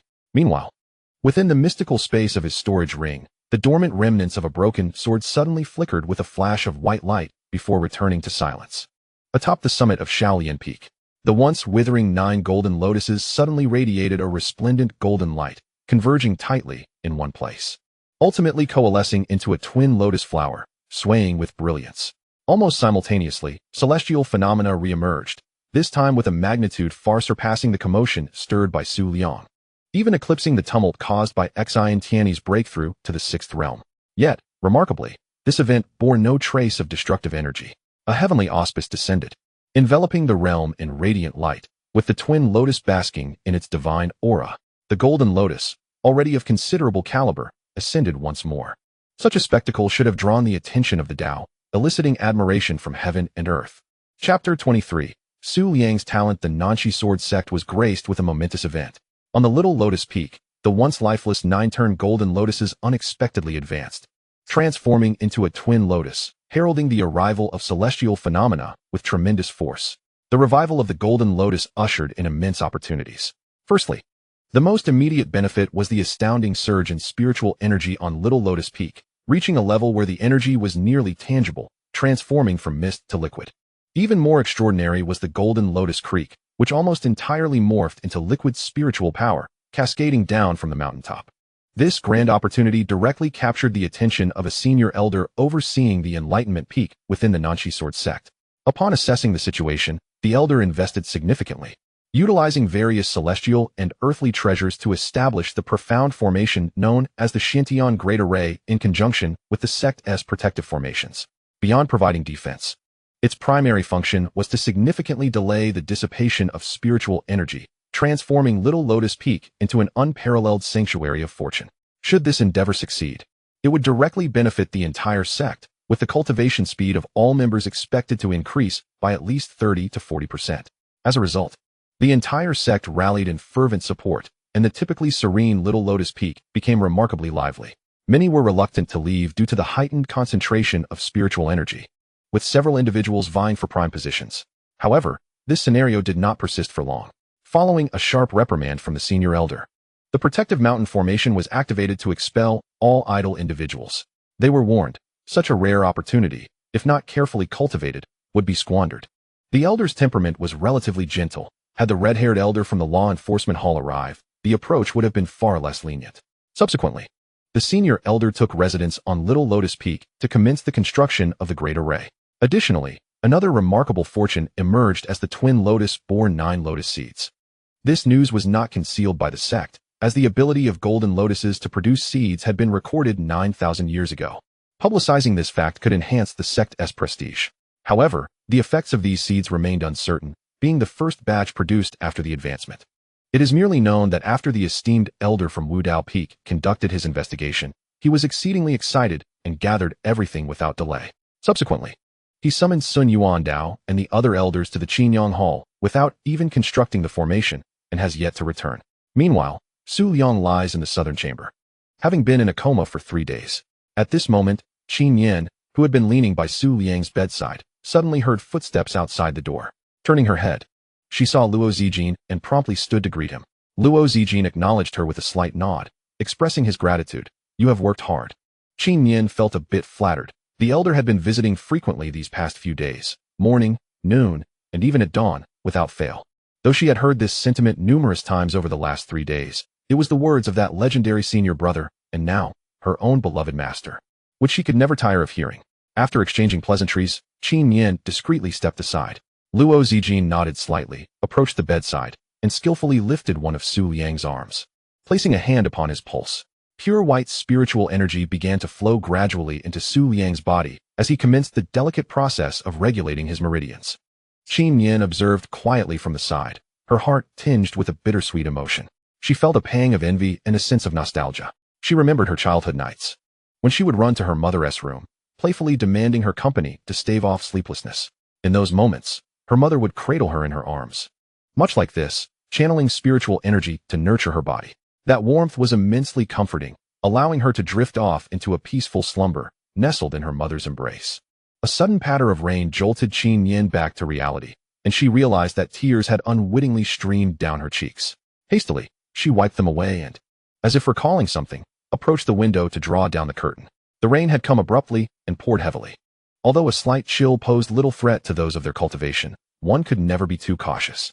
As she turned back, she was startled to find Luo Zijin gazing at her with a gentle smile.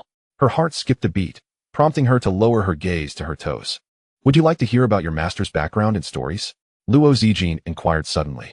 Taken aback, Qingyue lifted her head to look at the still unconscious Su Liang. "His background entails." She nodded in response. "Do not be so formal. Go fetch a stool. It is far more comfortable to sit than to stand." After a brief pause, his warm voice resumed. "Since Xiao Liang has taken you as his disciple, I am your master uncle, and there is no reason for you to feel constrained in my presence. The customs of Shaolian Peak are not so rigid." "Yes, master uncle," the young girl replied bashfully, sprinting to the outer hall to fetch a bamboo stool. She returned obediently, seated herself, and placed her hands atop her knees, embodying the image of a dutiful child. Luo Zijin found himself both amused and exasperated, yet he refrained from elaborating further and shifted to the main topic. "Your master, though merely 2 years your senior, possesses a wisdom that far surpasses that of his peers." A hint of nostalgia flickered across his face, tinged with an awkwardness that was palpable. It was evident that Luo Zijin seldom engaged in such conversations. However, since she was a disciple whom Xiao Liang had personally assured him would be accepted, it warranted his willingness to speak candidly. For a decade, public opinion regarding Xiao Liang had been predominantly negative, with an infamous label as the foremost disciple of the 3 most formidable figures from the Nanshi Sword sect. Under such circumstances, fellow disciples tended to keep their distance. Although, on the surface, the actions of Su Liang appeared beyond the comprehension of ordinary individuals, few cared to delve into the underlying reasons. Such is the nature of humanity. People prefer to believe what they observe at face value, sampling only the surface of deeper truths, and many, upon hearing well-circulated rumors, readily follow suit. Once gossip takes hold, it spirals uncontrollably. Ultimately, the truth becomes inconsequential. Luo Zijin knew Su Liang, understood him, and cared for him deeply. He could tolerate others' ignorance and disparagement of Su Liang, their public reverence masked by private contempt. However, he would not allow Qingyue, as Su Liang's disciple, to harbor similar thoughts or actions. Thus, there were matters he felt compelled to clarify. When I first entered the Nanxi sword sect at the tender age of 8, Su Liang was merely one. At that time, the Shaolian Peak had no direct disciples. My master, a renowned alchemist with a formidable reputation throughout the eastern continent, was deeply engrossed in his craft, leaving little time for the instruction of disciples.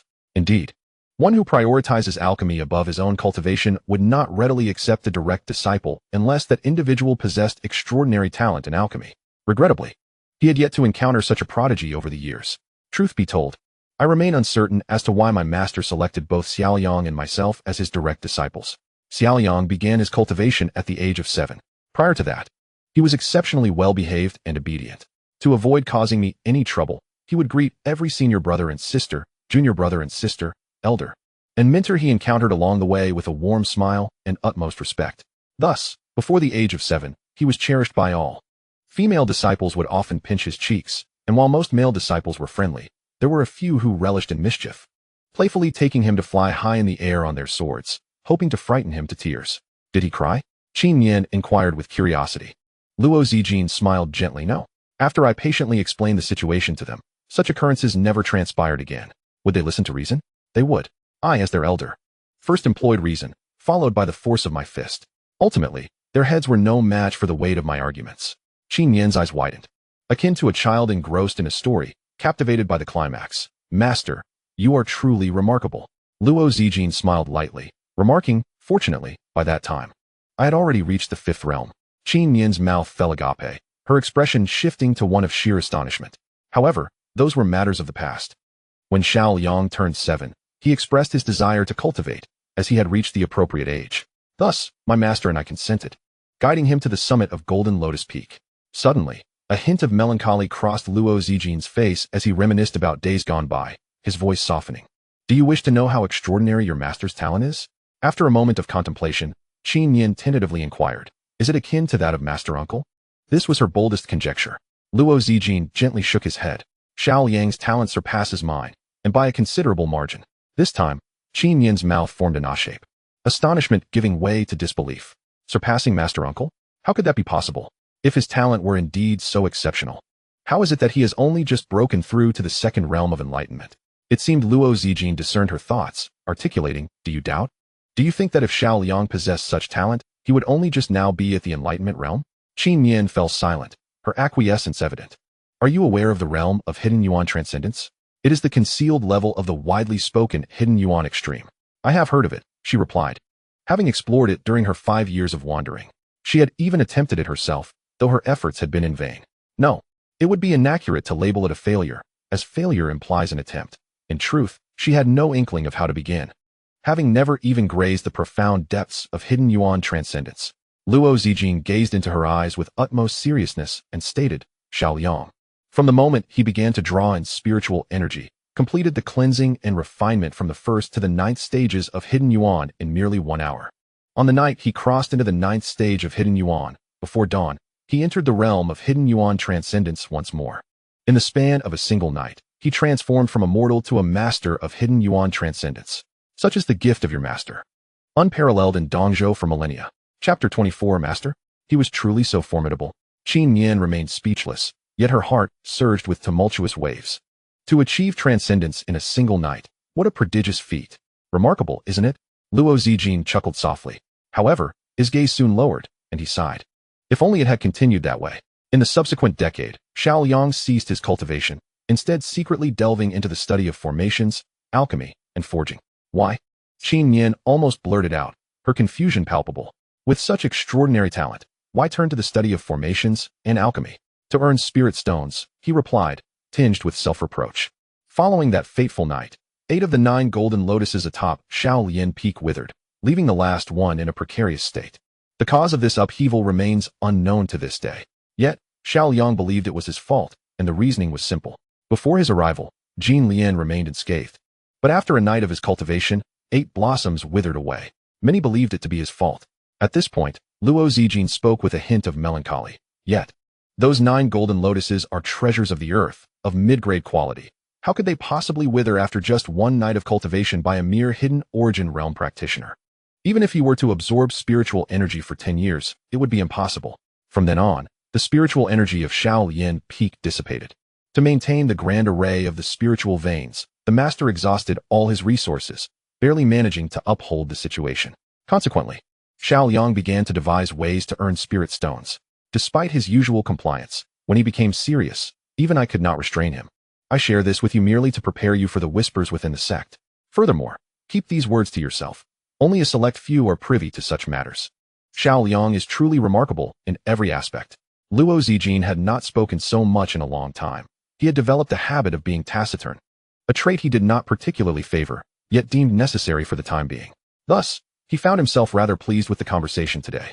Qingyue proved to be an attentive listener, refraining from unnecessary inquiries and quietly absorbing the discourse. Because of this, Luo Zijin's earlier slight discomfort regarding Su Liang's sudden acceptance of a disciple dissipated entirely. It seemed the master was indeed somewhat displeased. Otherwise, he would not have shown no acknowledgement towards Su Liang's first direct disciple. Su Liang had been observed for 17 years, while the master had watched for 16. Is he a natural spirit root? In response to this inquiry, Luo Zijin felt the earlier unease resurface along with a slight discomfort in his brow. Yet he refrained from elaborating, simply pondering before replying, I do not know. Do not know? The testing stone had failed to reveal Su Liang's spirit root. After hesitating, Luo Zijin added, like me, a spirit root that cannot even be detected by the testing stone? It seems the records are true. There are indeed heights beyond innate spirit roots. The master could not detect it either, which made Qingyue feel a twinge of sadness. There are more things to discover in due time. You may explore and experience them at your own pace. Luo Zijin rose, preparing to depart. Qingyue followed suit.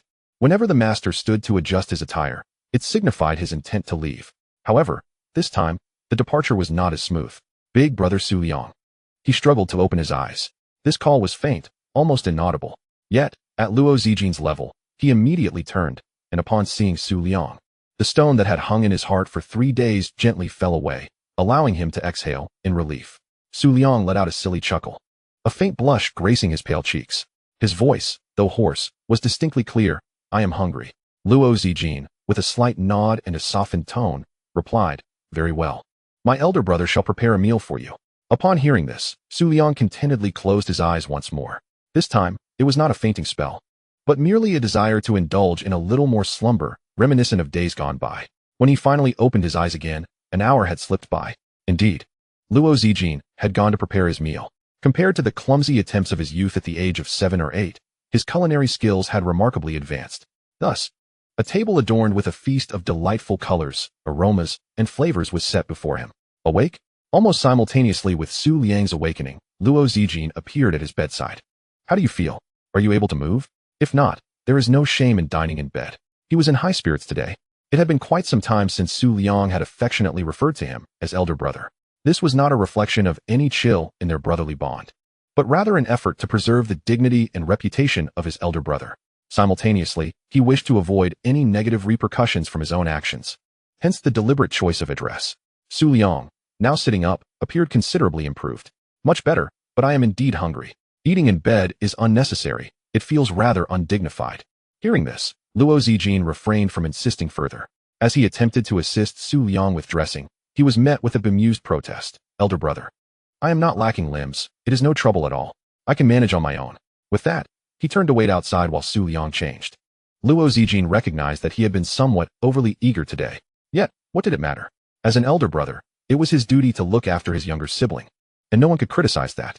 Qingyue followed Luo Zijin outside, waiting as well. During this time, she attempted to interject several times, but their brotherly exchange continually interrupted her. Before long, Su Liang emerged, fully dressed, and without needing any prompting, he seated himself at the table and began to eat voraciously. His hunger was genuine. Luo Zijin and Qingyue hardly touched their chopsticks, instead watching him devour the meal with impressive speed. Whenever Su Liang found himself overwhelmed, they would assist in serving him more dishes. In just a short span of half an hour, the entire spread had been cleared. Satisfied, Su Liang leaned back in his bamboo chair, slumped comfortably and burped, relishing the freedom to indulge without restraint. All right, I see you are no longer in dire straits. I shall take my leave now. Luo Zijin suddenly felt that Su Liang, who had been unconscious earlier, was much more agreeable. Ah, very well. Safe travels, elder brother. Su Liang replied, patting his belly and grinning. Your culinary skills are truly exceptional. What has prompted you to suddenly call me elder brother today? Luo Zijin glanced back before departing. Su Liang replied without hesitation, simply because I wanted to. Must there be a reason to address you as elder brother? Luo Zijin was momentarily taken aback. Su Liang smiled and added, Elder brother, I shall return to my training now. Very good, Xiao Liang. You may be unaware these past few days, but for some inexplicable reason, the 9 golden lotuses have transformed into a pair of intertwined lotuses, correct? Moreover, they have borne 9 lotus seeds. Luo Zijin furrowed his brows, then with a swift motion, placed his hand atop Su Liang's head. Su Liang, feeling somewhat helpless, shrugged his shoulders and did not resist. Meanwhile, Qingyue, observing from the side, was utterly perplexed. What is happening here? After a thorough examination confirmed that no possession had occurred, Luo Zijin curiously inquired, How did you come to know this? Suddenly, as if recalling something, Luo Zijin fixed his gaze upon Su Liang, astonished as he pressed further. Have you reached the pinnacle of the second realm? Well, how should I put it? Su Liang scratched his head, a hint of embarrassment on his face. I just woke up like this. As for how I knew. Su Liang cast a glance at Qingyue and began to elaborate, mentioning concepts like divine awareness and transcending the profound. After a considerable pause, Luo Zijin appeared deep in thought, transforming feathers into saints, as well as divine awareness. So, when I entered the hidden origin and transcended for the second time, I unknowingly stepped into a wondrous realm that, in hindsight, must have been the transformation of feathers. Did you manage to grasp it? Luo Zijin nodded. However, I have yet to comprehend the transformation into a saint. Would you like to undergo the process again? Su Liang's words were intended as a jest. But upon seeing Luo Zijin's serious contemplation, he quickly waved his hands. I was merely joking. It would be quite a predicament if my playful banter prompted Luo Zijin to undertake the process anew. He might as well settle down at the cliff of reflection. Let me think for a moment. I shouldn't need to for now. There are numerous matters regarding the 4 sects competition that require my attention. The mention of the 4 sects competition triggered a recollection in Luo Zijin, prompting him to depart in haste. Leaving no time to inquire about how divine awareness could discern the situation, Su Liang did not linger, escorting him out of the courtyard, but before he left, he reminded, When we meet again, do remember to address me as senior brother. Luo Zijin pretended he did not hear and vanished like a rainbow. Well, senior brother has departed. You may now speak freely. Su Liang did not turn back, but Qingyue understood that this remark was directed at her. Suddenly, a sharp sound rang out, followed by a second and a third. Su Liang, taken aback, turned around. Qingyue had knelt on the ground, solemnly bowing 3 times, though her gaze was somewhat evasive, and her speech stammered. I read in a compilation of stories that one must formally bow in respect when paying homage to a master. Do you think this resembles such an act? Master? Master. Chapter 25. The True Extreme of Pure Spirit. The supreme surprising phoenix, transforming wind sword technique, Su Liang, remained silent for an extended period. Though he had matured at an early age, he was still merely 17 this year. He had yet to fully understand his role as a master before contemplating accepting a disciple. Nonetheless, such occurrences were not unheard of. The scholars from the Beisai Academy were even more fervent in taking on disciples. What prompted this sudden desire for a formal apprenticeship? Su Liang inquired with curiosity. Qingyue pondered for a moment. My senior uncle spoke to me about your matters. What matters? The master's uncle declared that it must not be divulged. Su Liang furrowed his brow, ruminating over his own embarrassing moments, struggling to fathom what could compel this young girl to willingly acknowledge him as her mentor. In truth, he had never intended to take on a disciple. In recent years, he had expended tremendous mental energy, grappling with countless concerns daily. He simply lacked the surplus vigor to educate a pupil. The decision to accept Qingyue was merely a result of an instinctive prompt in his mind, reminiscent of the sensation he experienced upon attaining enlightenment. However, with the advancement of the Golden Lotus and the resolution of the spiritual energy issues at Xiaoyan Peak, he had surmounted that internal barrier. As for Qingyue's future, he had his own plans. With his capabilities, it would be effortless to send her to any peak as a disciple. Yet, it appeared that the plan had shifted. Why did you not perform the apprenticeship ceremony in front of the master brother just now? It would have certainly enhanced his perception of you. Su Liang inquired after a moment's hesitation. Qingyue shook her head, her eyes reflecting sincere earnestness. The master uncle is the master uncle, and the master is the master. The act of apprenticeship is distinct. Su Liang fell silent once more. It had been an age since his conscience had stirred. If his initial inclination to accept her as a disciple stemmed from an ethereal connection, now he genuinely wished to take her under his wing. I apologize. I should not have asked that. Su Liang adjusted his attire and spoke earnestly. Then he rose, his expression serious, yet the words that escaped his lips were endearingly whimsical. From this moment on, you shall be my disciple. However, I must forewarn you, being my disciple is arduous. Although my initial intentions for accepting you were not entirely noble, the words I spoke to you back then were sincere. Qingyue, somewhat perplexed, gazed at him with a naive expression. Su Liang smiled gently, choosing not to respond. It had been a long time since he had felt this relaxed. With the matters of the Golden Lotus settled, he could now continue on his own path. Having a disciple was rather delightful. Look down. What do you see? Down. Qingyue glanced at the ground, uncertain of what Su Liang intended for her to observe. She merely felt that her shadow seemed to gradually elongate. Shadow, Qingyue gasped. Su Liang continued with a smile. Indeed, where there is a shadow, there is light. Where there is light, there exists the potential for a home. From this day forth, the South Chamber shall be your second home. Though Qingyue was not one to easily shed tears, she was choked with emotion at that moment, unable to articulate a response, and could only nod vigorously. Thus, a 17-year-old youth took a 15-year-old girl as his disciple. It was somewhat ludicrous, yet equally precious.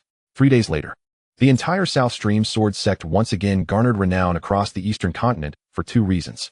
Firstly, the South Stream Sword sect extended an invitation to all prodigies aged 24 and below across the Eastern continent, announcing the forthcoming Golden Lotus Conference to be held in 3 months. The purpose is quite simple: to allow the disciples to engage in contests and exchanges with the talented individuals from the outside world, thereby complementing each other's strengths and weaknesses. Such competitions among the 4 major sects are held every few years, and there is an unspoken agreement to take turns hosting. Although the Southern Stream Sword sect hosted the event last year, it is again holding the competition this year, which may seem a bit lacking in martial ethics. Yet the other 3 sects have raised no objections. This is because the ultimate prize is the superior grade Earth-level treasure, the Golden Lotus Seed. A superior grade Earth-level item can indeed give birth to sentience. In the outside world, even cultivators at the 6th realm would vie fiercely for it. Consequently, the call for this Golden Lotus assembly is exceptionally high. Moreover, in another significant announcement, the rules for the 4 sects grand competition have been firmly established. Unlike previous secret realm contests, this time the assessment will take place in the Demon Domain Mountains. The reason for publicizing this information is to allow first-rate sects, which might wish to interfere in the competition as in previous years, to reconsider their involvement. The 4 sects grand competition is not merely a showdown between the 4 great powers of the Eastern continent. Other forces also wish to partake in the spoils. The pursuit of immortality is inherently a contest of rivalry. At Little Lotus Peak, in the southern chamber, Su Liang reclined comfortably in a grand chair, enjoying the cool breeze. After accepting disciples, the elder brother had reduced the frequency of assignments from once a day to once every 3 days, much to Su Liang's delight. Seizing the free time, Su Liang also took Qingyue to select a sword technique. The Imperial-level sword technique, officially titled True Ultimate Clear Spirit, Supreme Transformation of the Wind Sword Technique, was authored by a revered elder of the Southern Stream Sword sect who mastered the sword intent of wind 3,000 years ago. It is also one of the top 10 Imperial-level sword techniques cataloged by the sect. Swordsmanship, capable of encapsulating the essence of its creator, is the result of extensive exploration in one's respective domain. I forgot to mention that the manual you are currently perusing is merely the introductory stance. Light words fell upon Qingyue's ears, causing her to look up in surprise. What? In truth, she had not grasped the content at all. She was merely astonished that Su Liang could so casually present her with an Imperial-level sword technique. What if she were a spy from another sect? No, master. Yet, Su Liang interrupted her, saying, "Don't rush. Practice this first." When my junior sister first encountered this stance, she also found it simple, yet unbeknownst to her. Many profound intricacies lie within. Take a careful look before we discuss anything further. Master, I can't comprehend it. I know, he replied. Su Liang sat up, casting a puzzled glance at her. How could you not understand the sword intent of wind that you have perceived? Qingyue lowered her gaze to her toes. After spending several days together, Su Liang had come to recognize this as her signature gesture, which conveyed a simple message. I don't know, so please don't ask me. It should not be the case. I just glanced at it a few times. Although the expression conveys a shift, it is not so obscure as to be incomprehensible. Su Liang stood up, somewhat questioning whether he had picked up the wrong text, and carefully examined the initial stance that Qingyue had handed him. There appears to be no issue. Su Liang furrowed his brows.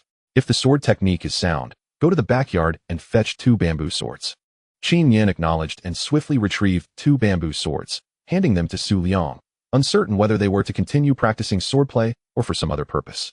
Since yesterday, Su Liang had required her to practice daily, albeit with a somewhat altered approach. While it still involved swinging and striking, Su Liang insisted that she practice in the bamboo forest, targeting a specific bamboo stalk.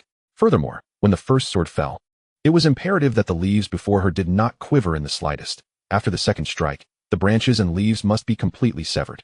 However, under no circumstances should the sword make contact with the bamboo, nor should any spiritual energy be employed apart from the intent of the sword. Indeed, as Luo Zijin had mentioned, Su Liang possessed a terrifying talent. After observing Qin Yin wield her sword for half an hour, he devised this training method to alter her long-established habit of reckless slashing. Su Liang weighed the sword in his hand, nodded slightly, and tossed one to Qin Yin, saying, "Let us once more engage in swordplay. Do not hold back, and strike with full force.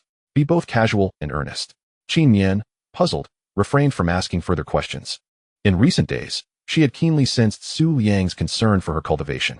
With royal-level swordsmanship and a tailor-made training regimen, her current swordmaster was genuinely striving to teach her. Su Liang had already stepped out of the small courtyard and into an open space outside, beckoning to her.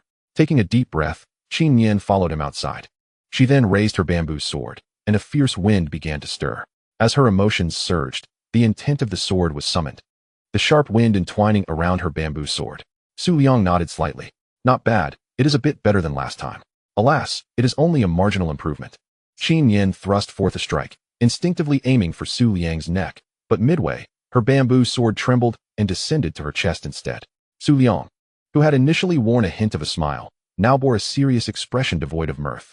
He grasped the blade of Qin Yin's sword with one hand and pressed down, revealing the peak of his second realm cultivation. An overwhelming sense of pressure enveloped Qin Yin, rendering her breathless. How can this be? Such immense pressure, even a third realm swordsman could not impose upon her. Su Liang fixed his gaze upon Qin Yin, his breathing becoming rapid, his demeanor appearing quite unsettling. Within her sword intent, he discerned something elusive. Suppressing his tumultuous emotions, he inquired of Qin Yin, "Have you ever encountered a man clad in a crimson robe, wearing a half-mask of a blue demon, upon which the character hidden is discernible?" Qin Yin felt as though struck by lightning. A figure emerged in her mind, seemingly coalescing from a pool of blood, treading upon the corpses of her mother, father, and great-grandfather while grinning at her with an eerie smile. "Please do not let me catch you."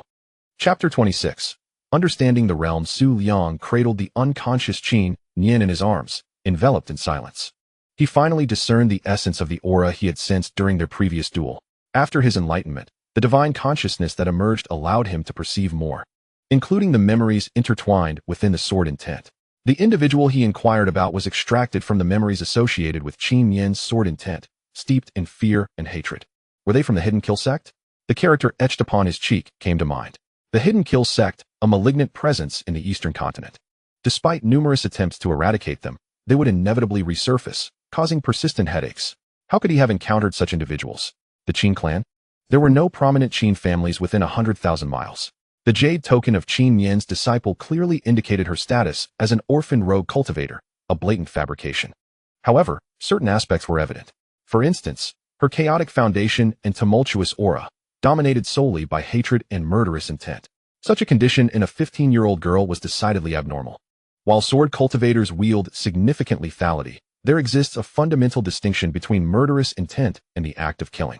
The most immediate impression was that Qin Yin's sword intent exuded a palpable scent of blood. This outcome often signifies not mastery over the sword intent, but rather the sword intent claiming you, gradually stripping away your consciousness until one becomes a mere sword slave. There was also the possibility of a sword spirit. The sword that Qin Yin had wielded that day was at least a human-grade spiritual weapon, and it had birthed a sword spirit. In summary, it appeared that Qin Yin's family had, for reasons unknown, attracted the ire of the Hidden Kill sect, leading to a massacre. Though someone within the household must have used that human-grade spiritual weapon to help Qin Yin escape. That sword, though its spirit lay dormant, emanated a fierce killing intent. Likely a remnant from a confrontation with the Hidden Kill sect, or perhaps it was inherently so. When intertwined with Qin Yin's hatred, it painted a grim picture.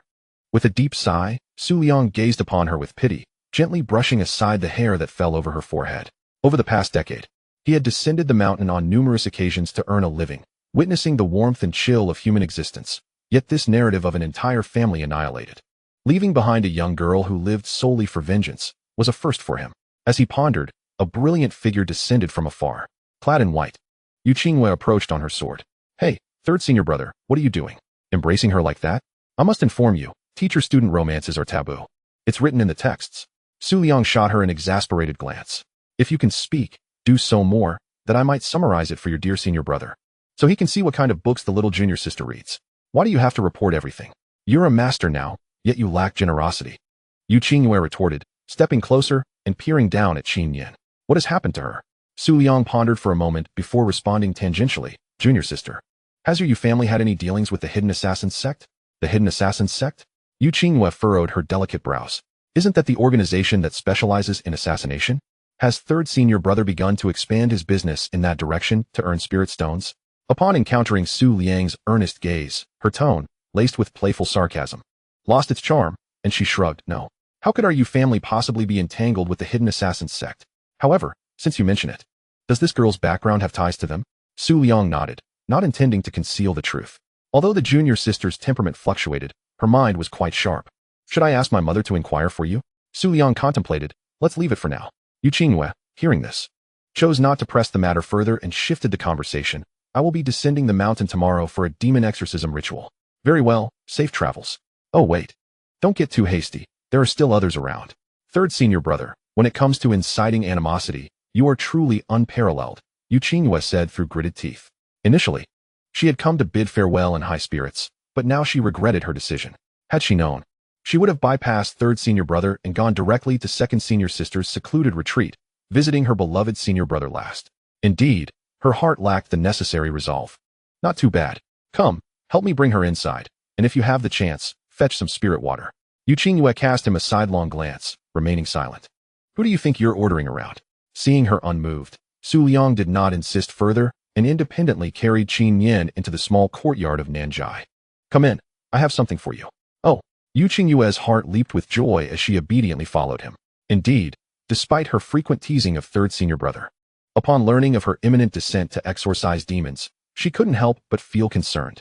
However, such thoughts did not linger long. Once Su Liang settled Qin in the side room and administered a tranquilizing pill, he rose and entered the inner chamber. Moments later, he emerged holding a spatial ring, which he handed to Yu Qingyue. As per our usual arrangement, please deliver the contents within to Dechun in the eastern part of Nanchi City. Is that all? Oh. Yes, that's all for this time. Were you expecting something? Yu Qingyue opened her mouth as if to say something, but ultimately swallowed her words. Upon realizing that Su Liang indeed had not prepared a farewell gift for her, she stormed off in a huff. Stingy, stingy, stingy. To think he is a master of formations and skilled in alchemy, yet so miserly. Su Liang was acutely aware of Yu Qingyue's dissatisfaction. Yet he ultimately provided her with nothing more. Look at this, she still wants to take advantage of me. Yu Qingyue's visit was but an interlude. Originally, the day's plan was to assist Qin in formally transitioning to the wind sword technique. However, the current circumstances seemed to preclude that. Thus, it was best to attend to his own matters for now. Suddenly, the gate of the southern courtyard closed, followed by a faint purple radiance forming a semicircular veil that enveloped the entire courtyard.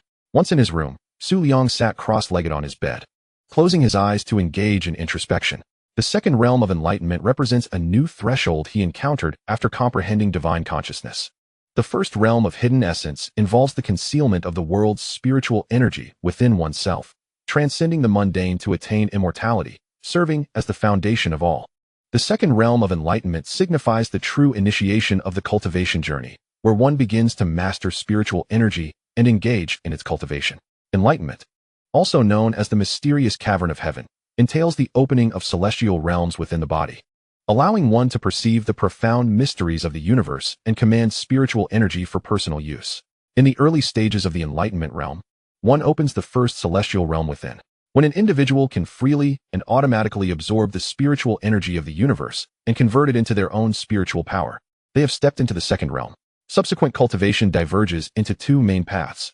The first path involves opening multiple celestial realms within the body, establishing connections between them to complement one another, allowing spiritual energy to circulate throughout the body in a pursuit of perpetual vitality. Naturally, each individual has a limit to the number of celestial realms they can sustain. Historically, 9 celestial realms have been considered the maximum, resonating with the cosmic order. However, some ancient texts recount tales of 10 celestial realms, though their veracity remains unverified due to the passage of time. This method of cultivating the enlightenment realm is the most widely disseminated, attracting the most practitioners. Opening 2 celestial realms signifies entry into the intermediate stage. 3 celestial realms indicates the late stage, and 5 celestial realms represent the pinnacle of the second realm, a zenith for the majority. As for prodigies, they often pause at this juncture to continue opening celestial realms. Cultivation can be likened to filling a water tank. The first realm determines the quality of the tank, while the second realm dictates its capacity. Beyond this method, there exists a second approach, which involves refraining from opening additional celestial realms and instead focusing on refining the first realm. However, this method presents significant challenges, primarily requiring continuous expansion and compression to solidify one's celestial realm. This approach tests one's abilities intensely, and most cultivation techniques do not necessitate such an endeavor.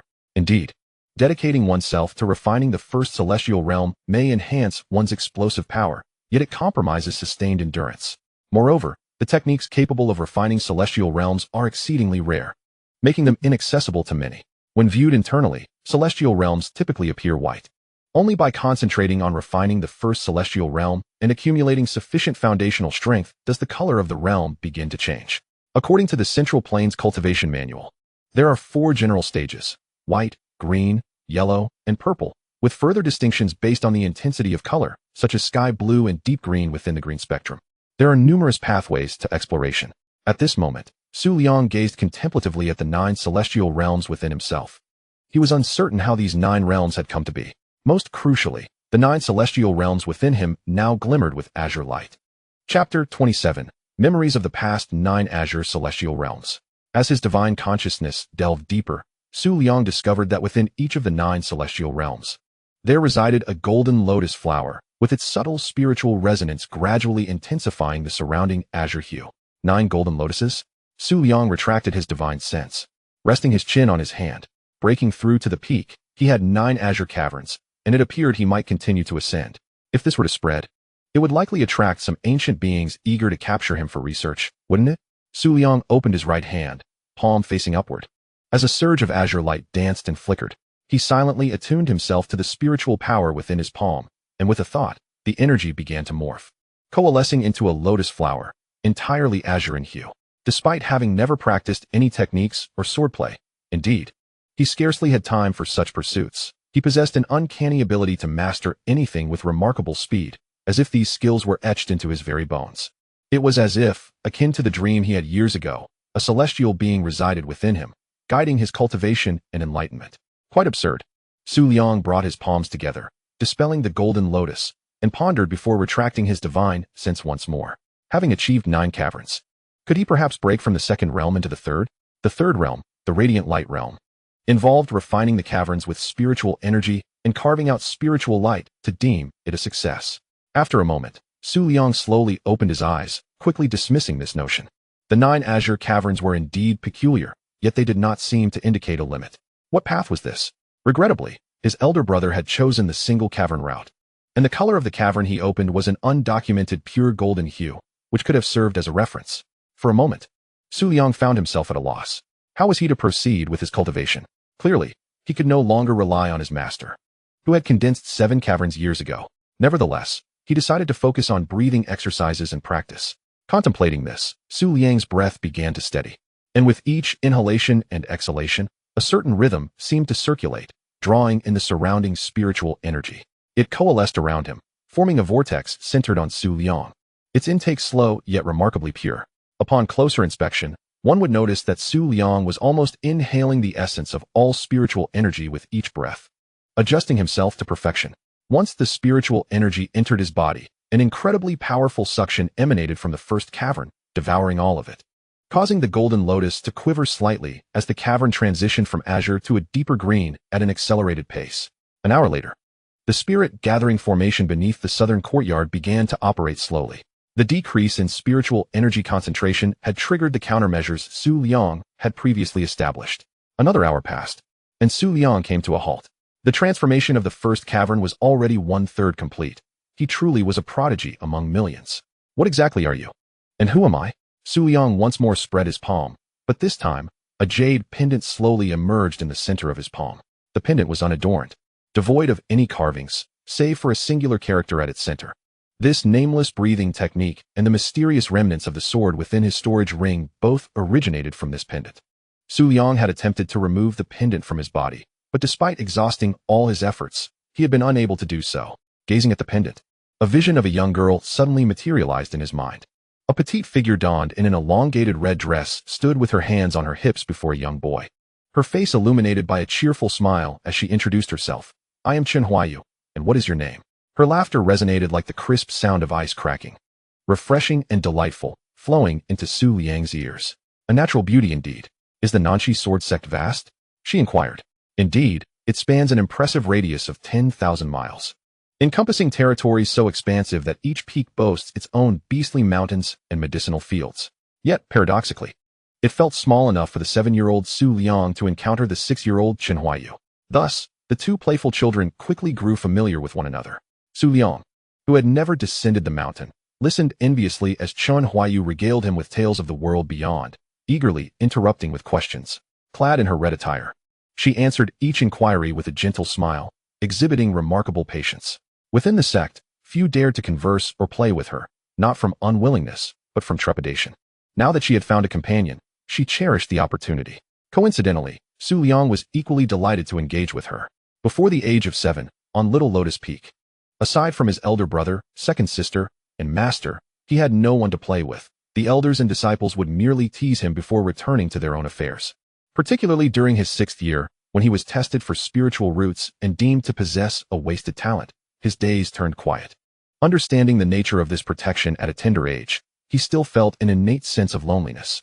His elder brother and second sister were engrossed in their cultivation, and he dared not disturb them, while his master was often preoccupied with alchemy. Thus, he found himself alone, the solitary disciple of Little Lotus Peak, devoid of companionship. On that fateful day, it was Qingyue who took the lead, and together they devised a way to sneak into the beast mountain of Zixiao Peak, unaccompanied by any guardians. Consequently, the concealment talisman given to him by Luo Zijin was utilized. Initially, all progressed smoothly, but soon, calamity struck. It was an accident, yet it felt almost inevitable. The 7-year-old Su Liang resolutely shielded the 6-year-old Qingyue behind him, a yellow talisman raised to form a barrier before them. Facing them was a horde of 4th-tier tiger demons, thick in number, exceeding 10. How could such a multitude of 4th-tier tiger demons manifest within the ostensibly safe borders of Zixiao Peak? And why were the guarding disciples conspicuously absent? To this day, it remains an unsolved mystery, culminating in the punishment of the Zixiao Peak's leader and the disciples tasked with overseeing the Beast Mountain. At least, that is the official narrative. In truth, Su Liang felt an undercurrent of fear, but being the elder, he instinctively positioned himself in front of her. However, the protective talisman, despite its potency, possessed finite spiritual energy and would eventually wane. Once the barrier dissipated, the pack of tiger demons surged forward. As the moment to feast upon them approached, a sudden flash of sword light erupted, fine lines appearing around their necks, expanding relentlessly. Amidst a whirlwind of chaos, the tiger heads tumbled to the ground. The sword light circled back, revealing the true form of a broken sword, which quietly stood guard before Su Liang. After circling him twice, it seamlessly melded back into his being, immediately engraving an unnamed breathing technique into his mind. The overwhelming influx of information and an immense sense of fatigue caused Su Liang's vision to darken, and he collapsed, succumbing to slumber. It was not until he was roused by the heart-wrenching cries of Qingyue that Su Liang slowly opened his eyes, only to be taken away by his hurried master and senior brother. She too was escorted by an exceptionally beautiful woman clad in palace attire. Before departing, the young girl, with tears streaming down her face, looked at him with deep remorse, repeatedly uttering apologies. Su Liang, as he listened to her voice fading in and out, wished to respond but found himself unable to speak, instead repeating in his heart that it was all right. After all, he too had desired to venture out and play. Everything is a result of causes and conditions. Subsequently, he lay for 7 days, reportedly afflicted by the malevolent aura of the tiger demons. As an ordinary mortal, Su Liang's recovery after merely 7 days was considered a remarkable miracle. Following this, his elder brother and master formally gathered various heavenly materials and earthly treasures, intending to forcibly elevate his cultivation level. With a useless spirit root, yet not devoid of any spiritual root, it was conceivable that with sufficient resources, one could attain some degree of cultivation, thereby preventing the disheartening situation where Su Liang was unable to sustain many formations with his spiritual energy. However, for reasons unknown, after Luo Zijin and Xin Tianyi spent a year collecting and organizing these treasures, Su Liang's spiritual root became undetectable by the spirit testing stone. After a month of consistent testing yielding the same outcome, the rarely convened Shaolin Peak held a small banquet. They summoned the second senior sister, who was still in seclusion, along with many elders who had a good rapport with Xin Tianyi, and even the sect leader, Sun Yuandao, attended in person. Then came the night when Su Liang entered the realm of profound understanding. Su Liang interrupted his recollections as the jade pendant gradually integrated into his body. It appeared he would need to visit the library tomorrow, he mused softly, beginning to plan for the future in his mind. Soon, he would turn 18. The age to descend the mountain and eliminate demons as per tradition. Before that, he needed to enhance his abilities. His thoughts were suddenly interrupted by the sound of light footsteps. Su Liang slightly raised his head, extending his consciousness outward. Master, I seek an audience, Xin Tianyi's voice echoed. Surprising Su Liang. Had she awakened so soon? Come in, he replied. With a creak, the door swung open, and Xin Tianyi entered. I wanted to ask why you fainted. She inquired, nodding. Su Liang inclined his head slightly, gesturing towards a nearby stool. Please sit. Oh. Xin Tianyi obediently moved and perched herself at the edge of the bed. Do you know what is most important for a sword cultivator? After a moment of contemplation, Xin Tianyi cautiously inquired, talent? Like that of my master uncle? Su Liang chuckled and nodded, affirming, what you say is not entirely incorrect. When it comes to talent, your master uncle is far more formidable than you might imagine. The world knows he embarked on the path of sword cultivation at 20, reached the 5th realm by 22, and although he has not yet broken through at 25, he has comprehended the sword's momentum and established a sword domain. But do you know what realm your master uncle was in before he turned 20? Xin Tianyi pondered deeply. Offering a bold guess, the 4th realm of sword cultivation? Su Liang shook his head. No. Before he turned 20, your master uncle was adept in techniques. At the 6th realm, and he was a renowned 6th realm practitioner. However, your master uncle declined the title and chose to return to sword cultivation. How many have achieved the 6th realm at 20? Now consider this. How many have renounced their realm at 20, started anew in sword cultivation, and within 2 years reached the 5th realm? Xin Tianyi's pupils constricted, her face a mask of astonishment. Master uncle is truly remarkable. Such talent is indeed impressive. She nodded fervently. Su Liang smiled gently, spreading his hands. Yet I believe the essence of sword cultivation lies not in talent. Not in talent? Xin Tianyi echoed, her confusion evident. Su Liang patiently affirmed, no, it is in one's disposition. Xin Tianyi's eyes reflected a sense of bewilderment. Disposition? What does that have to do with sword cultivation? Isn't it merely about the swiftness and precision of the sword? Otherwise, how could it be said that the sword cultivator's strikes are the most potent? She questioned. How could disposition be relevant? Does a kind-hearted individual wield a sharper blade? She was perplexed. Noticing her confusion, Su Liang continued to elucidate. Sword cultivators often become reckless due to the sharpness of their blades, justifying it as being carefree and unrestrained. However, before drawing the sword, one must first introspect, then consider the sword itself. To kill for the sake of killing, to strike for the sake of striking, to seize for the sake of seizing. This does not constitute a true sword cultivator, but merely a madman wielding a sword chaotically. Madman. Su Liang smiled slightly. These words are not mine. They were imparted to me by my senior brother. Initially, I did not comprehend it. After all, I am not a violent individual. Nor do I resort to violence for trivial gains, and I do not thoughtlessly challenge others to combat. Thus, my disposition is rather commendable, is it not? Xin Tianyi nodded in agreement. Compared to those who would unsheath their swords at the slightest disagreement, she mused, it was indeed better. Yet, the lingering question remained. What impact does it have? The depth of one's disposition does not hinge on whether one harbors compassion, but rather on one's true essence. What drives you to draw your sword? Your sword intent reveals that your motivation for drawing the sword is merely hatred. Finally, they reached the crux of the matter. Xin Tianyi bit her lip, a flicker of panic and astonishment crossing her gaze. So, even now, you are unwilling to share your story with me? Do you truly believe that your fabricated background could deceive the Nansha sword sect? Su Liang gazed at her in silence, awaiting further elaboration. In truth, whether she spoke or remained silent, he would regard her as a disciple and extend his assistance. However, the quality of that support would hinge entirely on her intentions. Xin Tianyi met his gaze. Within those bright eyes lay an abundance of clarity and tranquility. After a long pause, the young girl relaxed her shoulders, gradually releasing her taut nerves, and began to speak. In a distant land, there existed a grand city at the border, home to a prominent family.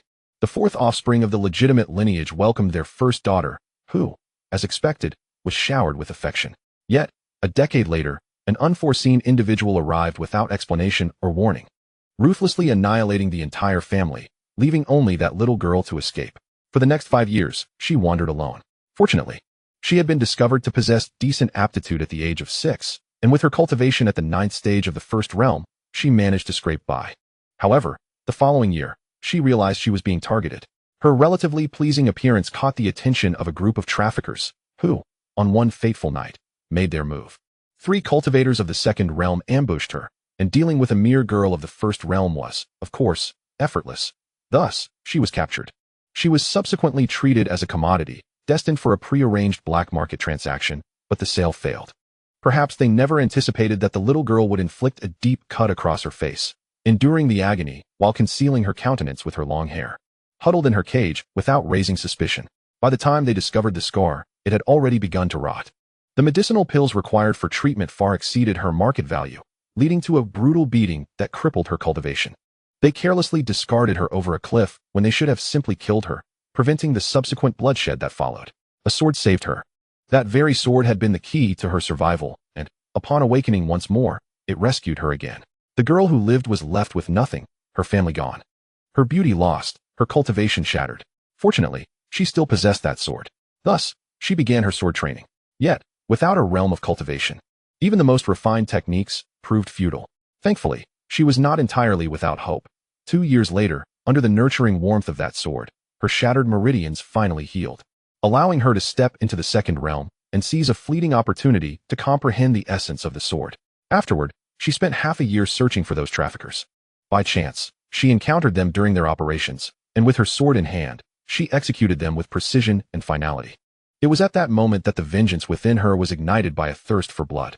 Having avenged her new grievances, she was left with only the lingering bitterness of her shattered family.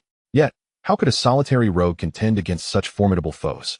Thus, she traversed mountains and rivers, arriving at a sect where she had previously inquired about a master renowned for his exceptional talent. She yearned to become stronger swiftly and was willing to sacrifice everything for that goal. Qingyue's voice remained calm throughout, as serene as if recounting the experiences of another. Su Liang finally comprehended the situation. He interrupted her discourse, seamlessly bridging the gap in her narrative.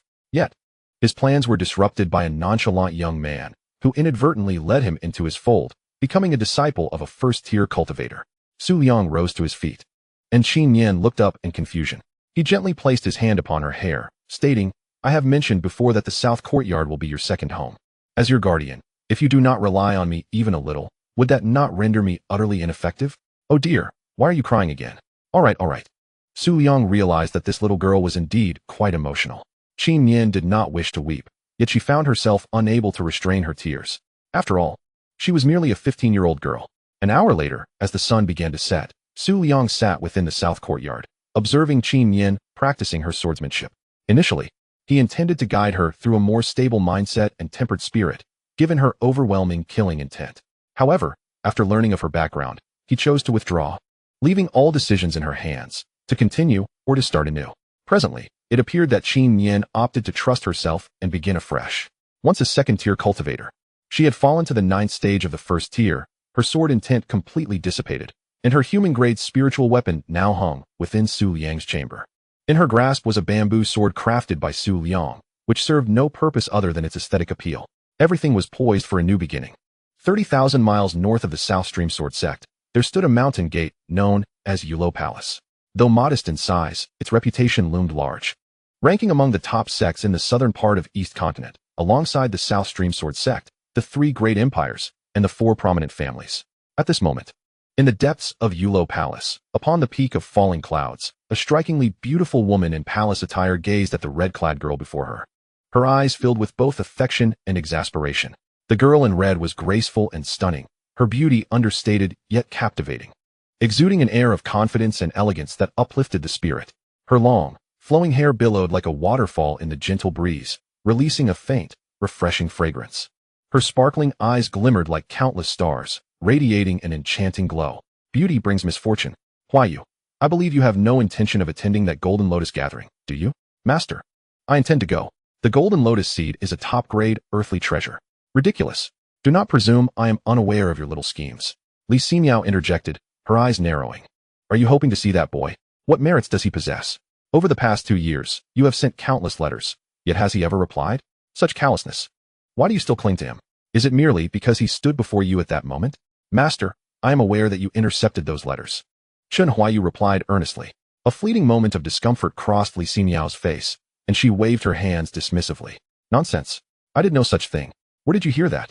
Xin Tianyi sighed. Master, next time you tell a lie, please slow down your tone. It makes it easier for me to be deceived. Fine. I shall be mindful of that next time, but that is not the crux of the matter. How did you know I withheld your letter? Xin Tianyi smiled faintly. I just found out. No wonder he hasn't replied to me. You, Li Ximiao, caught in a trap of words, nearly lost her breath. Oh, so you've learned to deceive your master now, have you? I want to allow you to attend the Golden Lotus meeting. Since reasoning had failed, she decided to abandon all sense of logic. Throwing a tantrum seemed most effective. Xin Tianyi sighed softly. Master, why do you oppose him so vehemently? Is it merely because he has remained at the first realm for a decade? Seeing her beloved disciple's serious demeanor, Li Ximiao ceased her playful antics, resuming a composed posture as she nodded earnestly. Indeed. Huayu, at 16, you are on the brink of entering the fourth realm. You and he are destined to walk different paths. Master, I will go. Xin Tianyi fixed her gaze on her, seriousness etched on her face. Li Ximiao fell silent. She was all too familiar with the depth of her precious disciple's stubbornness in this state. Why must you go? Li Ximiao posed the final question. Xin Tianyi hesitated to respond immediately. She seemed lost in thought, her mind racing back to that jungle. The pale-faced girl was fiercely protected by a similarly frightened boy, refusing to take a step back. After 10 years apart, a wild goose carries the message of longing. She yearned to ask him directly. Over the past 2 years, had he failed to reply to her letters? Or had her master truly not sent them? Or perhaps all the responses had been withheld by her master. Though she already had her suspicions, she wanted to hear it from him personally. Chapter 29. The wind at the cliff bottom, suddenly calm. Nanshi Sword Sect, Regret Cliff. Su Liang truly did not expect to return here just 5 days after breaking through to the second realm. A frequent visitor does not return in such a manner. The biting wind carried an unbearable chill, causing Su Liang to shiver uncontrollably. Under the suppression of the formation, spiritual energy lay dormant. Even practitioners at the fifth realm would suffer from the cold. Old chum, I'll remember you. Just wait, there will be no offerings at your grave. You'll have to consume everything yourself. Su Liang found a sheltered corner, hugging his knees and muttering incessantly. It was just a lenient assessment. Is it really necessary to make such a fuss? Did I not put in effort when questioning the state of mind? If it weren't for me, would so many spies have been uncovered? I bled for the sect, so what's wrong with receiving a little reward? Su Liang shouted indignantly. Enough, enough. With so many new disciples this time, the trouble caused is not small. 3 days of punishment is sufficient. A female voice floated from beside him.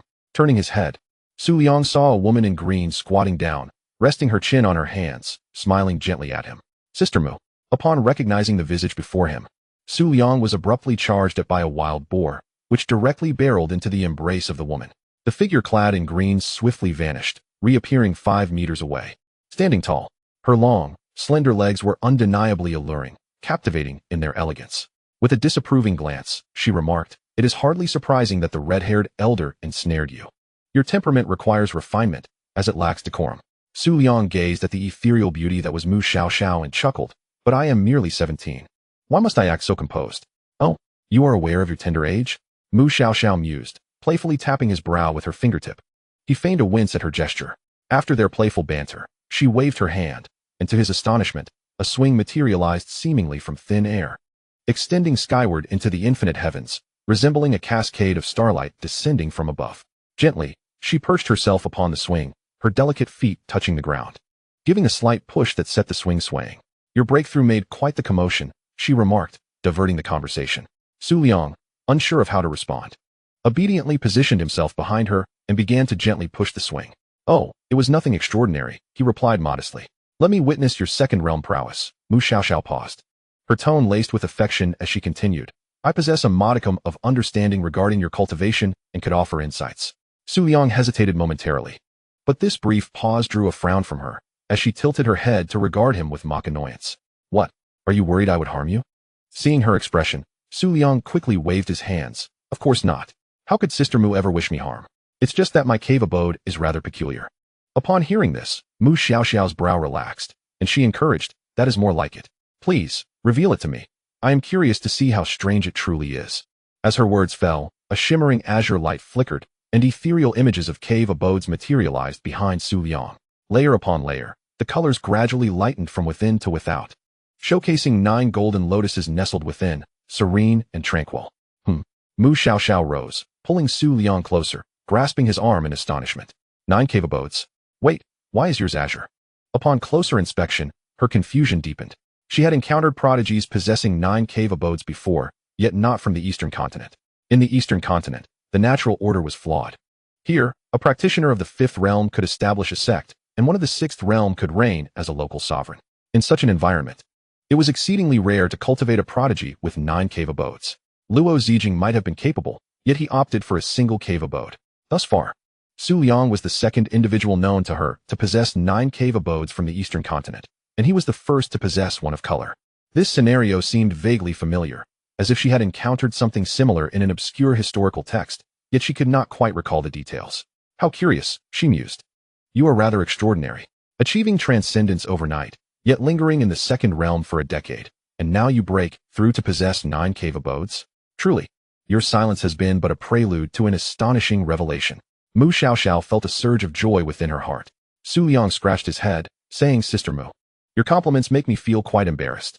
As he spoke, a thought seemed to strike him, and he slapped his forehead. Sister Mu, I specifically brought you something wonderful this time.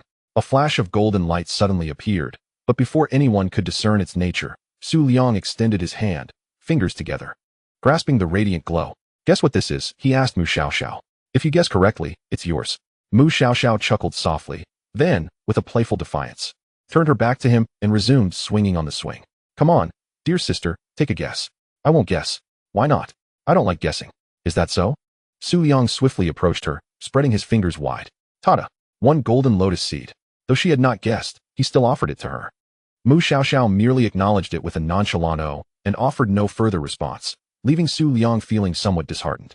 After all, this was a high-grade golden lotus fruit. He had received 9 golden lotus seeds and could not fathom why he had chosen to give her one. If Luo Zijin had known that he had been so thoroughly instructed to keep the golden lotus seeds safe, only to see one casually given away, he wondered what his reaction would be. Perhaps it would involve some serious reprimanding. I heard from my senior brother that this item is greatly beneficial for cultivators in the 6th realm, and it even has some effect for those in the 7th realm. As for me, being only at the 2nd realm, I have no need for it. You, Sister Mu, are so formidable. Surely, you can make good use of it. At this point, Mu Xiaoxiao lost her playful demeanor and gazed intently at Su Liang. Noticing the eager expression on his face, she sighed inwardly. Is this the so-called heart of profound understanding? You believe everything I say? This item holds little value for me. You should keep it for yourself. Mu Xiaoxiao declined to accept it, not giving Su Liang the opportunity to argue further. If I say you should keep it, then keep it. If you keep nagging, I might just hit you.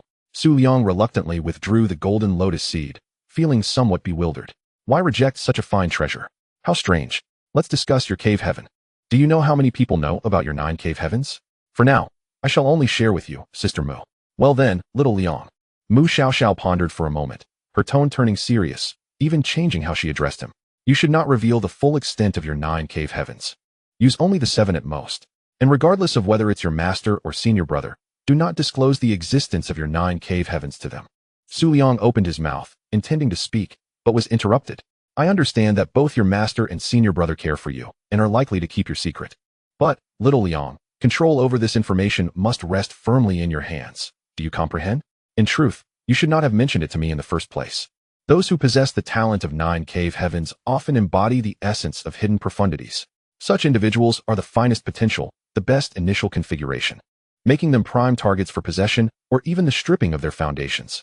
Similar to the 2 years when Luo Zijin voluntarily relinquished his magical prowess to pursue swordsmanship, many clandestine members within the sect were willing to self-destruct in their attempts to ambush him. Sister Mu, it's quite all right. Su Liang shrugged nonchalantly. I understand your concerns about potential betrayals.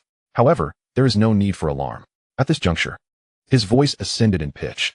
I have already advanced to the rank of a 4th-tier formation master. My defenses are abundant. Mu Xiaoxiao paused in surprise before suddenly seizing one of his ears, expressing her discontent. Oh really? Just last month, you claimed to have barely entered the 5th tier. How is it that within a month, you've miraculously reached the 4th tier? Surely, you jest, even deceiving me? As she tightened her grip, Su Liang quickly begged for mercy. Sister Mu, it hurts. My ear is going to be lost. Realizing they were at the cliff of reflection, Mu Xiaoxiao loosened her hold. Su Liang inhaled sharply, emitting a peculiar sound of discomfort. It was indeed painful. After the sting subsided, Su Liang felt somewhat aggrieved. He had indeed made an advancement in just a month. However, he had yet to submit his insights on the 4th-tier Earth-level formations for recognition. It was not his fault to be a genius. Well, since you have attained the 4th tier, you should be more than capable of self-defense. Do as you please. I shall not concern myself with you any longer." Having spoken, Mu Xiaoxiao rose, towering over him by two heads, and cast a glance downward. "Enough of this. Your mere presence irritates me. Depart." With a swift gesture, Su Liang vanished from her sight. The cliff of reflection was her dominion. Once she declared him to have reflected sufficiently, it was settled. No one could contest her authority. After concluding this, Mu Xiaoxiao returned to her swing, leaning against the ropes. How much they had grown over the years. It had been a decade. She recalled his initial entrance, the way his eyes sparkled upon seeing the swing, cautiously asking, "Sister, may I swing?" Gently, she began to sway. The winds at the cliff's base suddenly stilled. Chapter 30. The Essence of Sword Intent. The profound understanding of hidden principles. Time passed swiftly, and in the blink of an eye, 2 months had gone by. "Master." Su Liang's door burst open, and a pair of elegant legs stepped inside, chattering excitedly. "I did it, master. I succeeded." Qin Yin approached the bedside, shaking the still slumbering Su Liang. "Master, look. I've touched the threshold of profound understanding." Awoken from a deep slumber, Su Liang reluctantly opened his eyes, his irritation evident as he pulled the blanket over his face. Muttering, "All right, I understand. Keep it up." Qin Yin, still brimming with excitement, nudged him. "Master, tell me what to do next. Hurry." The mere thought of having reached the threshold of profound understanding left her exhilarated. Though it was merely a fleeting moment of insight, it had imparted invaluable benefits to her. Startled awake from a restless slumber, Su Liang abruptly sat up, glaring at Qin Yin. "Do you realize that disturbing one's dreams is an unethical act? However, master, it is already noon. Besides, you wouldn't want the Grandmaster to discover that you have neglected your studies for an entire month, would you?" Su Liang felt a throbbing headache and muttered, "Are you daring to threaten me now? Go on. Today sword training shall be doubled. You are not permitted to sleep until you have completed it." Qin Yin shrugged nonchalantly. "I had no intention of sleeping anyway. At the 9th level of the first realm, even a month without rest is inconsequential. Meditation suffices." Unlike Su Liang, who had grown lax since the 6th elder descended to exorcise demons, and the Grandmaster entered seclusion, she had maintained her discipline. "Are you still retorting?" Su Liang's tone grew stern, yet it proved ineffective. Over the past 2 months, Qin Yin had grown quite familiar with him. Such posturing no longer intimidated her. "Master, I am merely striving to uphold your reputation in the upcoming new talent competition in 4 months." Su Liang was momentarily taken aback, but soon his eyes sparkled with realization. The new talent competition? Indeed, it seemed he had indulged himself too much over these past 2 months, almost forgetting this opportunity. The new talent competition of the Nanchi Sword Sect took place 6 months after the recruitment of new disciples. While not overly grand, it garnered considerable excitement. The competition did not distinguish between first and second generation disciples. All new entrants could participate, ensuring equality of status and focus on strength. Thus, Qin Yin was indeed eligible to compete. "Since that is the case, I shall reluctantly provide you with some guidance." "Wonderful." Qin Yin's demeanor transformed, becoming obedient. Observing her, Su Liang could only chuckle in exasperation. Finally, he formed his fingers into a gesture as if to tap, and Qin Yin did not evade, instead grinning in response. "Remember to knock when you enter next time. This is truly lacking in decorum." "Understood." After a brief period of dressing, the two made their way to an open area outside the small courtyard of the southern pavilion. With his hands clasped behind his back, Su Liang exuded an air of leisure. "Now, unfold your understanding. Let me observe." Though the request sounded abstract, Qin Yin comprehended its essence, as her master had elucidated. The first realm serves as a foundation, the starting point for seeking immortality and enlightenment. Those with spiritual roots can sense the celestial energies of the world, draw them into their bodies, and refine themselves, thereby shedding their mortal shells and embarking on the path of cultivation. Her understanding manifested as a faint yellow light in Qin Yin's hands. Closing her eyes to center her spirit, she lifted her hands, initiating her stance. The spiritual energy radiated from her body, gracefully swirling in the air, slowly coalescing into a distinct pattern. While its meaning eluded comprehension, it appeared remarkably natural. Su Liang nodded in approval. Indeed, this is the path toward understanding. The process of cultivating the profound was strictly delineated into 3 stages: approaching the path, entering the path, and comprehending the profound. The shortcut lies in the harmony of spirit and form with the great path, which can be simply understood as the resonance between heaven and humanity. Following this, one must draw the essence into the body, a step referred to as entering the Tao. The more exceptional one's innate spiritual roots, the easier this step becomes. Ultimately, one must attain profound understanding, refining oneself through the great path to enhance comprehension and foundational strength. As for the subsequent stages of transforming into wings and attaining sanctity, these represent further breakthroughs beyond this point. However, these two stages are exceedingly demanding in terms of innate talent, should one lack sufficient aptitude. Even a century of perseverance may yield no results. Next, you must guide yourself into the Tao. Relax your mind and spirit, resist not. As I will assist you in harmonizing your spiritual energy, your task is to seize that fleeting insight during this process. Su Liang's expression grew increasingly serious. After achieving sanctity, his spiritual consciousness transformed into divine awareness, granting him the qualification to assist others in attaining profound understanding. First, sit down, close your eyes, and withdraw your spiritual thoughts. Avoid distractions, he instructed. Qingyue complied obediently. Subsequently, Su Liang raised his hand, and a cascade of mysterious light began to coalesce, revealing 3 celestial realms that shimmered with an emerald hue. Over the past 2 months, 3 of these realms had transformed into deep green, despite Su Liang's inconsistent efforts. The foundation of attaining sanctity was truly awe-inspiring. The opportunity was singular. Should it be missed, one would have to rely solely on oneself. Qingyue nodded in response, though her expression betrayed a hint of tension. It's here. As the words fell, the mysterious light enveloped Qingyue. The ethereal chart of spiritual energy in the air gradually dimmed until it vanished entirely. Su Liang's complexion turned pale, and the number of celestial realms behind him unconsciously increased to 7. While it appeared casual, this simple gesture drained a significant portion of his spiritual energy reserves. An alarming consumption.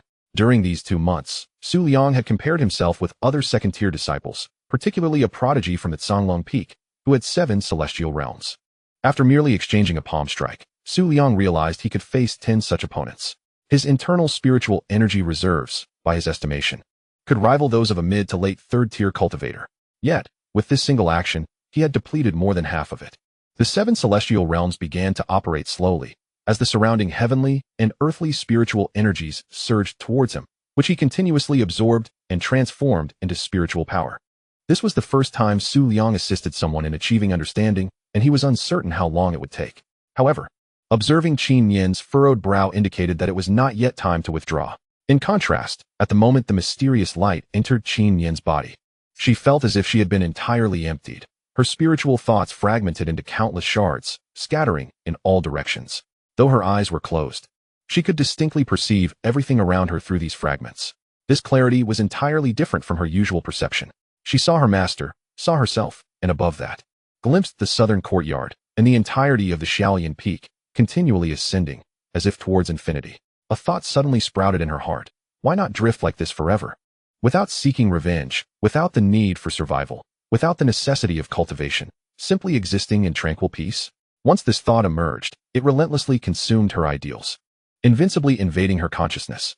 Just let it be. The silent notion took root and blossomed, persistently pressing and echoing, akin to a haunting melody. All right. Qingyue softly responded with her heart's voice. She seemed somewhat weary. If she could rest like this, it wouldn't be so bad. Yet, would her father, mother, brothers, and sisters also be here?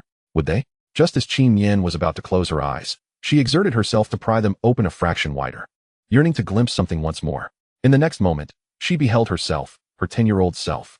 Qingyue radiated a mysterious light, reaching out a hand, clearly uttering no words. Yet she distinctly heard a voice exploding within the lake of her heart. Strike it down. The sword intent soared with the wind. This time, it was no longer a fierce gale laced with murderous intent, but rather a gentle breeze, as serene as the calm air after the cotton clouds had dispersed, softly brushing her face and stirring ripples in her being. Boom! The lake of her heart trembled, the gentle breeze coalescing into an invisible sharp blade. Crashing down with a thunderous roar, Qingyue abruptly opened her eyes. In the next moment, the sword intent surged skyward, and the phenomena of heaven and earth re-emerged. The clouds rolled back, ominous dark clouds gathering from all directions, converging towards the Little Lotus Peak. The sword intent was innate and profound. Do not lose focus. Solidify your foundations. Su Liang chided, awakening the dazed Qingyue. As she hurriedly returned to her meditative state, he released a sigh of relief, raising his hand to withdraw, ungracefully collapsing to the ground. As the 9 caves behind him dispersed, 2.5 hours had passed. It had exhausted him considerably. However, he was relieved it had succeeded. Moments later, among all the main peaks of the Nanshi Sword sect, except for Little Lotus Peak, at least one spiritual sense reached out, only to dissipate shortly thereafter. They understood that another prodigy had emerged from Little Lotus Peak. The phenomena of heaven and earth continued to coalesce, showing no sign of abating. It appeared less like a celebration and more like an attempt to annihilate, reminiscent of his own night of enlightenment many years ago. Su Liang furrowed his brow slightly. Then, he stood up, taking a deep breath, pointing at the vast sky, and cursed vehemently, "Begone." The deeply accumulated clouds seemed to pause momentarily, and then, astonishingly, they began to recede. Huh. Su Liang was taken aback, retracting his finger to examine it closely. Following this, he pointed at a wildflower at his feet, tentatively stating, "Begone." The gentle breeze flowed, causing the wildflower to sway slightly. It seemed as if a howling sound echoed in the air.